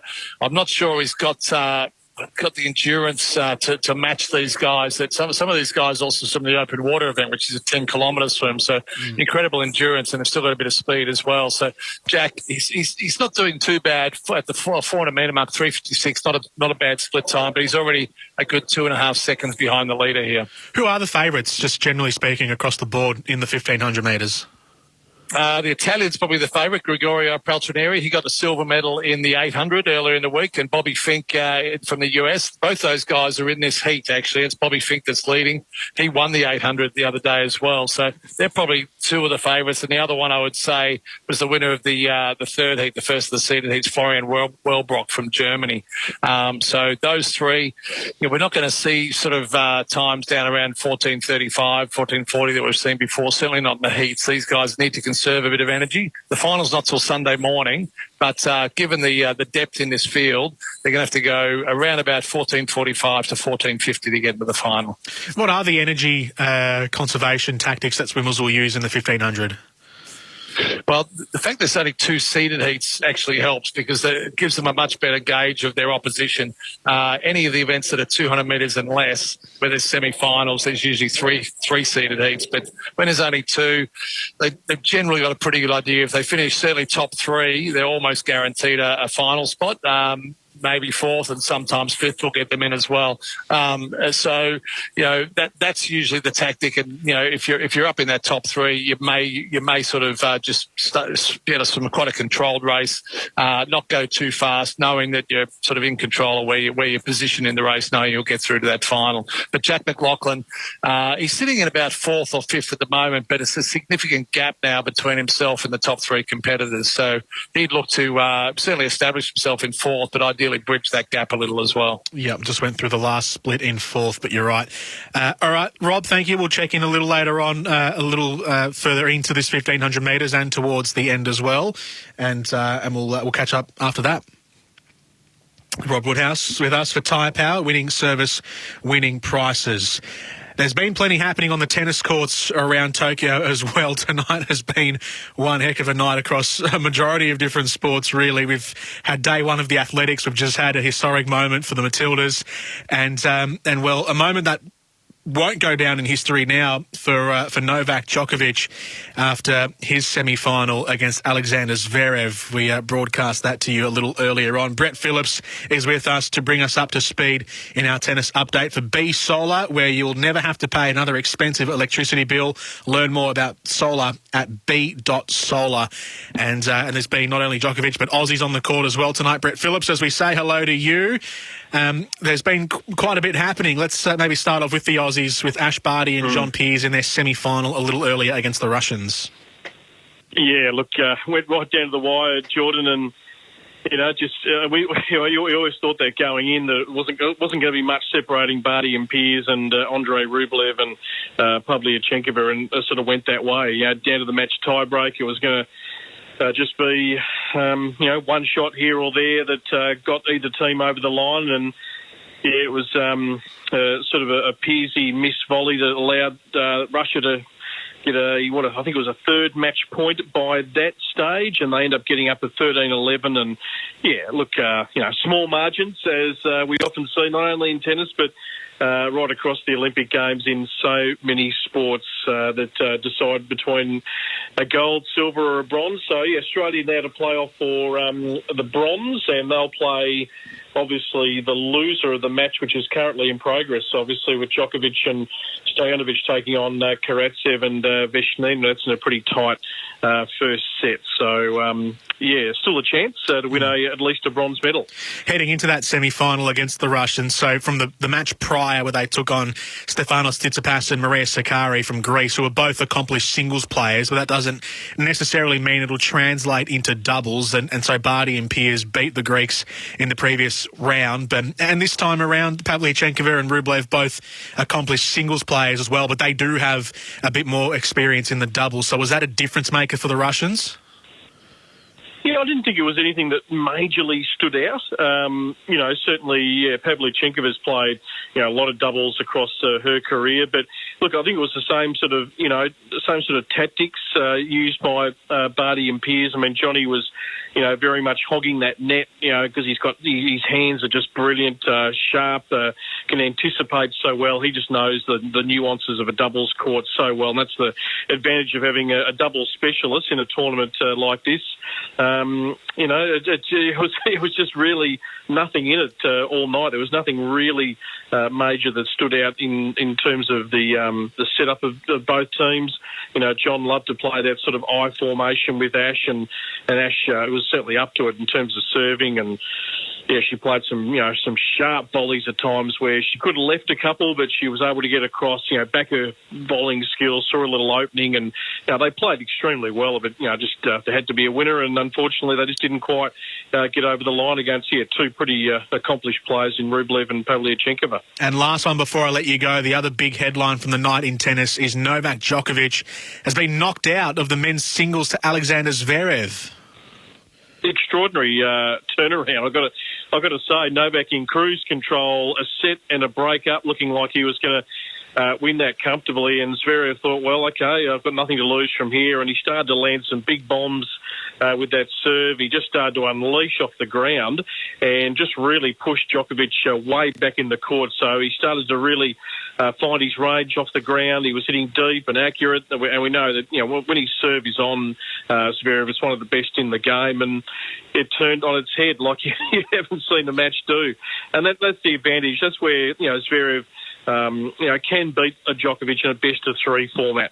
Best-of-5 is still the challenge, obviously, for all these guys at the Slams. But, whether Novak, 4 years down the track, he'll be 38, trying to do what Steffi Graf did, Jordan, back in 88, and it seems like now it maybe will be too big a mountain to climb to try and become the first man to win the Golden Slam.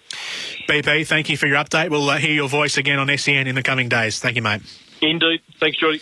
Brett Phillips with us. Thanks to Yonex, celebrating 75 years performance product crafted in Japan. Check out their latest range at yonex.com. So that's the latest in the tennis. We'll take a quick break.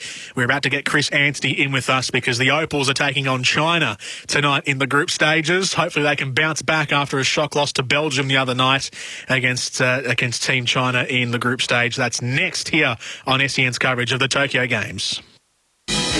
Hi, Gerard Waitley here.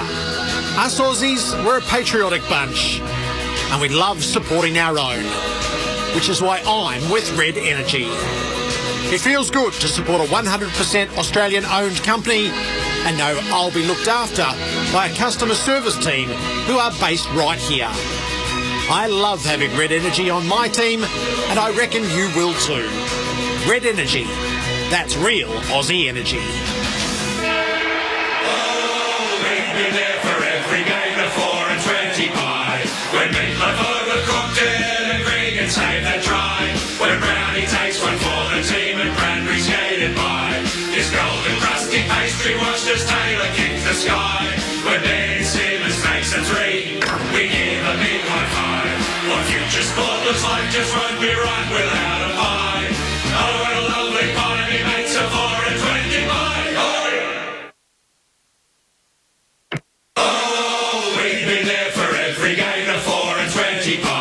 Oh, Purchase any 4 and 20 product from anywhere 4 and 20 is sold for an opportunity to win 4 PS5s. One for you and your 3 best mates. Together you'll go head-to-head in a game of Fortnite with your AFL Dream Team. Plus a 4 and 20 branded Sharon Footy to be won daily. T&Cs apply. See FNTAFLGameOn.com.au. It's 31/8/21. Retain receipts or wrappers. And get them while they're hot. Gary Lyon here. Good mornings. Start with Tempur. If you're like me and you experience ongoing back concerns, Tempur mattresses assist in alleviating your pain. Made in Denmark, the Tempur geniuses over there have included on their bed system an easy-to-use wireless remote and massage function, all at the touch of a button. Once you own a Tempur mattress and base, you are on an absolute winner. View the Tempur range and Tempur athlete stories at tempur.com.au. And like we say, sleep on it. Attention! Lloyd's Auctions are holding a massive classic car online auction this weekend, including Australian, American and European classics, featuring Glenn Seaton's championship-winning Ford Falcon EL, Russell Ingall's Castrol V8 supercar, low-kilometre HSV GDSR and more, all starting at $1 at Australia's greatest auction house. Bid now. Also on offer, Ford Mustang Mach-1, Valiant Pacer, Shelby Fairmont, XP Falcon X Police, VL Walkinshaw Group A, Monaros, Jaguars, Porsche and Ferraris. Bid now or call now to put your classic car into our next record-breaking auction. Werribee Kia is Australia's #1 selling Kia dealership. They make buying cars easy. Get the My22 Cerato hatch or sedan from $25,990 drive away, or the all-new Kia Niro hybrid and electric from $41,990 drive away. There's also over 200 used cars and utes in stock with their biggest clearance sale ever on all makes and models. Plus, they pay top dollar for trade-ins, any make and model. Werribee Kia, Old Geelong Road, Hoppers Crossing or werribeekia.com.au. LMCT 114. Hi, Gerard Waitley here. Us Aussies, we're a patriotic bunch and we love supporting our own, which is why I'm with Red Energy. It feels good to support a 100% Australian-owned company and know I'll be looked after by a customer service team who are based right here. I love having Red Energy on my team and I reckon you will too. Red Energy, that's real Aussie energy.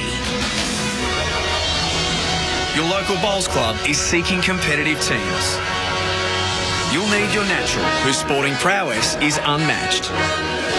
Your technician to roll you in and out of the tightest spots.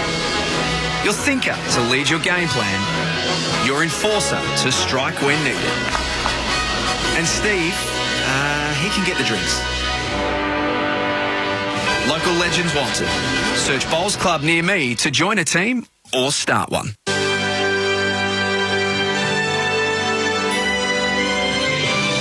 SEN's coverage of the Olympic Games 2020. For Xero. Invoicing but instantly. Receipts but organised. Cash flow but clearer.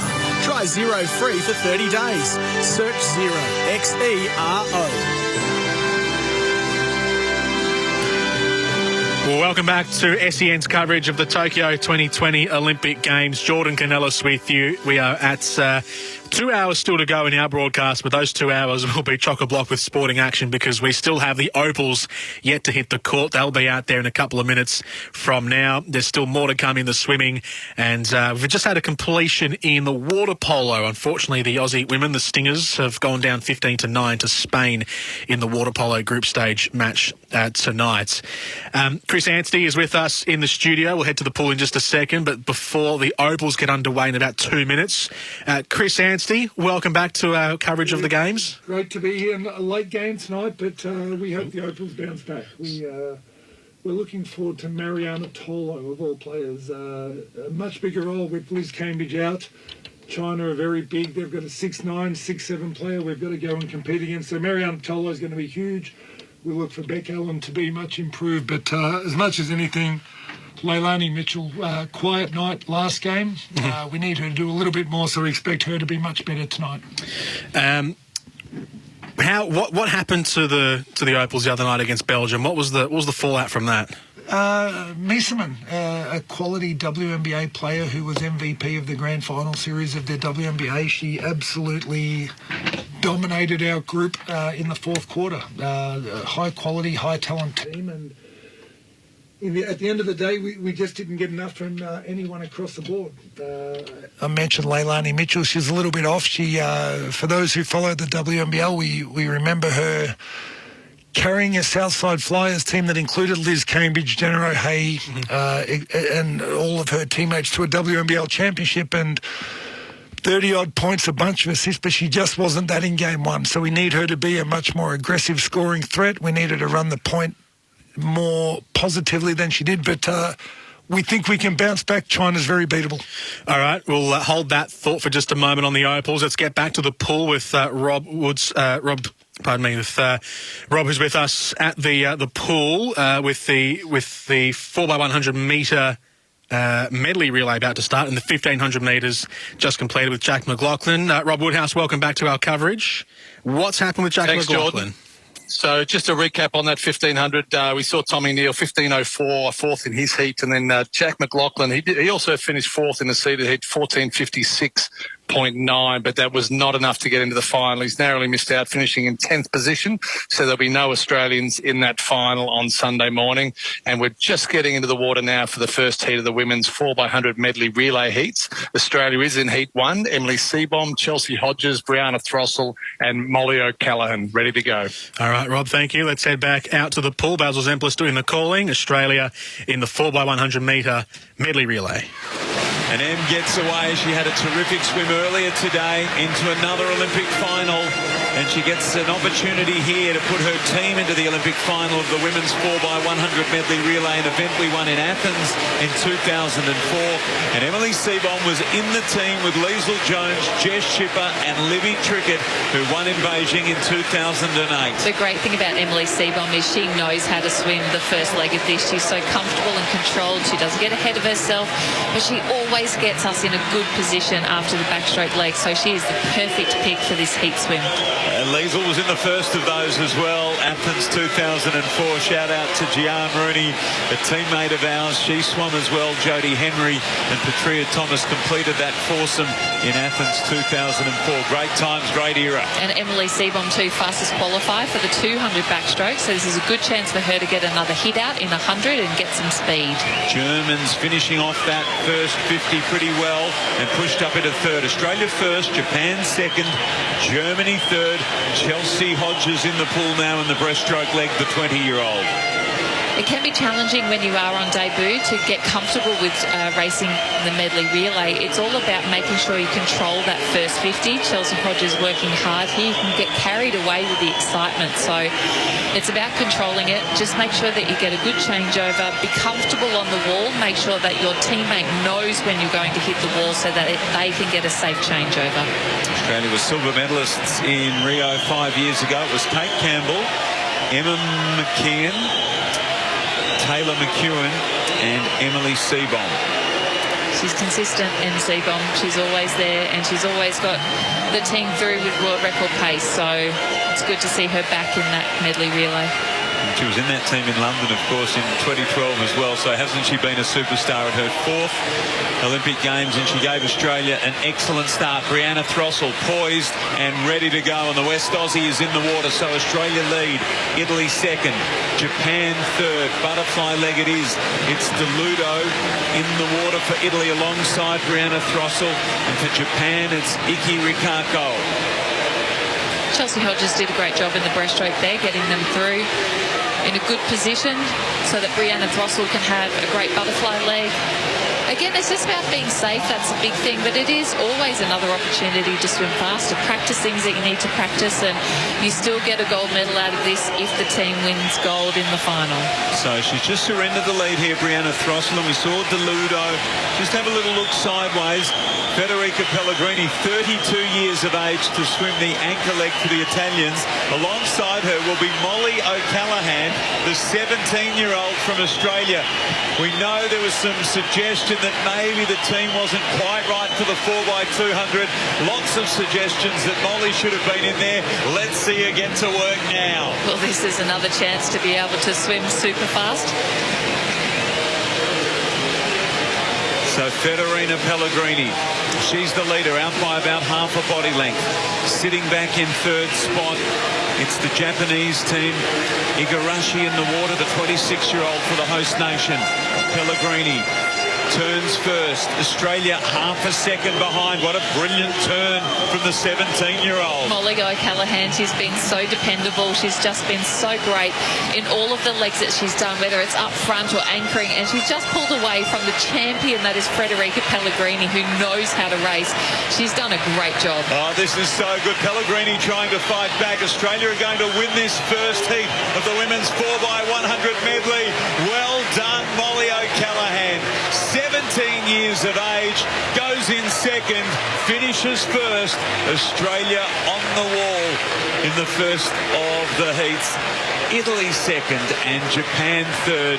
MC Bomb, Chelsea Hodges, Brianna Throssell and Molly O'Callaghan. So Australia finished first in the heats as we welcome back Rob Woodhouse with us for our post-race analysis. Rob, we weren't exactly, we were challenged, but we got the job done in the end. Yeah, they did. I'm super impressed with Molly O'Callaghan, only 17 years of age, the freestyle anchor leg there. She's just such a talent, and we've seen her in doing the heats of all three relays so far, and she's certainly one to watch for the future. I expect Australia will change their whole relay team for that final, but those heat swimmers did a fantastic job once again, and they're going to put Australia into a middle lane in the final. And then the men's coming up in their first heat. So still one more heat to get through in the women's, but the men's heat coming up in about a couple of minutes from now, immediately after that. So 4x100 metre medley relay for the men. What can we expect to see from the guys? Yeah, the men aren't as strong as the women this time around, but Mitch Larkin, Zach Stubblety-Cook, David Morgan and Kyle Chalmers anchoring that team. They felt they needed to use Kyle in this heat just to get themselves into the final without putting too much risk on missing the final. So they'll be giving it everything in about 7 or 8 minutes' time. All right, Rob, thank you very much. We'll check in with you in a few moments. Rob Woodhouse with us poolside, one of our experts here on our Tokyo coverage for Tyre Power, winning service, winning prices. Chris Anstey with us here in the studio as we are about to head out and watch this match between the Opals and China. Chris, just before we get to that match, what did you notice from the starting five in this game? Steph Talbot clearly feeling better than she did. She didn't get on the court in the first game, so she's starting tonight. Leilani Mitchell's gone on the bench, so the Opals have started big, a lot more length defensively. We're down 8-6, but we've started okay. All right, let's head out to this match. It is in the opening stages of the first quarter.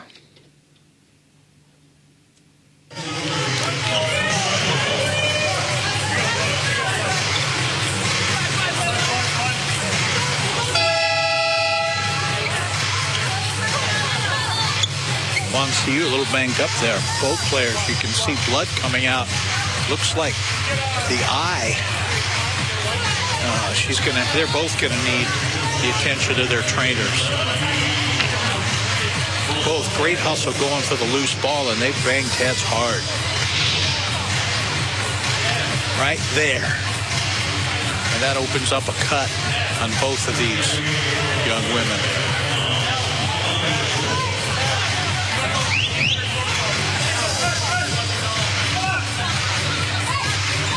And they're fighting for the ball throughout this, and then they're going to need some time and the attention of their trainers.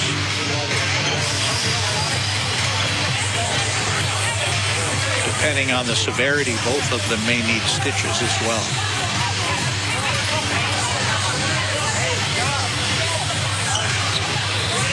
Both of them going for the loose ball. Not for the faint of heart. But if their parents are watching, they'll be just fine.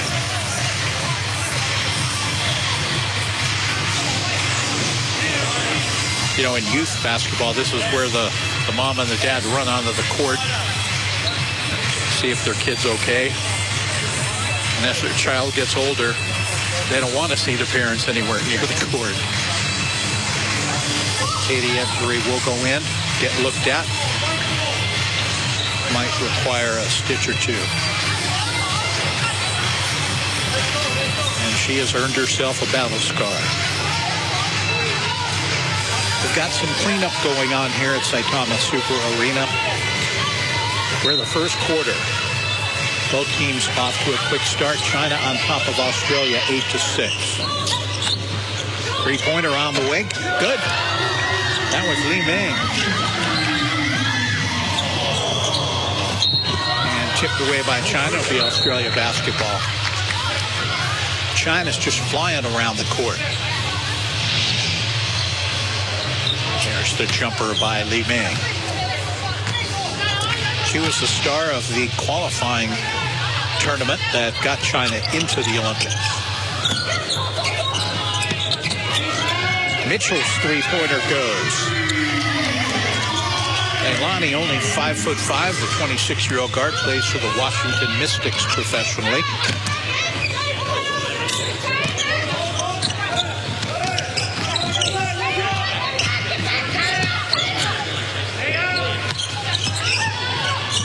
Little behind the back move.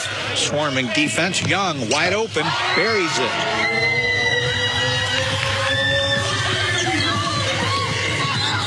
China shooting the ball awful well. Talbot.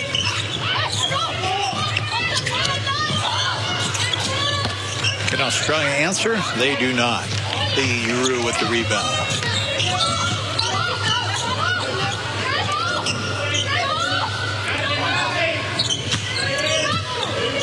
This is how China's looked for the last year. They're just very impressive. Steph Talbot will take it herself. Allen turned around jump shot. A little too strong.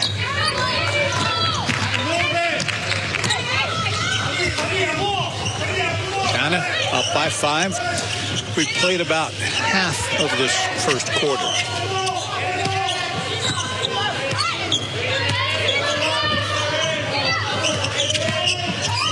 Yang Li Wei takes it herself. Offensive rebound put back up and in by Li Yuru.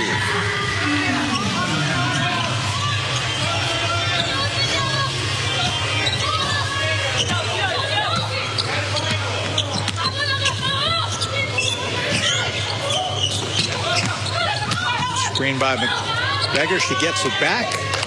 Can't find the range. Good hustle by Steph Talbot. Keeps it alive for Australia.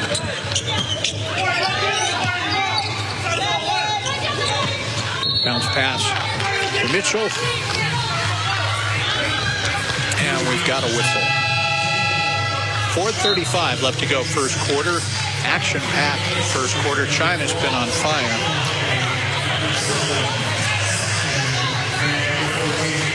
They've hit 3 of 5 three-pointers and opened up a lead here.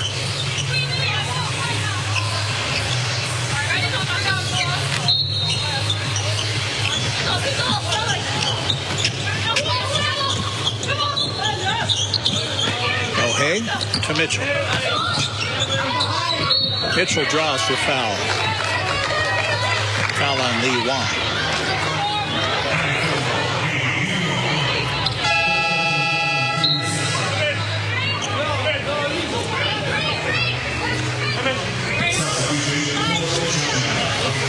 And a stitch up Wang Siyu, so she is back.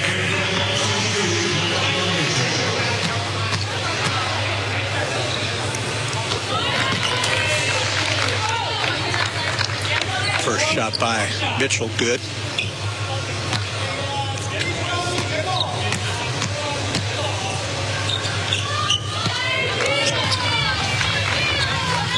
The lead is now 5.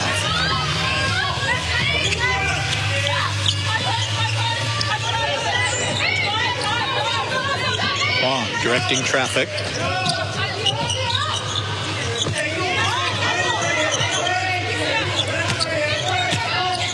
Wang will take it herself. Nobody really guarded her on that play. So the Opals are going to have to tighten up their defense. They're giving up too many real easy shots. That 3 bangs in.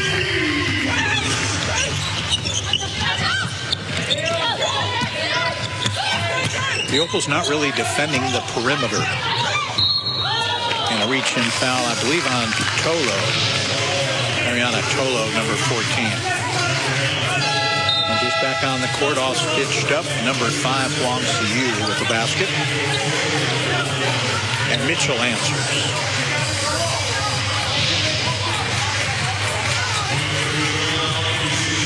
For China, Li Yuru with 5 points. And Yang Li Wei with 5.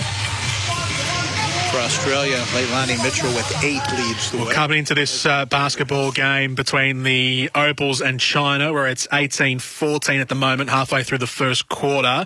We're going to get a quick break out of the way because on the other side, it'll be the men's 4x100 medley relay. So we'll take a quick break, clear a few, and then we'll chat to Rob on the other side of this before the men's medley relay. That's next, SEN Tokyo 2020. Sustained performance in footy is more than just one great game. It's about playing consistently, game after game, season after season. It's the same with your super. Because if you're with Host Plus, you're the super fund with a history of long-term top performance. Host Plus, we go with you. This is general advice only. Consider the relevant Host Plus PDS available at hostplus.com.au before deciding if Host Plus is appropriate for you. Past performance is not a reliable indicator of future performance. Werribee Kia is Australia's #1 selling Kia dealership. They make buying cars easy. Get the My22 Cerato hatch or sedan from $25,990 drive away, or the all-new Kia Niro hybrid and electric from $41,990 drive away. There's also over 200 used cars and utes in stock with their biggest clearance sale ever on all makes and models. Plus, they pay top dollar for trade-ins, any make and model. Werribee Kia, Old Geelong Road, Hoppers Crossing or werribeekia.com.au. LMCT 114. The Kogan Money credit card is full of value with no annual fees, amazing rewards and a complimentary Kogan First membership giving you cheaper deals and free shipping at Kogan.com. And right now you can earn up to $400 Kogan.com credit when you meet the spend requirements. Plus earn up to 2 cents worth of Kogan.com credit for every dollar of eligible spend. So make the switch to a better value credit card today at koganmoney.com.au/footy. Offer ends August 2nd, 2021. T's and C's credit criteria apply. Product issuer and credit provider Citigroup Pty Ltd. Gazy, as an Aussie athlete, you did it all. Carrying the flag for Australia has to be right up there. Well, Jared, it was an amazing honour. And if scores are close, who should we rely on in the last 5 minutes? These days, G, always Tyre Power. A quick, free 5-minute tyre safety check at Tyre Power and you're on your way to a podium finish, G. Protecting your family on the roads is more important than any medal. Tyre Power, Aussie owned and operated. Your trusted tyre experts. tyrepower.com.au.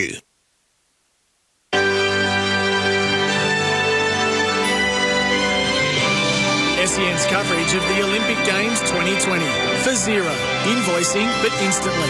Receipts but organised. Cash flow but clearer. Try Xero free for 30 days. Search Xero. Xero.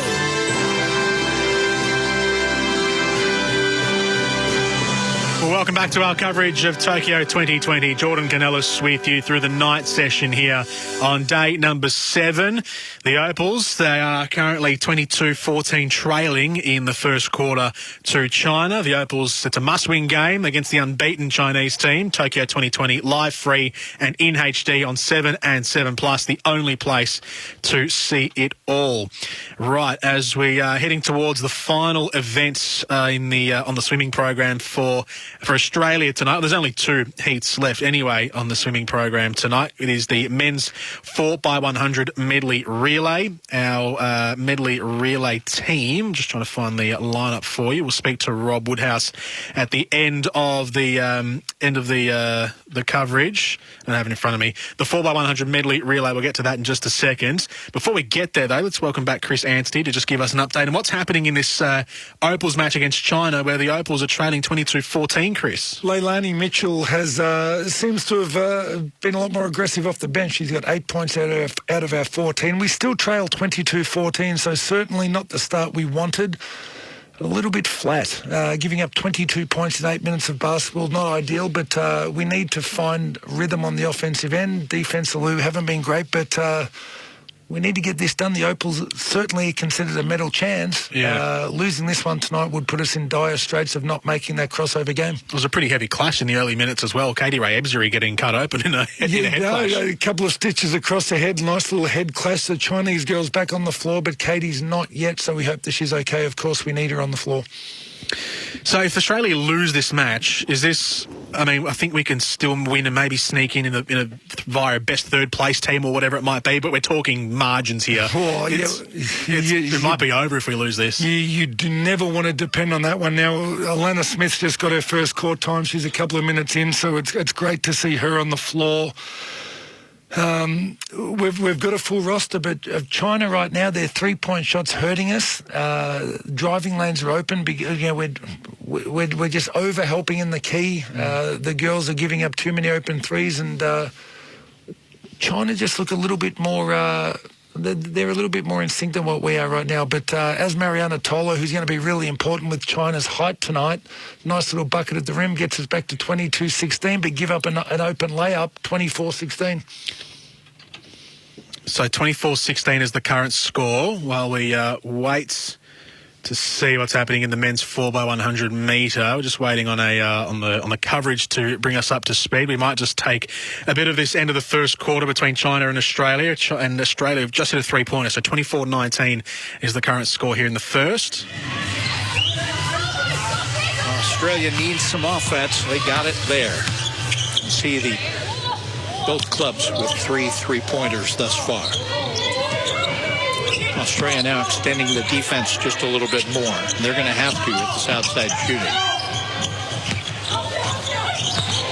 Pass intended for Han, and it'll go out of bounds. It'll be Opal basketball.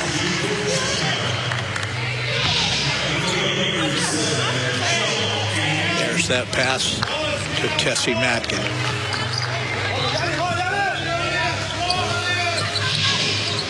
That fired up the troops. They were down by 8 and throw it away. I was going to say they could have cut it to 3 with a big basket. All right, the boys have just jumped into the pool for the 4x100 medley relay. Australia in lane number 3. Let's head back out to the commentary team from the Tokyo Aquatic Centre.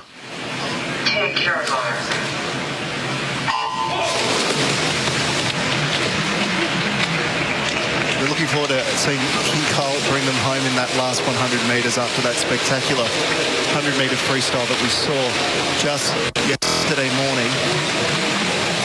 Obviously wants another swing, wants another hit out.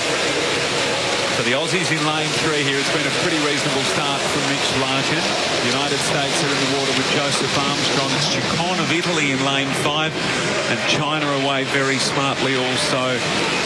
The 25-year-old backstroker. Got a handy lead, actually, Zhu. Out by about a quarter of a body length, and now the pack starting to catch up with him.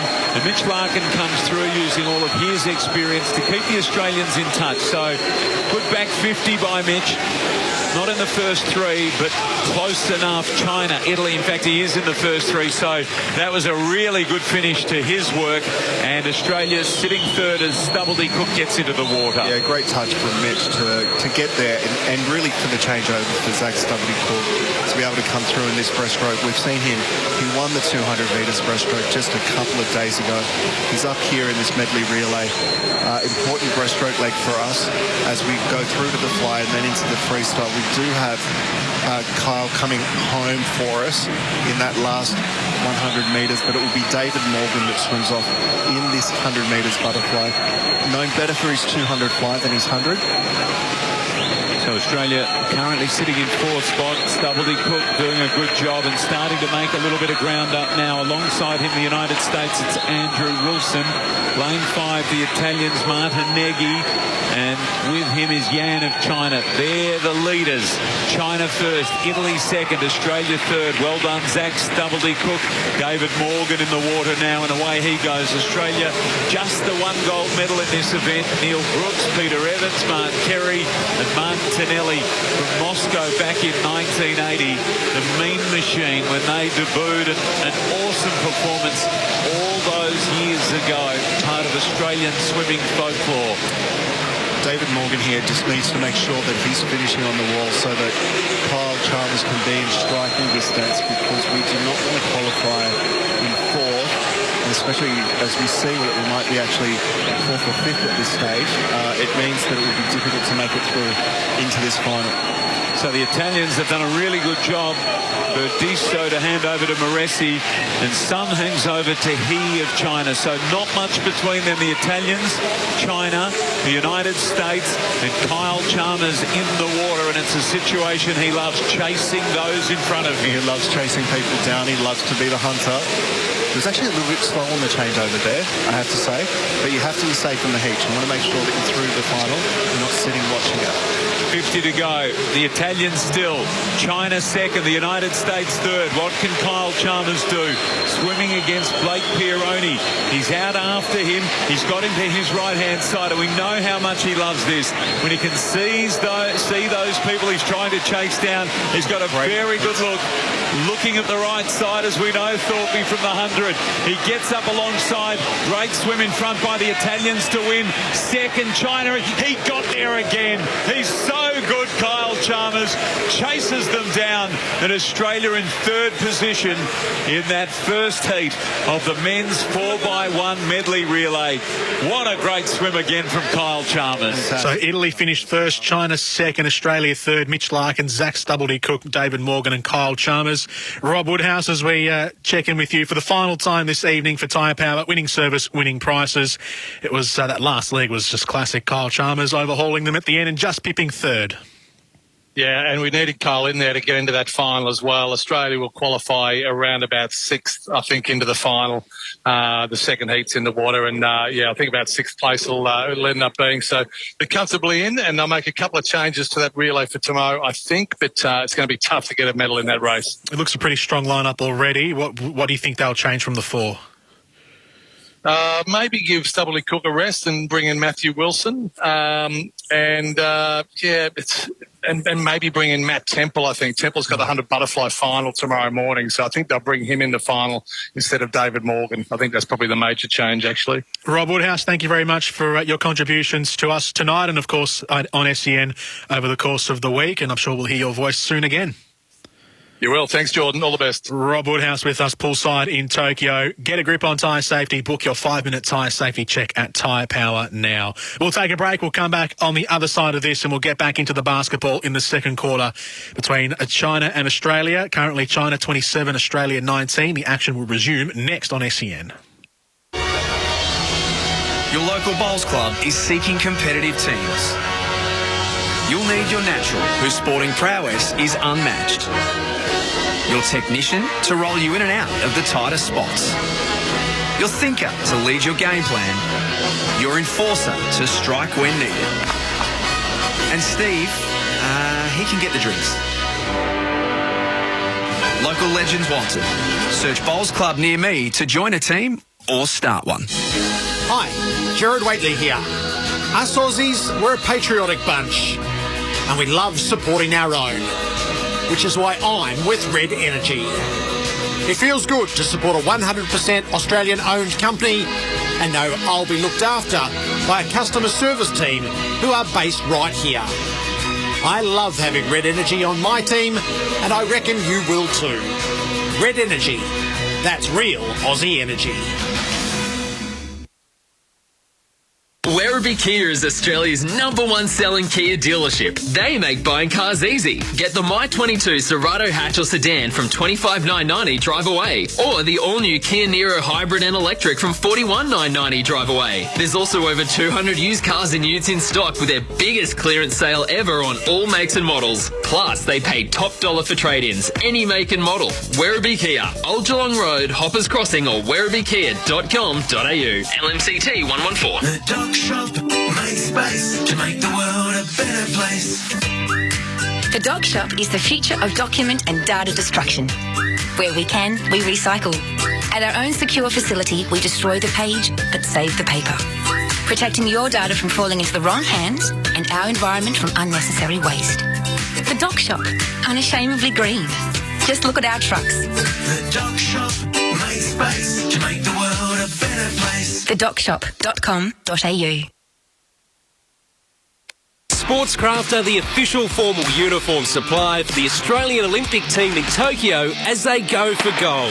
For your own podium finish style, discover the latest Sportscraft collection of men's clothing, including relaxed shirting, classic jackets, warm coats and chinos. All perfectly curated to bring quality, style and versatility to your wardrobe. Sportscraft. We are Team Australia. Discover the latest menswear collection online at sportscraft.com.au. Your local bowls club is seeking competitive teams. You'll need your natural, whose sporting prowess is unmatched. Your technician to roll you in and out of the tightest spots. Your thinker to lead your game plan. Your enforcer to strike when needed. And Steve, he can get the drinks. Local legends wanted. Search Bowls Club near me to join a team or start one.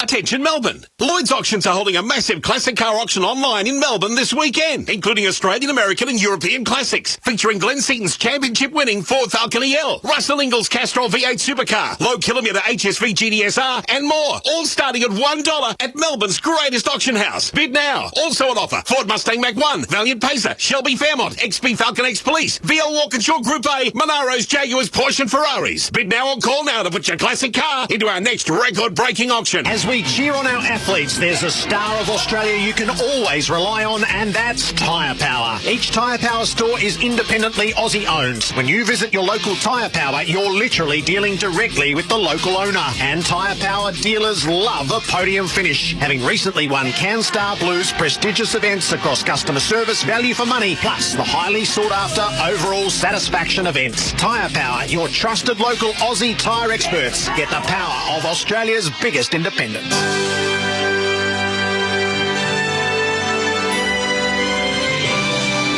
coverage of the Olympic Games 2020. For Xero. Invoicing but instantly. Receipts but organised. Cash flow but clearer. Try Xero free for 30 days. Search Xero. Xero.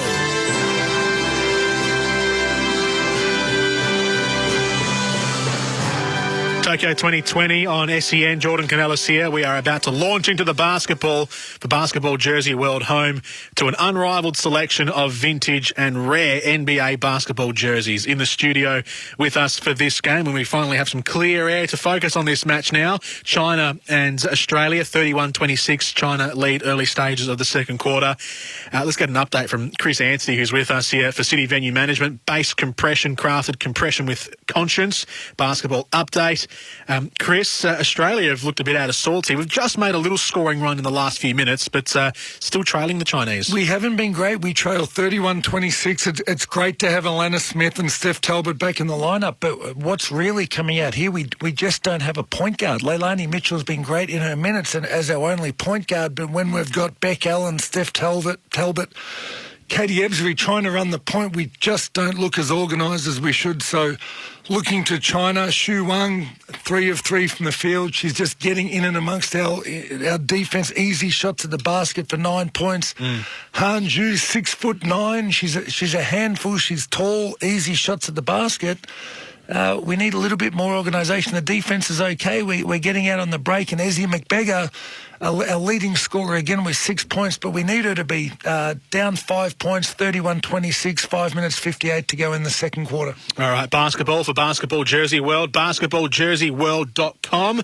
Let's head back in. We are 6:41 left in the second quarter. China 31, Australia 26. You're not seeing the same ball screens that you saw when China had the ball. Nice offensive rebound by Beck Allen, keeps it alive. Talbot looking to go inside. Ebsbury, she gets it inside. Georgia's shot comes up short.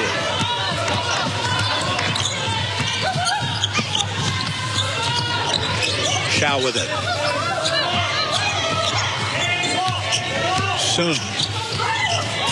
Good defense again. Can Australia finally score on the offensive end? McBeggar is tied up going to the basket.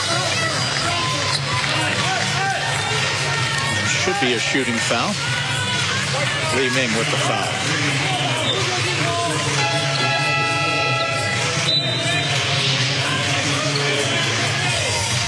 see the rejection by McBeggar that keyed this fast break. And Beck Allen, McBeggar, and a foul on Lee Ming.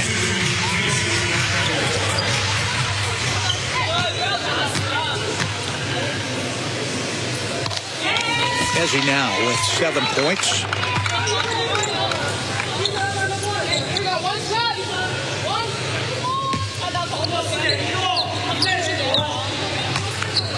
They finally got it down lower than 5. They've been trying to claw their way back. 3-point game. 5:58 left to go here in the first half. It's been China on top since, well, about the 1-minute mark. Lee left alone. And a nice box out by Beck Allen, so China couldn't grab the rebound.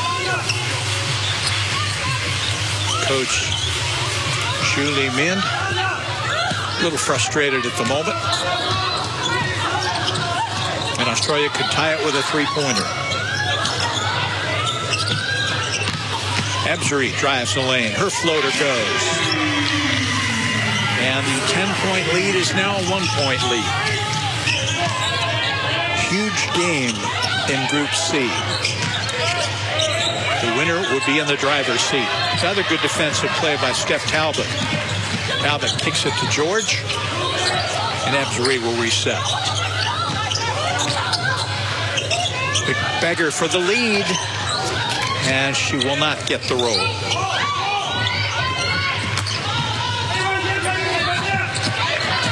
Lee Yuru has it stripped away. And we've got another held ball. This time it'll be Australia's possession.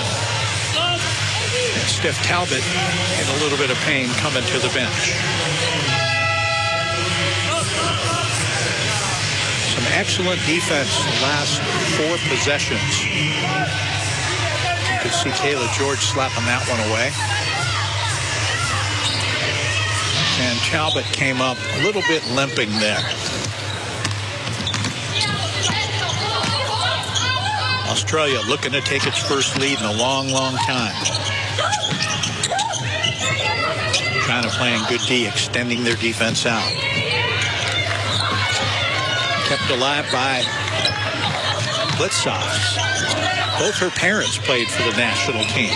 Beautiful feed down low, and that's the lead for Australia as Sarah Kirsty Blitzhoff gives Australia 32-31. China wants a timeout.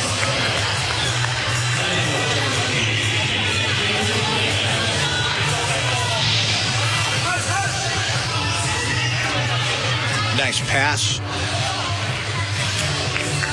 And it's been the defense that has brought Australia back. 1 block, 3 steals, 2 tie-ups, and that 10-point lead is gone.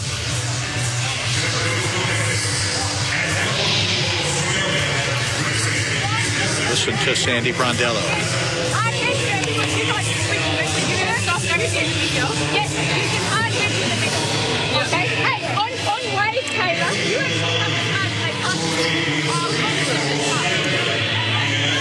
And now, Julie Ming. 内核外四移动，4点移动当中的攻内线拉开，对方回头再厉害，不要一下就把对方打死，懂吗？一点点来。China had opened up a 10-point lead, led by Wang Xiu with 9 points and 3 players with 5. And Australia came back on the strength of some great defense over the last couple minutes. Ezzy McBeggar and Leilani Mitchell each with 8 points for Australia. Back underway at Saitana Super Arena, China trailing Australia now, 32-31, approaching the 4-minute mark of this first half.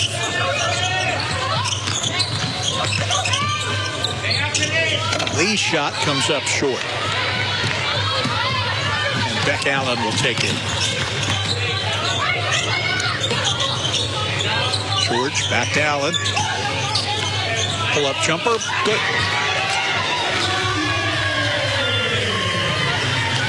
then plays for the New York Liberty in her professional career. 3-point lead now for the Aussies. Li Wan kicks it outside.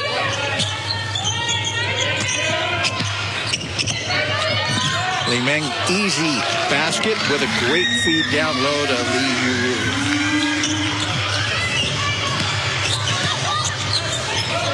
George left open. Her shot won't go. Rebound Lee.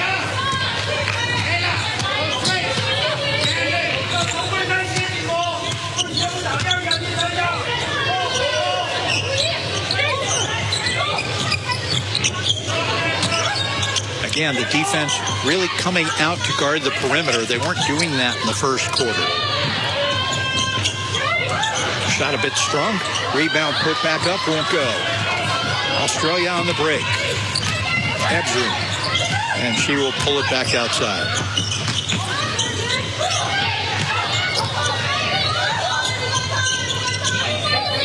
Looking for a screen. Ebser.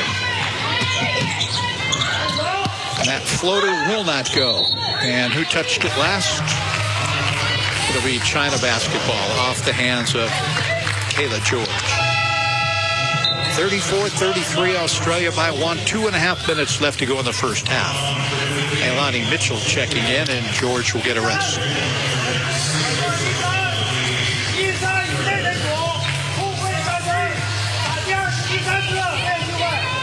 And coming back, Steph Talbot, who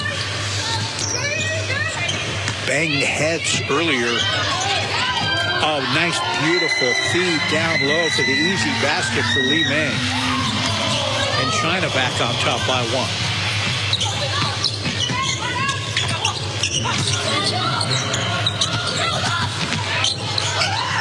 Oh, Hayes pass inside. And we've got a tripping foul called on Li Yuru.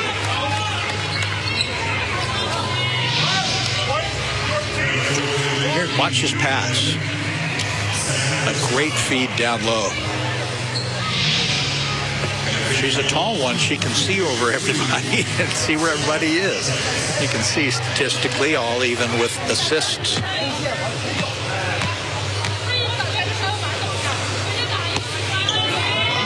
Blitzhoff again at the free throw line.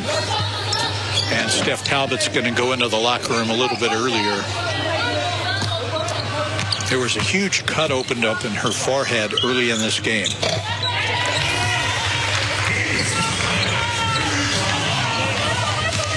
We're all tied up with 2 minutes to go in the first half.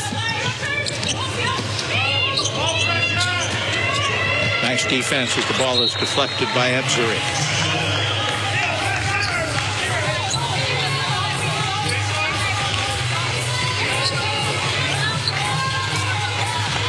Shulamine liked what he saw earlier. Not so much now. Li Meng to inbound, guarded by O'Hay. Lee on the drive.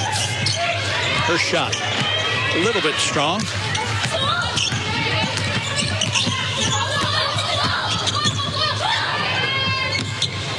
Blitzhoff. And Li Meng corrals it. Ahead of Young. Sun with it. Kicks it back outside to Li Meng. And her shot won't fall. Some hot shooting early from China. They've cooled off considerably.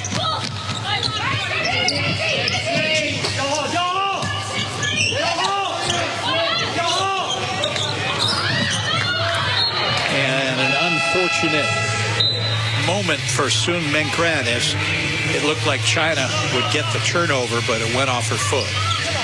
So it'll be Australia basketball. A bad pass, and Sun was in the wrong place at the wrong time. Just over 1 minute to play here in the first half. Great game. Australia having a difficult time getting it in, and they throw it away.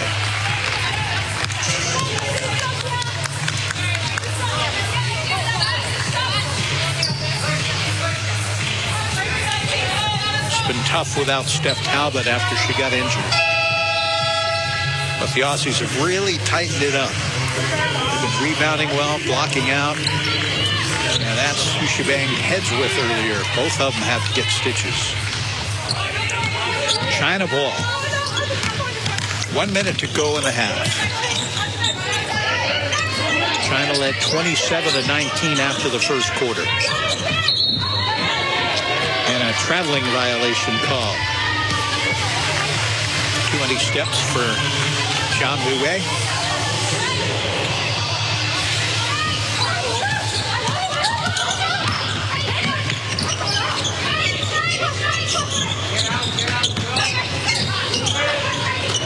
Mitchell looking for the cutter. Ebsbury.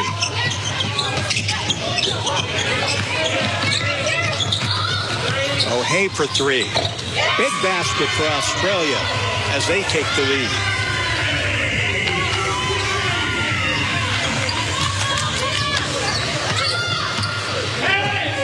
China can milk the clock down for the final shot.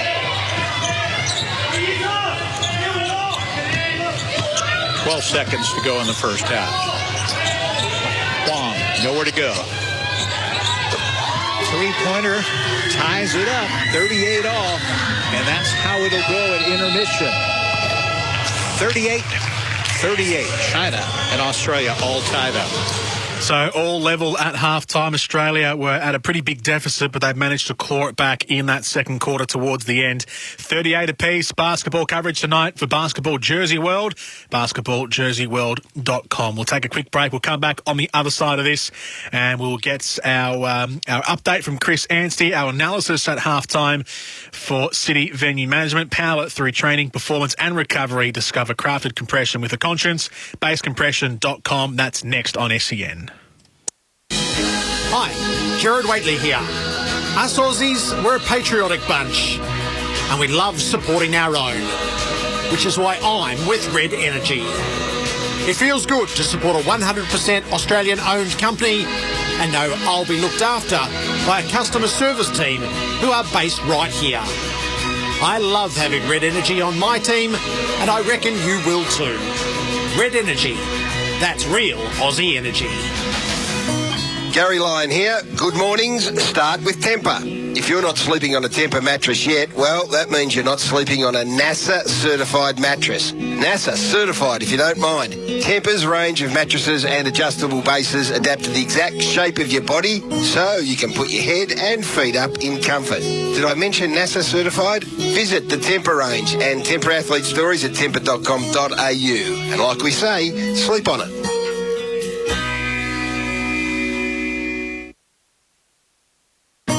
Gary Lyon here. Good mornings. Start with Tempur. If you're like me and you experience ongoing back concerns, Tempur mattresses assist in alleviating your pain. Made in Denmark, the Tempur geniuses over there have included on their bed system an easy-to-use wireless remote and massage function, all at the touch of a button. Once you own a Tempur mattress and base, you are on an absolute winner. View the Tempur range and Tempur Athlete Stories at tempur.com.au. And like we say, sleep on it. Red Energy recently won the 2021 CanStar Blue Award for Most Trusted Energy Provider.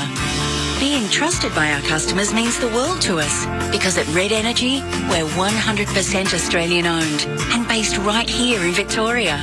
You'll deal one-on-one with a local who fully understands your needs and, what's more, knows where Melbourne is. So call 131 806 and find out why being a customer of ours means there's no place like Red. It's time to make the call and switch to Kogan Mobile, because right now you can get started with Kogan from just $4.90 for 30 days. Yep, just $4.90 for 30 days. Thousands of Aussies have already made the call and switched for unlimited calls and texts and a big 40 gig of data at award-winning prepaid prices. Get started now with Kogan Mobile from just $4.90 for the first 30 days at koganmobile.com.au/footy.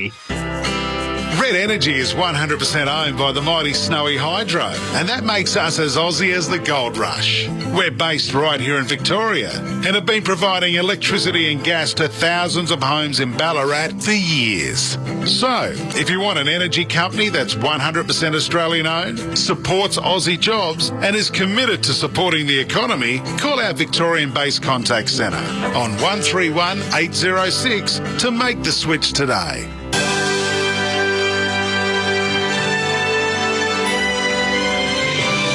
SEN's coverage of the Olympic Games 2020. For Xero. Invoicing but instantly. Receipts but organised. Cash flow but clearer. Try Xero free for 30 days. Search Xero. Xero.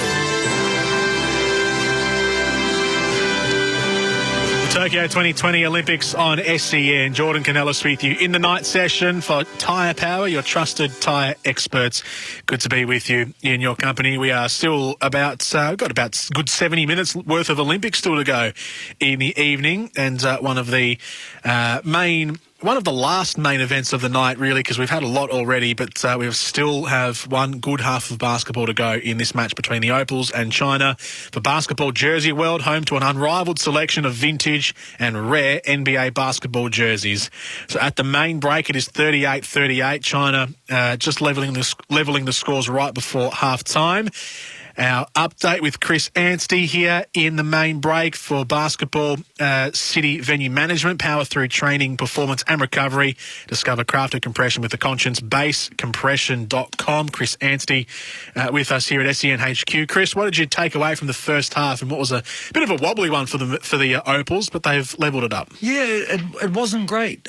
China aren't a fantastic basketball nation, and as I watch it, again, it comes back to, do we have a point guard? Leilani Mitchell was serviceable in her minutes, but who are we going to run plays for? Yeah, we've got scoring across the board. We've got 4 or 5 points across the board, but I would love to see the Opals start running plays for Beck Allen. Beck Allen's a WNBA elite international scorer, but seems a little bit unsure of where her points are coming from. If you compare them to the Boomers, we all know when the game gets close, the game's on the line, we are going to put the ball in Paddy Mills' hands and we're going to say, Paddy, go and win the game for us. Yeah. We don't see that with the Opals yet. With regard to that further, I look down the bench and I see Tessa Lavey. She hasn't played a minute yet. She's our backup point guard, and we can't find a minute for her in a game that we need to win to qualify. So again, I wonder, why is Shyla Hill sitting at home? Yeah. Why don't we have our young next generation point guard here in Tokyo? If we're not going to play the backup, let's not play a backup who's going to be a part of the next Olympics. Tessa Lavey's going to be a part of the AFL Women's. Let's put Shyla in the team. But look, defensively, we got better. We gave up 27 points in the first quarter and limited China to 11 in the second. We've scored 19 points each quarter, so you'd like to think that the game is trending in our direction, but we need to find a go-to scorer. I would love for it to be Beck Allen if it's not going to be Ezzy McBeggar, but right now we're playing at China's level, and China's level isn't a level that's going to win an Olympic medal. So do you think if there are issues with this Opals team, so the players that were selected, is this something that happened before the Olympics in the overall squad selection, or is it how Sarah Brondello is using Sandy Brondello is using the players on the floor tonight? Look, it's a little bit of both. And Sandy Brondello is a very decorated coach, and I would never second guess her decisions at an Olympic Games, but as I said, if you're not going to play a point guard, I'd rather not play a point guard who's going to be a part of the next Olympic Games, and for me, that's Shyla Hill. Look, it's been a really up and down. Well, not really. It's been a really disappointing start for the Opals this Olympic campaign. We lost by 15 in round one. We come up against China, who were expected to beat, like we were Belgium, and we're battling. But what we're seeing right now is not the form of an Olympic medal contender. We need to find a genuine point guard. We need to say, who are we going to run plays for? Whose hands are we going to put the ball in? I would love to see Beck Allen shoot the ball 15 times in this second half. I know I've mentioned it a few times, but she's our most consistent scorer, but doesn't look like she knows where her shots are coming from right now. Put the ball in Beck Allen's hand, let her carry Australia over the line against China and continue into the next round against Puerto Rico. But we need to get this one done. We've got 20 minutes to qualify. If we don't get this done, we'll find ourselves out of the quarterfinals. So creating plays clearly is an issue then. What about finishing plays off when we do get them? Are we taking our chances? Yeah, we are. Look, Ezzy McBeggar's been great. And the thing about being a big athletic or 4 or 5, so centre or power forward, is that you're dependent on players to get you the ball in the right spots. And Ezzy's been fantastic when the ball's in her hands, but it's hard for her to generate those opportunities every single possession. So Ezzy's been great. Kayla George has been up and down. Whether or not she's making shots or missing them, we need her to make them, of course, but we can't depend on Kayla George knocking down threes to keep us keep the scoreboard ticking over. But look, I still feel like we've got another level to go to. China, they do what they do. They knock down uncontested three-point shots. They get easy shots at the rim. We need to make sure we continually tighten up the defense. 11 points in the second quarter was better.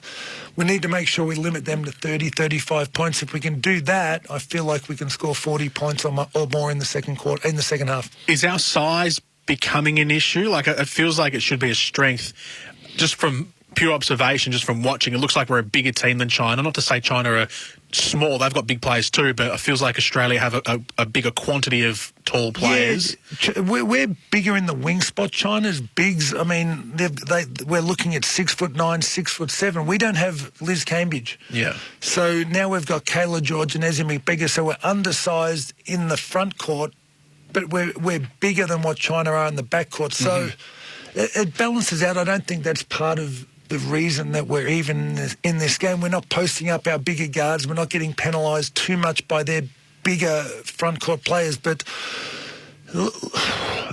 we are more talented than China. We need to lock in on the defensive end. Again, we need to get into half-time. Sandy Brondella needs to nominate a scorer, nominate who we're going to.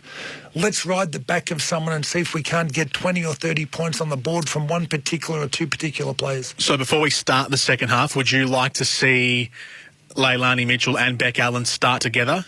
I would like to see us be more aggressive. For me, we need to be a lot more proactive. We've been reactive on both ends of the floor, and one of the disadvantages when you don't have a long time together in the preparation is that we don't completely understand the roles, especially on the offensive end. So again, Beck Allen looks to me like she's unsure of whether or not she should be shooting it or not. The answer is yes. Shoot the ball.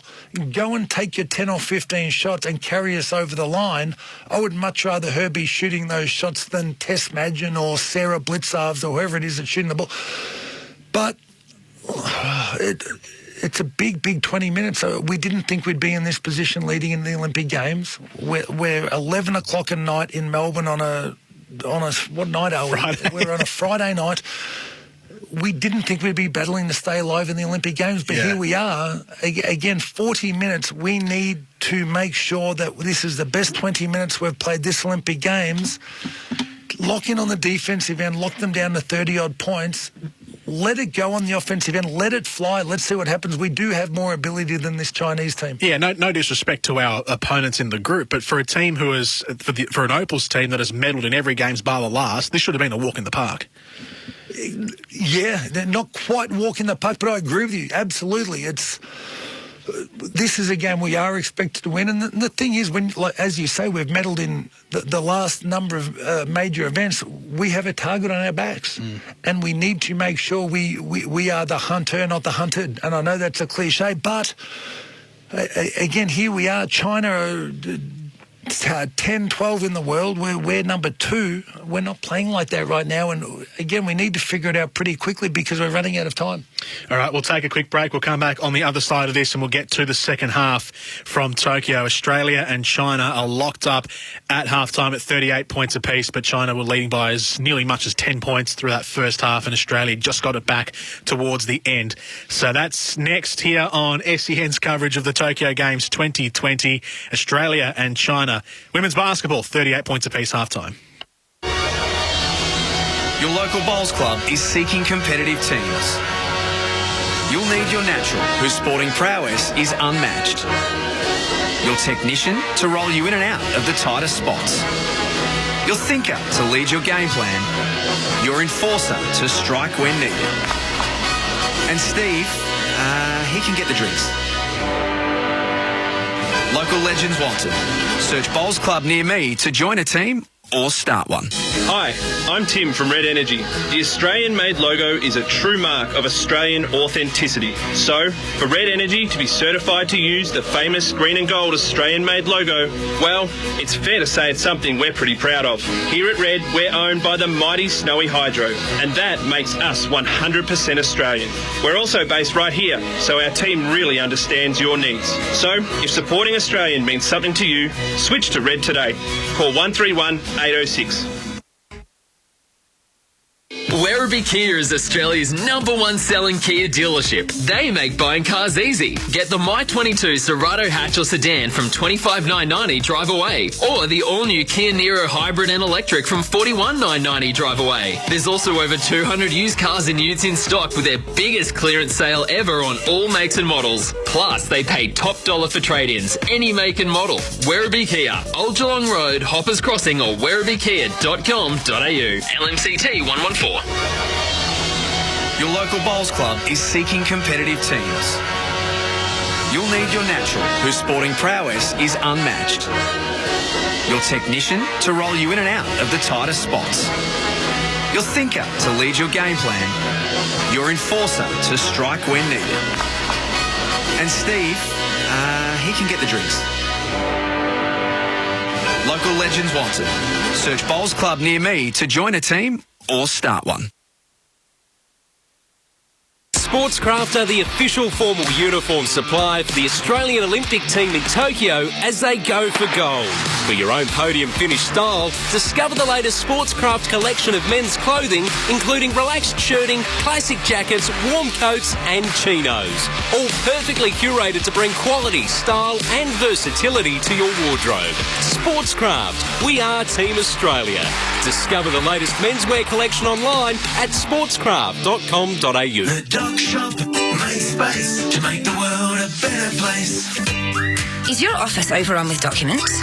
Make space with the Doc Shop. We'll store your documents and data, protecting them from the elements. Our purpose-built, environmentally compliant facility is clean, secure, dry, pest-free and fire-protected. The Doc Shop, unashamedly green. Just look at our trucks. The Doc Shop makes space to make the world a better place. thedocshop.com.au.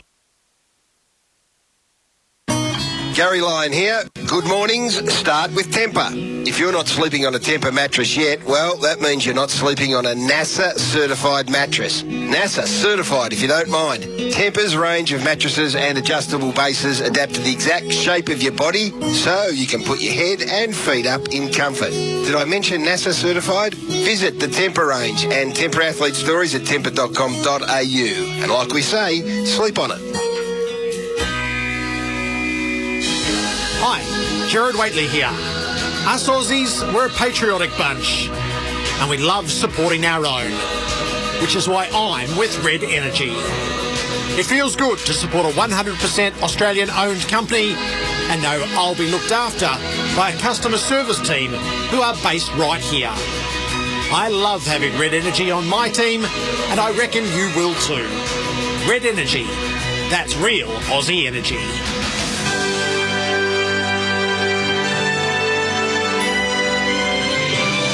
SEN's coverage of the Olympic Games 2020. For zero. Invoicing but instantly. Receipts but organised. Cash flow but clearer. Try Zero free for 30 days. Search Xero. Xero.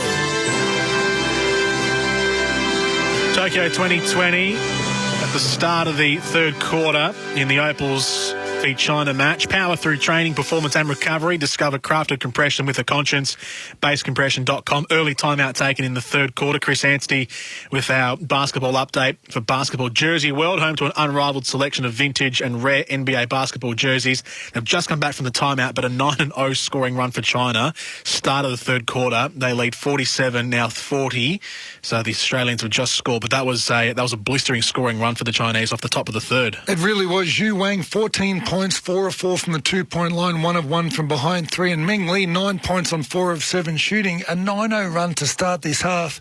China aren't fast. They're not that athletic. They're systematic, but they make us look slow. Well, it's really disappointing. And for me, I look down the bench. I see Steph Talbot. I see Alana Smith, and they're not playing. And I wonder, why didn't we take emergencies? If we're going to carry injured players into an Olympic Games, it's going to hurt us. This is where we need our depth. This is where we need to go to Jenna O'Hay like we just did. She's a veteran. She just got our first easy basket of the half. But we need a veteran presence. We need depth. If our starters aren't getting it done, we need to get to the bench. We need productivity. We're not getting that right now. We're down 7 points against China, who are completely outplaying us in the first 4 minutes of this half. Basketball Jersey World, home to an unrivaled selection of vintage and rare NBA basketball jerseys. Let's get back to the action. Early stages, third quarter, China up by 7 points, 47-40. They are good from deep, but on this occasion, unable to complete it, Lee Mong. So Australia need a high percentage play here. Allen wanted O'Hay in the corner, but she'd moved on. That's an ambitious pass, looking for Kayla George through a forest of arms, never looked likely. At the other end, they need to play some D now. Australia turn it over for the 6th time, and China obliges with a turnover of their own. Ebser in the open court, takes them on, worried out of the points there by Sun, who did a good job to recover. They look inside, and this is where they've done a lot of their damage. On this occasion, Lee Yuru can't connect, but she's off to the free throw line, and Kayla George is going to pick up her 3rd personal foul. And I know it's easier said than done, but that's when you have to pick up the bigs early and do not let them get that deep seal in the paint, because you just can't stop them from there. And Kayla lost her footing, foul. Glad the shots didn't go down. Surprise if she's taken out of the game, as Liu goes to the free throw line. She was the MVP of the Chinese League in 2019. A 22-year-old in that first game against Puerto Rico. Well, they couldn't contain her either, because she had 21 points on 9 of 11 field goals all around the hoop. She also picked up 12 boards. Yeah, she's an incredibly handy player to have in your team, and with the rotation that they've got, you know, Li Ru, 6'7", when she goes out, you bring in Han Zhu, who's 6'9". So it's just a luxury for the Chinese coach to have such big, talented players. So the margin is 8 on a 10-2 start to this third quarter in favour of China. Work to do for the Opals as Ebseri. Tolo's checked in to replace Kayla George on those 3 fouls, and invariably Tolo will have an impact. Imagine, decides to fire, and it was a good option as she comes up with her 4th and 5th point in the game. Didn't you need that? Well done. He's so poised, his Imagine, to decide to shoot that. And what we do need to prove on is in crashing the offensive boards when we are shooting. We're doing a good job of feeding the key to the defensive boards and blocking out, but I want to see more of those gorgeous bodysuits in the paint for the offensive boards. Another turnover. Zhu Limin, the coach, is not very pleased. He's an animated and a hard taskmaster, it has to be said. He was an assistant coach to Tom Ma and Michelle Timms when they coached China in the Rio Olympics. Now he's taken over the top job. Oh, hey, looking for Tolo. The pass wasn't on. She knows it. And China off the floor quickly. Li Wei, Xi Jing around the perimeter. Xiao Ting, Li Wei, where it started from. Good pressure D here. Tolo's got the job, though, and did a good job. They'll get it through sets of hands, wide open, shouting baseline. Well, they deserve better. That was a good offensive set.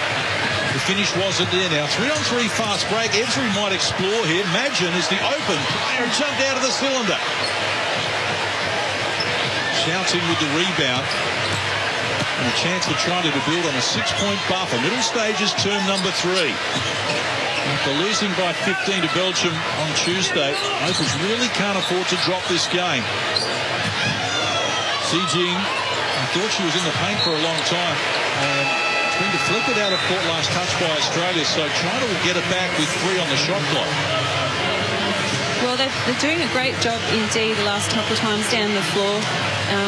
They're digging down, doubling down when it went into the post, and then they're rotating really quickly out of that if it gets passed back out. There's a 3 on the shot clock.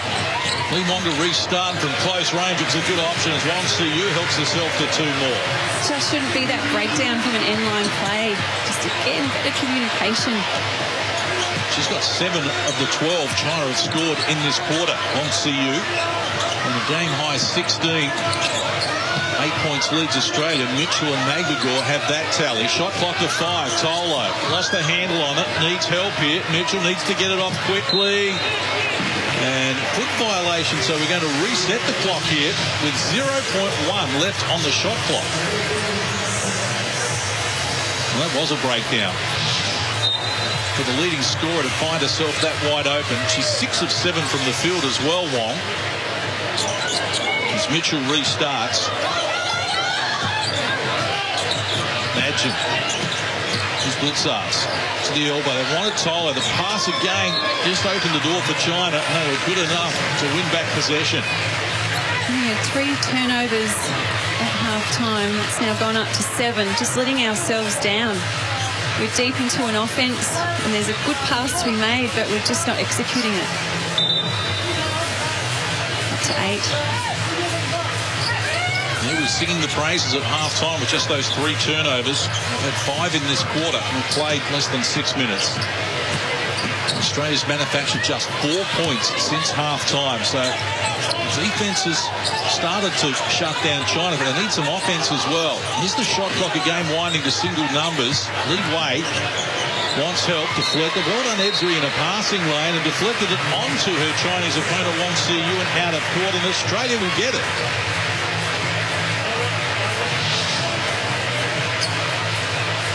Active hands there. Yeah, importance of that secondary hand pressure. Get those deflections. Need some luck. Goes off them. Well, and great refereeing as well. Yes. Well, an offensive foul called on Tolo here, saying that she moved with the screen, believes she had position. But that hurts. Yeah, we're getting the stops, but just not the same opportunity down the other end. We're either getting a turnover, and yeah, not much in that. Looks as though they may have called the foul on Leilani Mitchell for pushing CU into the body of Tolo because she has position. Just pushed her into the screener. That's what they've seen. So a chance for China to expand this 8-point buffer. Liu Ru, not her job out there, and not surprisingly, it came unstuck. Here's Madgen, Blitzars, Ebsary. Australia persevering with this smaller lineup, and from close range, Ebsary comes up empty. Well done, Blitzars, kept it alive. Ebsary for the 3-ball. It's off the mark as well, and Lee Wei gets after the rebound. She hasn't scored since quarter time. She's overdue. They get an open look here for C. She knocks down the triple. We've had so many opportunities of our own to score. We're getting the stops, and all it takes an open 3, and they hit it. Biggest lead of the game so far, 11 points in favour of China. It's been 15-4 since half-time. And there's just nothing happening at the offensive end for the Opals. Ebsary exploring. Blitzars, her 3 is short off the rim. Again, where are those offensive rebounders? You know when a shot's going to go up, when they have that effort. Lee Wei goes to work. Offensive foul is going to be called here on Liu Ru, and that's going to be her 3rd person.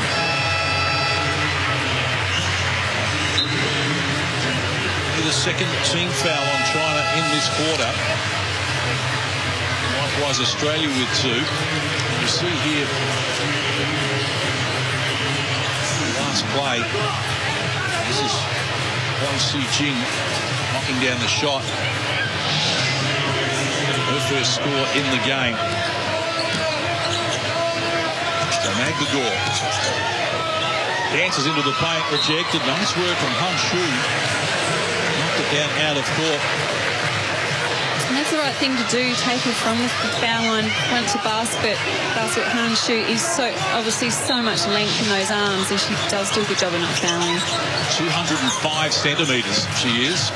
Australia's tallest player is 196 centimetres. Mariana Tolo. Magdagor turns around and helps herself to 2 more. And well done having the confidence to go straight back at her after being blocked. 10 points in the game for Ezzy Magbegor. Only Opal in double figures. A little over 2 minutes out from three-quarter time. Another stop here is certainly what they're after. Look at how the ball went out of court there. It went unwhistled, but Australia have got it now. Imagine pushing the issue. Mitchell caught it in rhythm. The three was off the mark. And Huang Xijing eventually reels in the rebound, and China want to play up tempo here at the moment. And Ezzy Magbegor forced a foul, but she prevented Han Shu from scoring, and she is off to the free throw line. And that's the difficulty of, 6'9" player. As soon as she's in the paint, of course, they're going to feed it to her. Magbegor didn't have three-quarter front position on that. No choice but to try and stop the shot. A lot of ball, Ezzy Magbegor as well. The foul was there. Free throw shooting 6 of 8 for China so far in the game. Australia 7 of 8. The margin extends again up to that 11-point. Imagine hands back to Beck Allen. Hasn't had a great tournament in the first 2 games, Beck Allen. Just 1 of 6 from the field in this game for 2 points. And again, the offense is a struggle for the Opals. Shot clock to single digits. Magin. Now Mitchell. Again, hustling deep from China, just taking the Opals out of their comfort zone.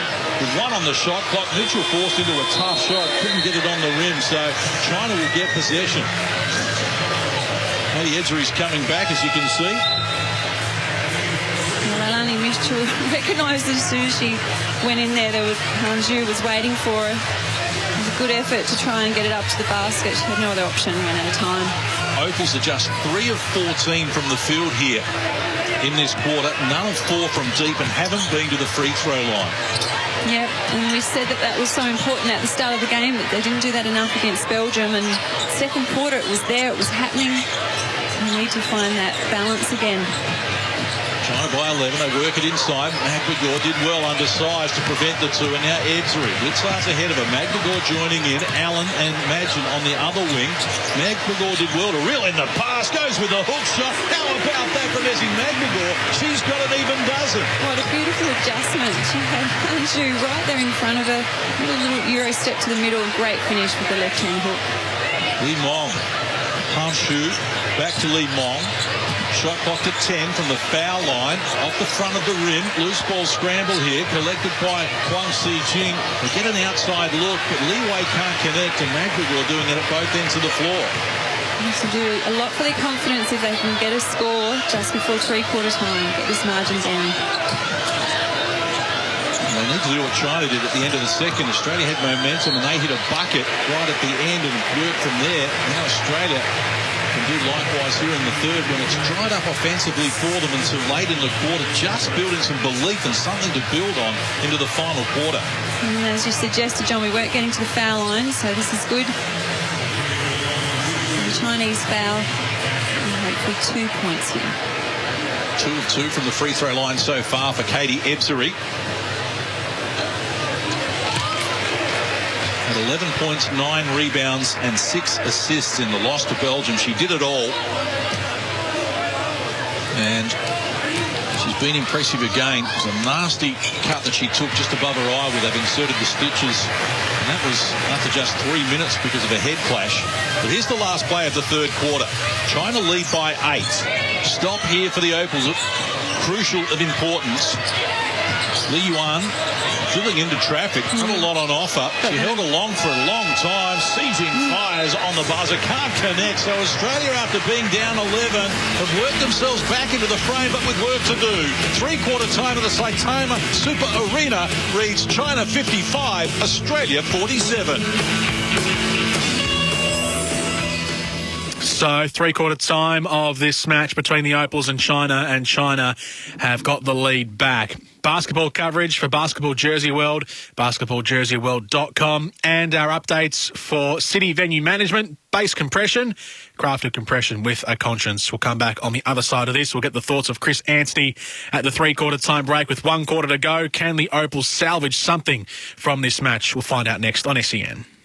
Hello, it's Gazy here. I'm forever grateful I got to carry the flag for Australia and proudly represent the Boomers at 5 different games. My secret? I had the best grip on my shoes to avoid slip-ups. And here's an extra tip. The grip on your tyres needs to be better. If you haven't been to Tyre Power for your free 5-minute tyre safety check, then book in now and get a grip on tyre safety. Tyre Power, Aussie owned and operated, keeping you safe on the roads. tyrepower.com.au.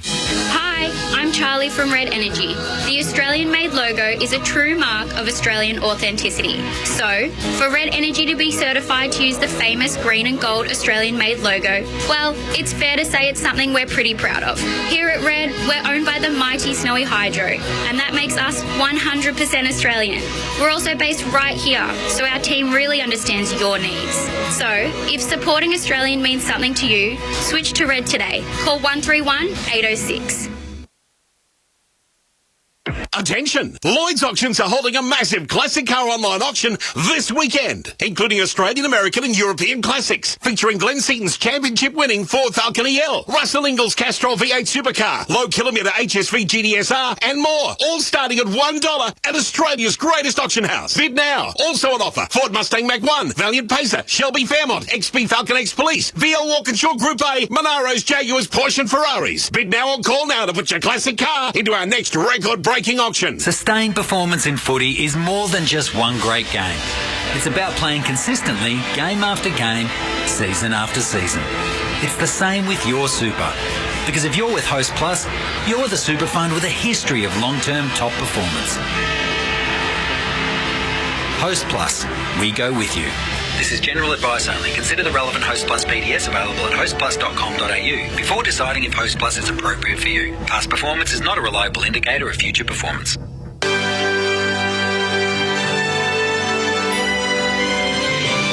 SEN's coverage of the Olympic Games 2020. For Zero. Invoicing but instantly. Receipts but organised. Cash flow but clearer. Try Zero free for 30 days. Search Zero. XERO. SEN's coverage of the Olympic Games from Mate Internet and Mobile, award-winning Aussie service mobile plans from $20. And for Zero online accounting to help you do business, but better. Jordan Canellis and Chris Anstey with you here at SEN HQ in the night session for Tyre Power, your trusted tyre experts watching our way through this Opals match. Currently 55-50 in the first couple of moments of the last quarter. Chris, your updates for Basketball Jersey World, home to an unrivalled selection of vintage and rare NBA basketball jerseys. That quarter, for the majority, the Opals had only scored about 4 points before a couple at the end. It's a 7-point lead here for China right now. What do we need to do in this last quarter? We need to score the ball more. It sounds like a really simple thing to say, but we're moving the ball around with no intent to score the basketball. We need to be a little bit more aggressive. We've just heard, we put a few calls in throughout the game, and we've heard that Steph Talbot and Beck Allen came into these Olympic Games both with plantar fasciitis, so they're both very limited, which has to make you question their selection. But on the positive side, Ezzy McBeggar, 12 points, is carrying the scoring load again. Kayla George has 8. Leilani Mitchell has 8, all in the first quarter, though, so hasn't done much the last two, but 57-50, we're down 7. There's 8.5 minutes to go. China look to be getting to the basket a lot more easy than us. We need to relax. We need to let our shots fly. We need to get away from running offense and actually go and score the basketball. Chris Anstey for Tyre Power, winning service, winning prices. Let's head back to the action. John Casey and Rachel Sporn, your commentators. Last quarter, China 57, Australia 50. The hot hand, ambitious pass from Ebser. He never looked likely on that occasion. This is Wong Si-yu. Just likes to get into the paint. She does again. Outside. Li Wei. Oh, look away pass. That's pretty to watch from China. Finishing touches from Li Yuru. And just like us, just do a similar thing down the other end and get it into our post player, because they can, if they haven't got the shot, they've got the great feed. We just seem to be playing too much on the perimeter, not having that nice balance of inside-outside. So that was an inside pass to Kayla. Ebseri, Allen. Puts it on the deck, shut down. There's the defense again from Li Yuru, and they're out and running once more and getting an easy layup. Margin into double figures. It's out to a game high 11 once more. Sandy Brondello's had enough. 2.5 minutes played here in the final quarter. It's China 61, Australia 50.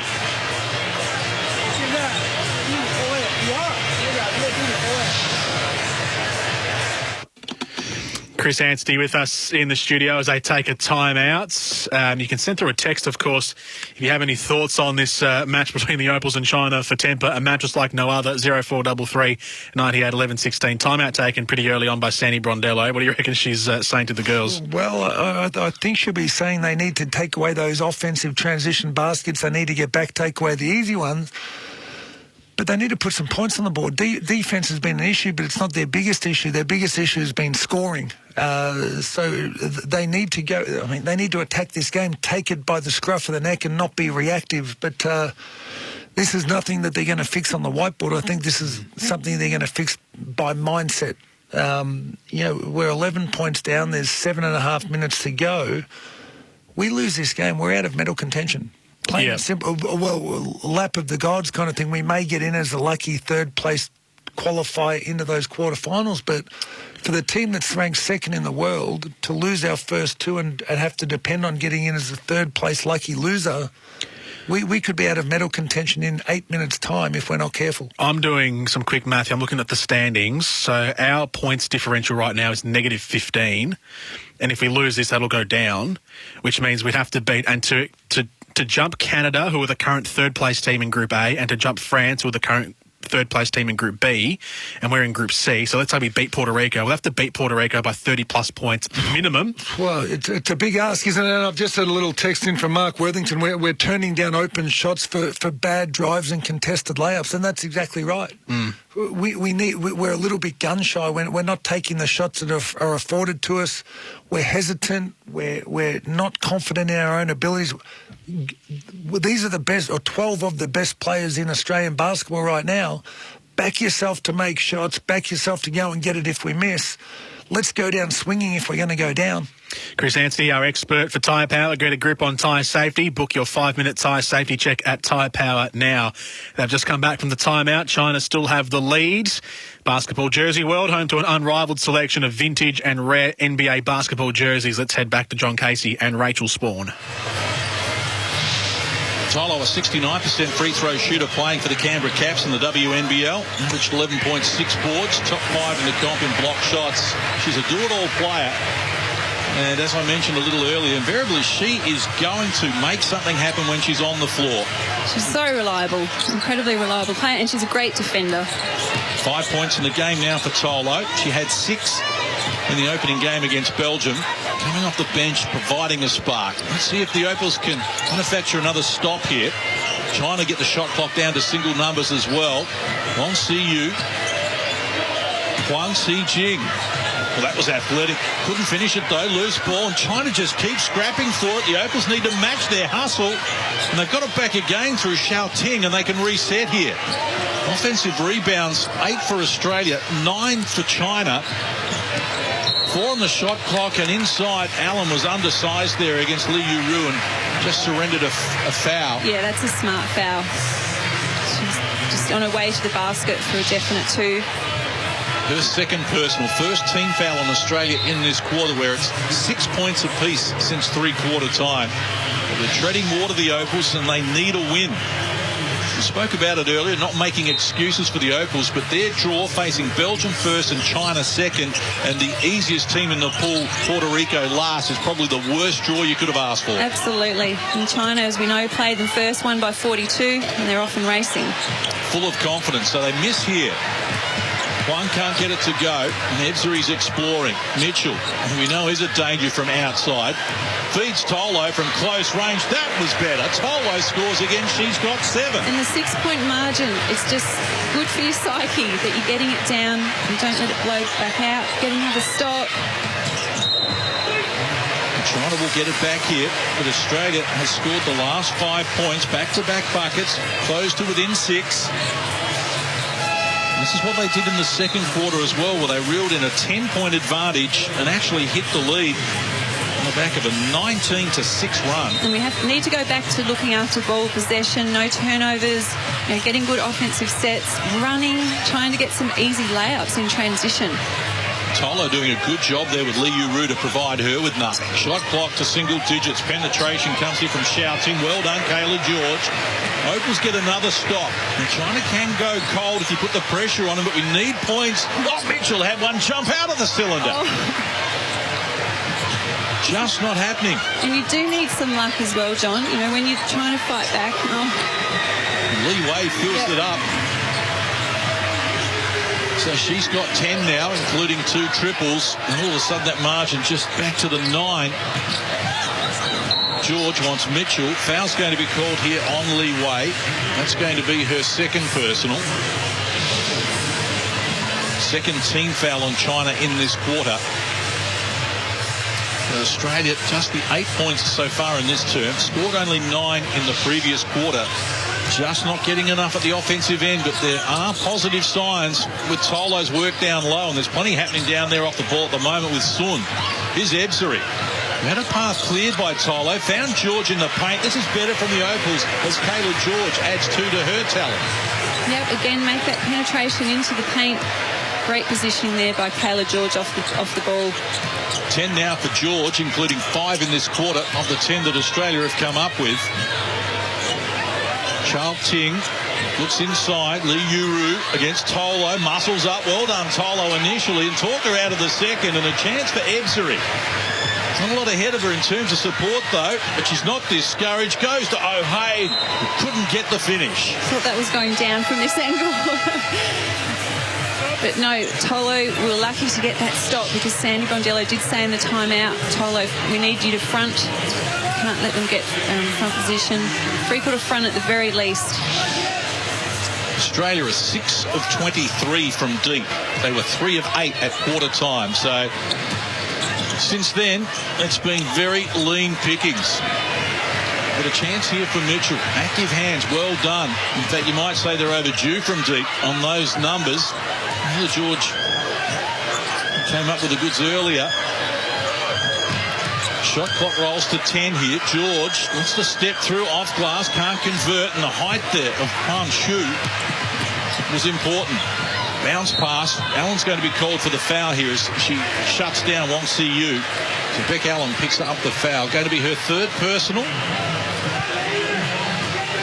Yeah, they're doing a great job, the Chinese, in getting that transition game working for them, and then it's so hard to stop, and then because we have to foul. It's not happening for us down our end. I would have liked to have seen a second wave on the previous offence with Tolo cutting the floor rather than staying at the 3-point line. Australia has used 11 of the 12 players tonight. Tess Lavey hasn't seen court time. Steph Talbot played the 10 minutes before she had to leave the floor in that second quarter with about 4 minutes left until half-time with what we believe is a plantar fascia injury that kept her out of game 1 and doesn't look promising for the remainder of the campaign. And Adire Ebsary's got stitches just beneath her left eyebrow. And now an unsportsmanlike foul has been called here. Ling Mong was in the vicinity. And it's... So it's called on Beck Allen for an unsportsmanlike foul.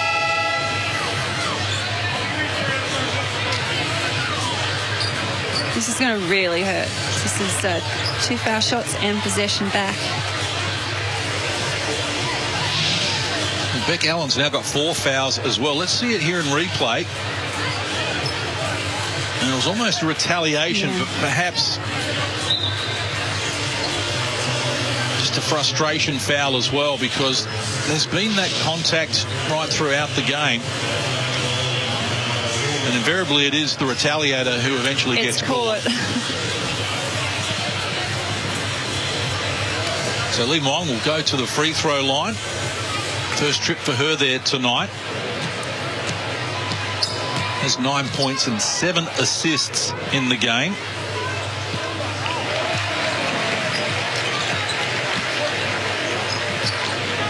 Also ran the show impressively in their opening game as well. So 2 and possession for China here. We've got that margin back into double figures, and inside the last 4 minutes, well, this would take a monumental performance from the Opals. Yeah, it can still be done, but they need to play a perfect 3 minutes 48. It has to be perfect. And they've done a good start here. They'll see some poetic justice in that.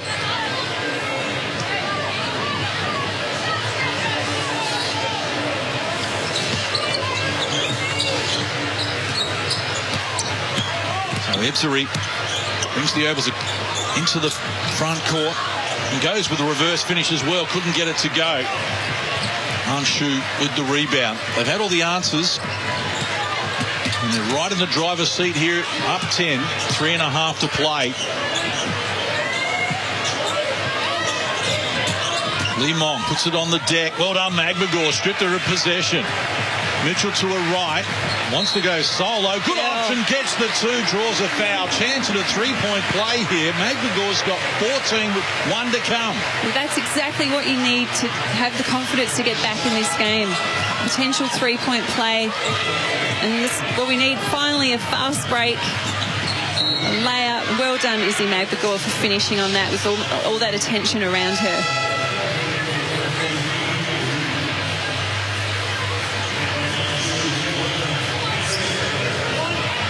She's tried to carry the Australians 20 points, a game high, and 8 rebounds against Belgium on Tuesday. And she leads scoring again here with 15 points, 4 rebounds, and 3 of 3 from the free throw line. So Australia outscoring China in this quarter, 13-12. The trail by 7, 3 minutes to play. Stop here just to put some scoreboard pressure if they can on China will be vital. They're happy to milk the clock. Magbagor stole it, knocked it down onto the hand of Huang Si-Jing and wins it back for the Opals. Another massive play by Izzy Magbagor. This is exactly what we needed to get those stops. Opportunity to now score ourselves, put the scoreboard pressure back on China.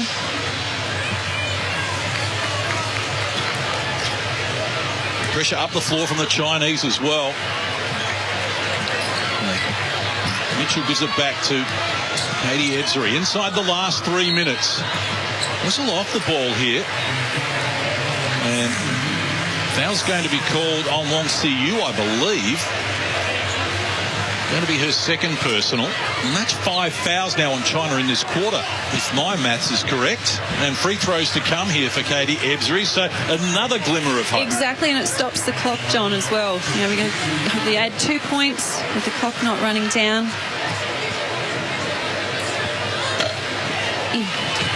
Had to talk that one in, race. They're testing me.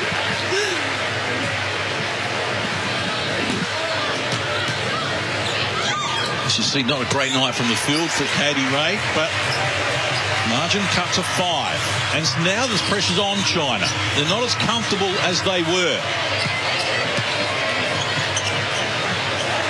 Li Wei finds Li Yuru, guarded by Kayla George. Back to Li Wei. Shot clock to 10. Good hustle from the Opals here. Just taking China out of their stuff. Almost a travelling violation there, but it's been called a foul on Australia. Looked like travel to me, for sure, but they're so good at getting penetration down the middle of the floor and finishing. Well, at least they didn't finish on that occasion, but yeah, look, a hard cut. She skipped into that play. She did. Don't know that you get the gather step in the FIBA basketball. That could have quite easily have been turned over going Australia's way. And Wong Si-Yu, maybe the hoop gods, Good are with result. us. Yes, good result. They saw it that way as well. Must control the rebound if it comes. And make the back end. So it's a 6-point ball game, 2.5 to play. And as we say, it's only 2 possessions down. Ebseri, harassed by Wong Si-Yu. China cannot afford to foul or they send Australia to the free throw line.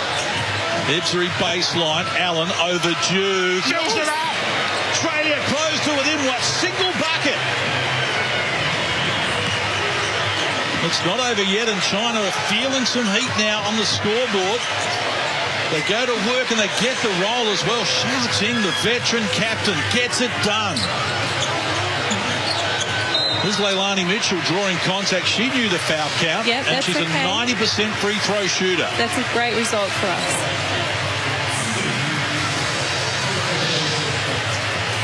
How about this from Xiao Ting, 31-year-old, one of only 3 Chinese players who was in Rio at the Olympics. She's been to 2 World Cups. She's so experienced. She's one of China's most famous athletes.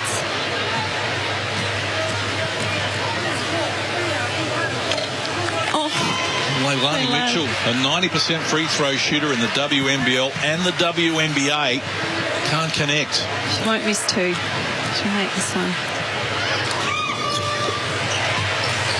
Well coached, but he's trying to buy 4, and we count down the last 2 minutes here. Edgery all up and in as well. Well done by Wong Si-yu. Xiao Ting. They move it through hands. Back to Wong Si-yu. Li Yuru outside her range.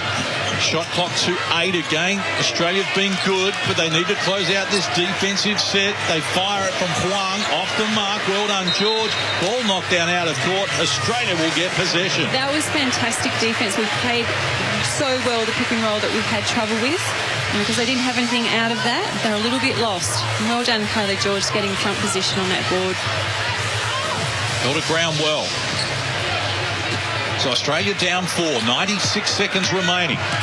Edgery. Now Magbagor. Here's Allen.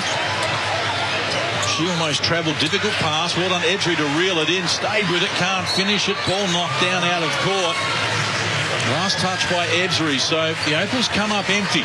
Edgery has had so many magnificent drives to the basket, and it's just been so cruel. They just haven't had the friendly roll. 1 of 10 from the field tonight, Katie Edgery, and 1 of 8 from close range. As you've said, a lot of them layups. Now, Australia can't afford to foul either here. They have 14 fouls in this quarter. Next one will send China to the free throw line, but the clock working against them. Just need good pressure. That's excellent penetration from Lee Wade. Yes. The defense was great. Well done, Opals. Even Steph Talbot limping in the background is up on her feet. Great get by Leilani Mitchell without fouling. Just all eyes on the ball. And fortuitously went off the Chinese player. And a score here for Australia's going to make it very interesting. High percentage play is what Sandy Brondello's looking for. Edgery guarded by Wong Si-yu. They leave the paint open. She penetrates over Ju. Gets it done this time. Edgery's got 9 points in the game. The margin is 2. Well, that was a great read by Edgery. So there were screens up high for her, and she realised that she had the open basket. It just opened up for a really great finish. Down 11. 6 minutes ago, Australia closed to within a single bucket. Penetration from Wong. Never looked likely. Allen's got a chance for the Opals to tie it away or maybe take the lead. Here's Allen. Gets feet in the paint. The floater won't work. Loose ball scramble. Well done there by Li Yuru to keep it alive. Shot clock, game clock in unison. They have to foul here. Please foul, girls. Sandy Brondello calling for it now. Beck Allen's going to oblige, and that's going to be her 5th. She's out of the game. They really needed the recognition a little quicker than that. They did, because they lost valuable seconds. So free throws to come for China, and as we just saw from a 90% free throw shooter in Leilani Mitchell there, a little bit tougher to hit when there's only 15 seconds left in the game and it's hanging in the balance. Absolutely, and we don't want them to make 2. Obviously, we'd love to only make 1. If they make 3, we can still, get that back with the 3 ourselves. So Beck Allen out of the game with 5 points on 2 of 9 shooting, 4 rebounds, 3 assists. Had 10 points in the loss to Belgium on Tuesday, but only 2 in the first half. Wong Si-yu from the free throw line, talked that one in. With body language. And can make this, and well, you would think that's going to be enough. So 4-point edge, 15 seconds to play. Sandy Brondello calls timeout with China up 4. So at least with the calling the timeout, we'll advance the ball. So yeah, we have to look to get a 2 or 3 in this situation. It's a hard one because you go to the higher percentage shot with the 2. Obviously, we have to foul again. They're going to shoot foul shots. It is difficult from this situation, but you have to stay self-belief that you can still win this match.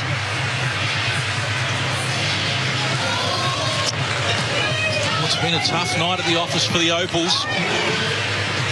They trailed by 8 at quarter time. They got out the double figures at the start of the second, but then the Opals found their mojo and actually led by 3 in the shadows of half-time before a 3 on the buzzer tied it away at 38. They were outscored 17-9 in the third, trailed by as many as 11 in that quarter. They've trailed by as many as 11 in this final quarter, but they've outscored China 21-17 so far, and the margin is 4.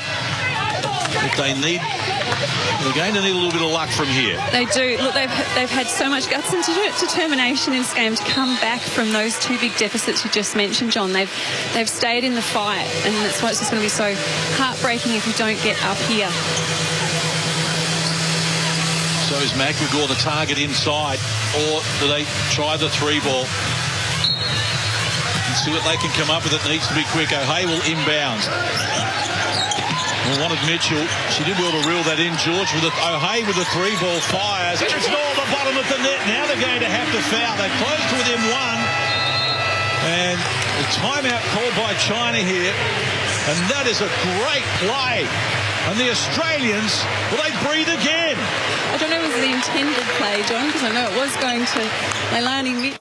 Werribee Kia is Australia's #1 selling Kia dealership. They make buying cars easy. Get the My22 Cerato hatch or sedan from $25,990 drive away, or the all-new Kia Niro hybrid and electric from $41,990 drive away. There's also over 200 used cars and utes in stock with their biggest clearance sale ever on all makes and models. Plus, they pay top dollar for trade-ins, any make and model. Werribee Kia, Old Geelong Road, Hoppers Crossing, or werribeekia.com.au. LMCT 114. The Doc Shop, make space to make the world a better place.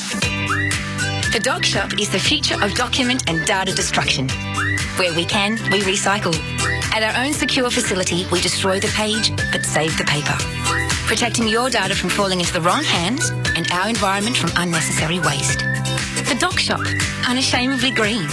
Just look at our trucks. The Doc Shop, make space to make the world a better place. TheDocShop.com.au. Sandy Brondello in the huddle as the Opals re-emerge here. Down 1 with 10 seconds to play. They'll try and foul and send China to the free throw line to see if they can hold their nerve. So with this, you'd only try and steal the ball first, and if you can't get the steal, foul immediately. I haven't been convinced with China's set plays so far.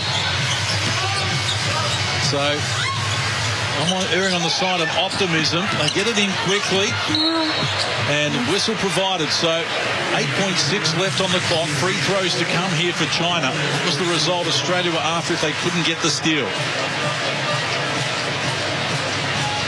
Now the free throws can almost become game deciding here.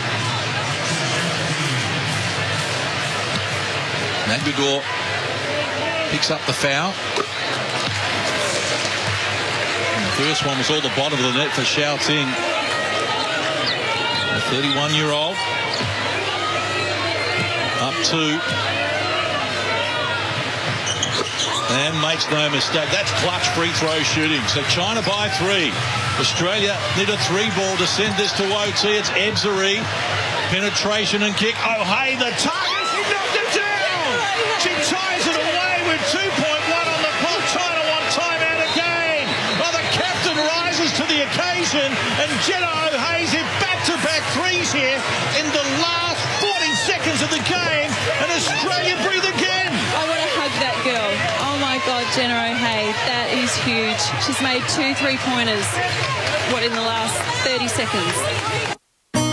Gary Lyon here. Good mornings. Start with Tempur. If you're like me and you experience ongoing back concerns, Tempur mattresses assist in alleviating your pain. Made in Denmark, the Tempur geniuses over there have included on their bed system an easy-to-use wireless remote and massage function, all at the touch of a button. Once you own a Tempur mattress and base, you are on an absolute winner. View the Tempur range and Tempur athlete stories at tempur.com.au. And like we say, sleep on it.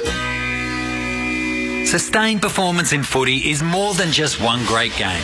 It's about playing consistently, game after game, season after season. It's the same with your super. Because if you're with Host Plus, you're the super fund with a history of long-term top performance. Host Plus, we go with you. This is general advice only. Consider the relevant Host Plus PDS available at hostplus.com.au before deciding if Host Plus is appropriate for you. Past performance is not a reliable indicator of future performance. So from 11 down with 7.5 to play, the Opals are on level terms here. 2 seconds remaining. Shouting to restart. Lob pass inside from close range. Or she couldn't handle the pass. Lee Yuru. And they've called a foul. A foul has been called with 0.6 on the clock against Kayla George. And there's free throws to come here to win the game for China. That was such a late call. Opals can't believe it. Let's get it in replay. Well, again, 2 bigs wrestling for it. I don't know that I can see a foul there.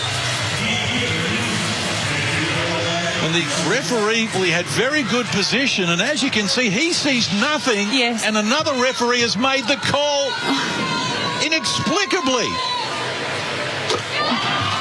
Oh, that's heartbreaking for Kayla George, who fouls out of the game with half a second to play. And China are going to prevail here on free throws on the last play. 0.6 of a second. Ebzery is not going to have enough time to get this off, and China have prevailed. Well, in dramatic circumstances, the full-time scoreline here reads China 76, Australia 74 have lost their first 2 games in an Olympic campaign for the first time since 1984. Chris Anstey is our expert here at SENHQ. A 2-point loss, a heartbreaking loss for the Opals, who almost got it, almost, after a Genero Hay 3-point shot at the end tied the match. Chris, we are just about running out of time, but in a nutshell, that game in a summary. Gutted. Incredible effort to come back after playing a really ordinary game of basketball. Genero Hay's a captain of the national team. She hit 2 clutch 3-pointers, 1 to tie it with just a couple of seconds left, but then a pretty average defensive breakdown to allow a catch at the front of the rim and foul to give the 2 shots to win the game for China. So makes the road to winning a medal in somebody else's hand now. We're 0-2. We will beat Puerto Rico. We need to get in on that 3rd place lucky loser spot into the quarterfinals. But yeah, really disappointing game. We got out-rebounded. They passed the ball better than us, killed us on the glass. Really disappointing game for the Opals. Chris, I thank you for your analysis tonight. It was so close, but not quite there in the end. Thank you, mate. You're more than welcome. Chris Anstey with us, our expert tonight here on SEN's coverage of the Tokyo 2020 Games. So almost there. We were trailing all night long against China and levelled it at the last, and then a foul right at the end. Free throws for China with 0.6 left on the clock, and that was it. We'll take a break. We'll come back after this, and we'll wrap up day number 7 next on SEN. How's your latest energy bill looking?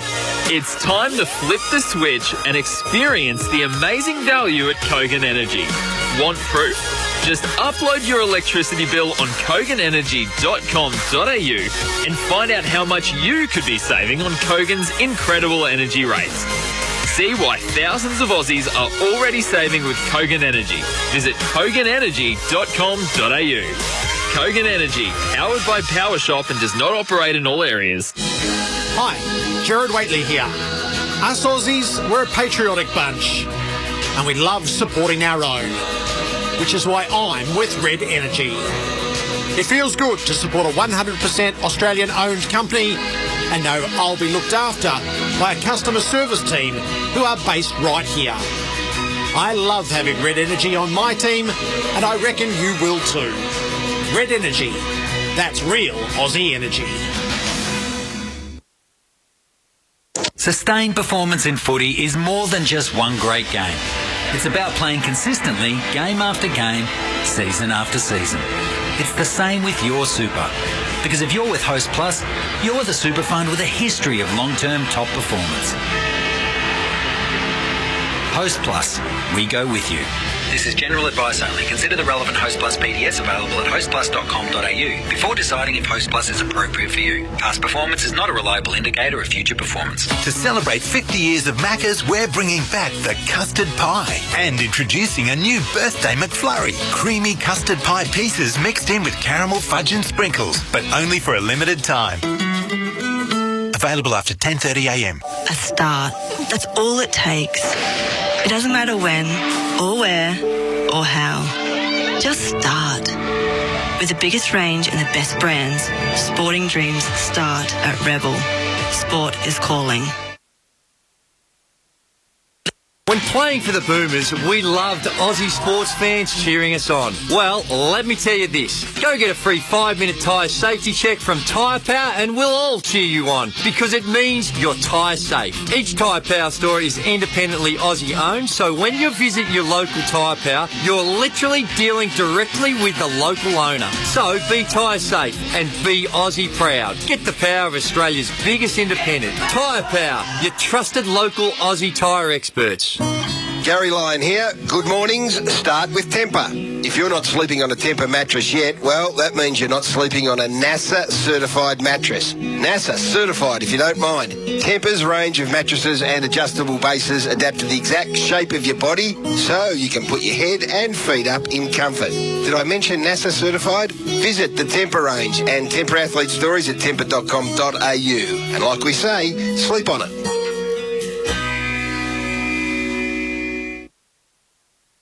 Sustained performance in footy is more than just one great game. It's about playing consistently, game after game, season after season. It's the same with your super. Because if you're with Host Plus, you're the super fund with a history of long-term top performance. Host Plus, we go with you. This is general advice only. Consider the relevant Host Plus PDS available at hostplus.com.au before deciding if Host Plus is appropriate for you. Past performance is not a reliable indicator of future performance. Sportscraft are the official formal uniform supply for the Australian Olympic team in Tokyo as they go for gold. For your own podium finish style, discover the latest Sportscraft collection of men's clothing, including relaxed shirting, classic jackets, warm coats and chinos. All perfectly curated to bring quality, style and versatility to your wardrobe. Sportscraft. We are Team Australia.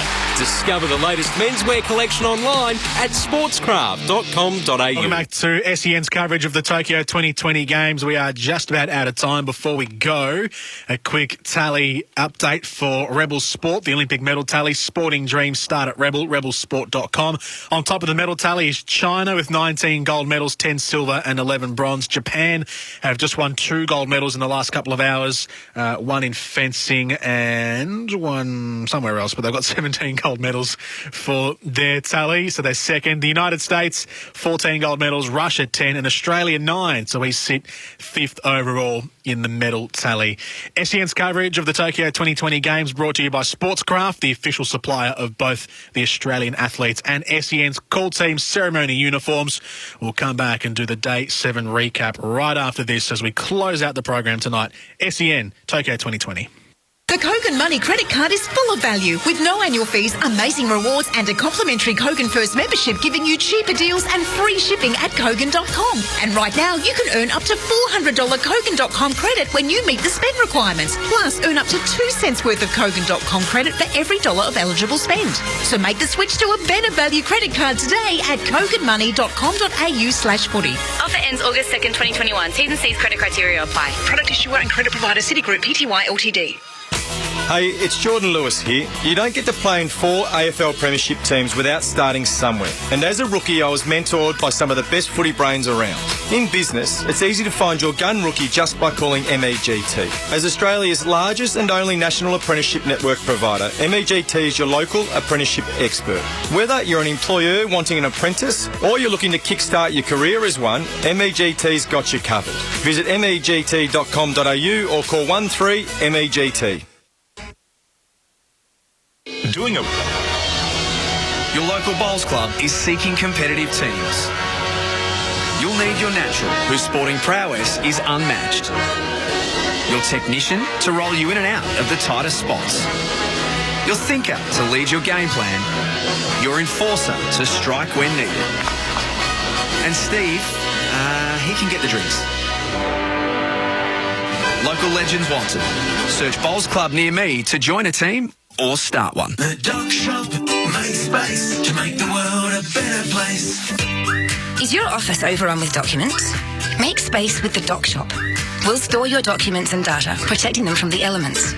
Our purpose-built, environmentally compliant facility is clean, secure, dry, pest-free and fire-protected. The Doc Shop, unashamedly green. Just look at our trucks. The Doc Shop makes space to make the world a better place. thedocshop.com.au. Tokyo 2020, Jordan Canellis with you, wrapping up the day. Our replay partner on the Lloyd's Auction replay. Lloyd's Auctions, Australia's greatest auction house. Bid now at lloydsauctions.com.au. This is the replay that everyone will be watching over and over again in the coming hours. In by Yallop, Kerr rises, and the header is in! Third time lucky from the kick-off routine. This time Sam Kerr becomes Australia's joint top scorer of all time on a memorable night for the Matildas. It's 4-2 in extra time. Sam Kerr's goal to make it 4-2. The Aussies, the Matildas, win 4-3 over the Brits. A great highlight for Wolf Blass. A great moment of these Olympics. Wolf Blass, IWC Red Winemaker of the Year. That could be the moment of the Olympics for the Matildas. That's it for day number 7. Stay safe. We'll see you again tomorrow for day 8. See ya.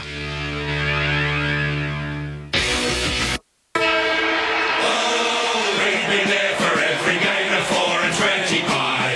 When Meatloaf overcooked it and Gregan saved that try.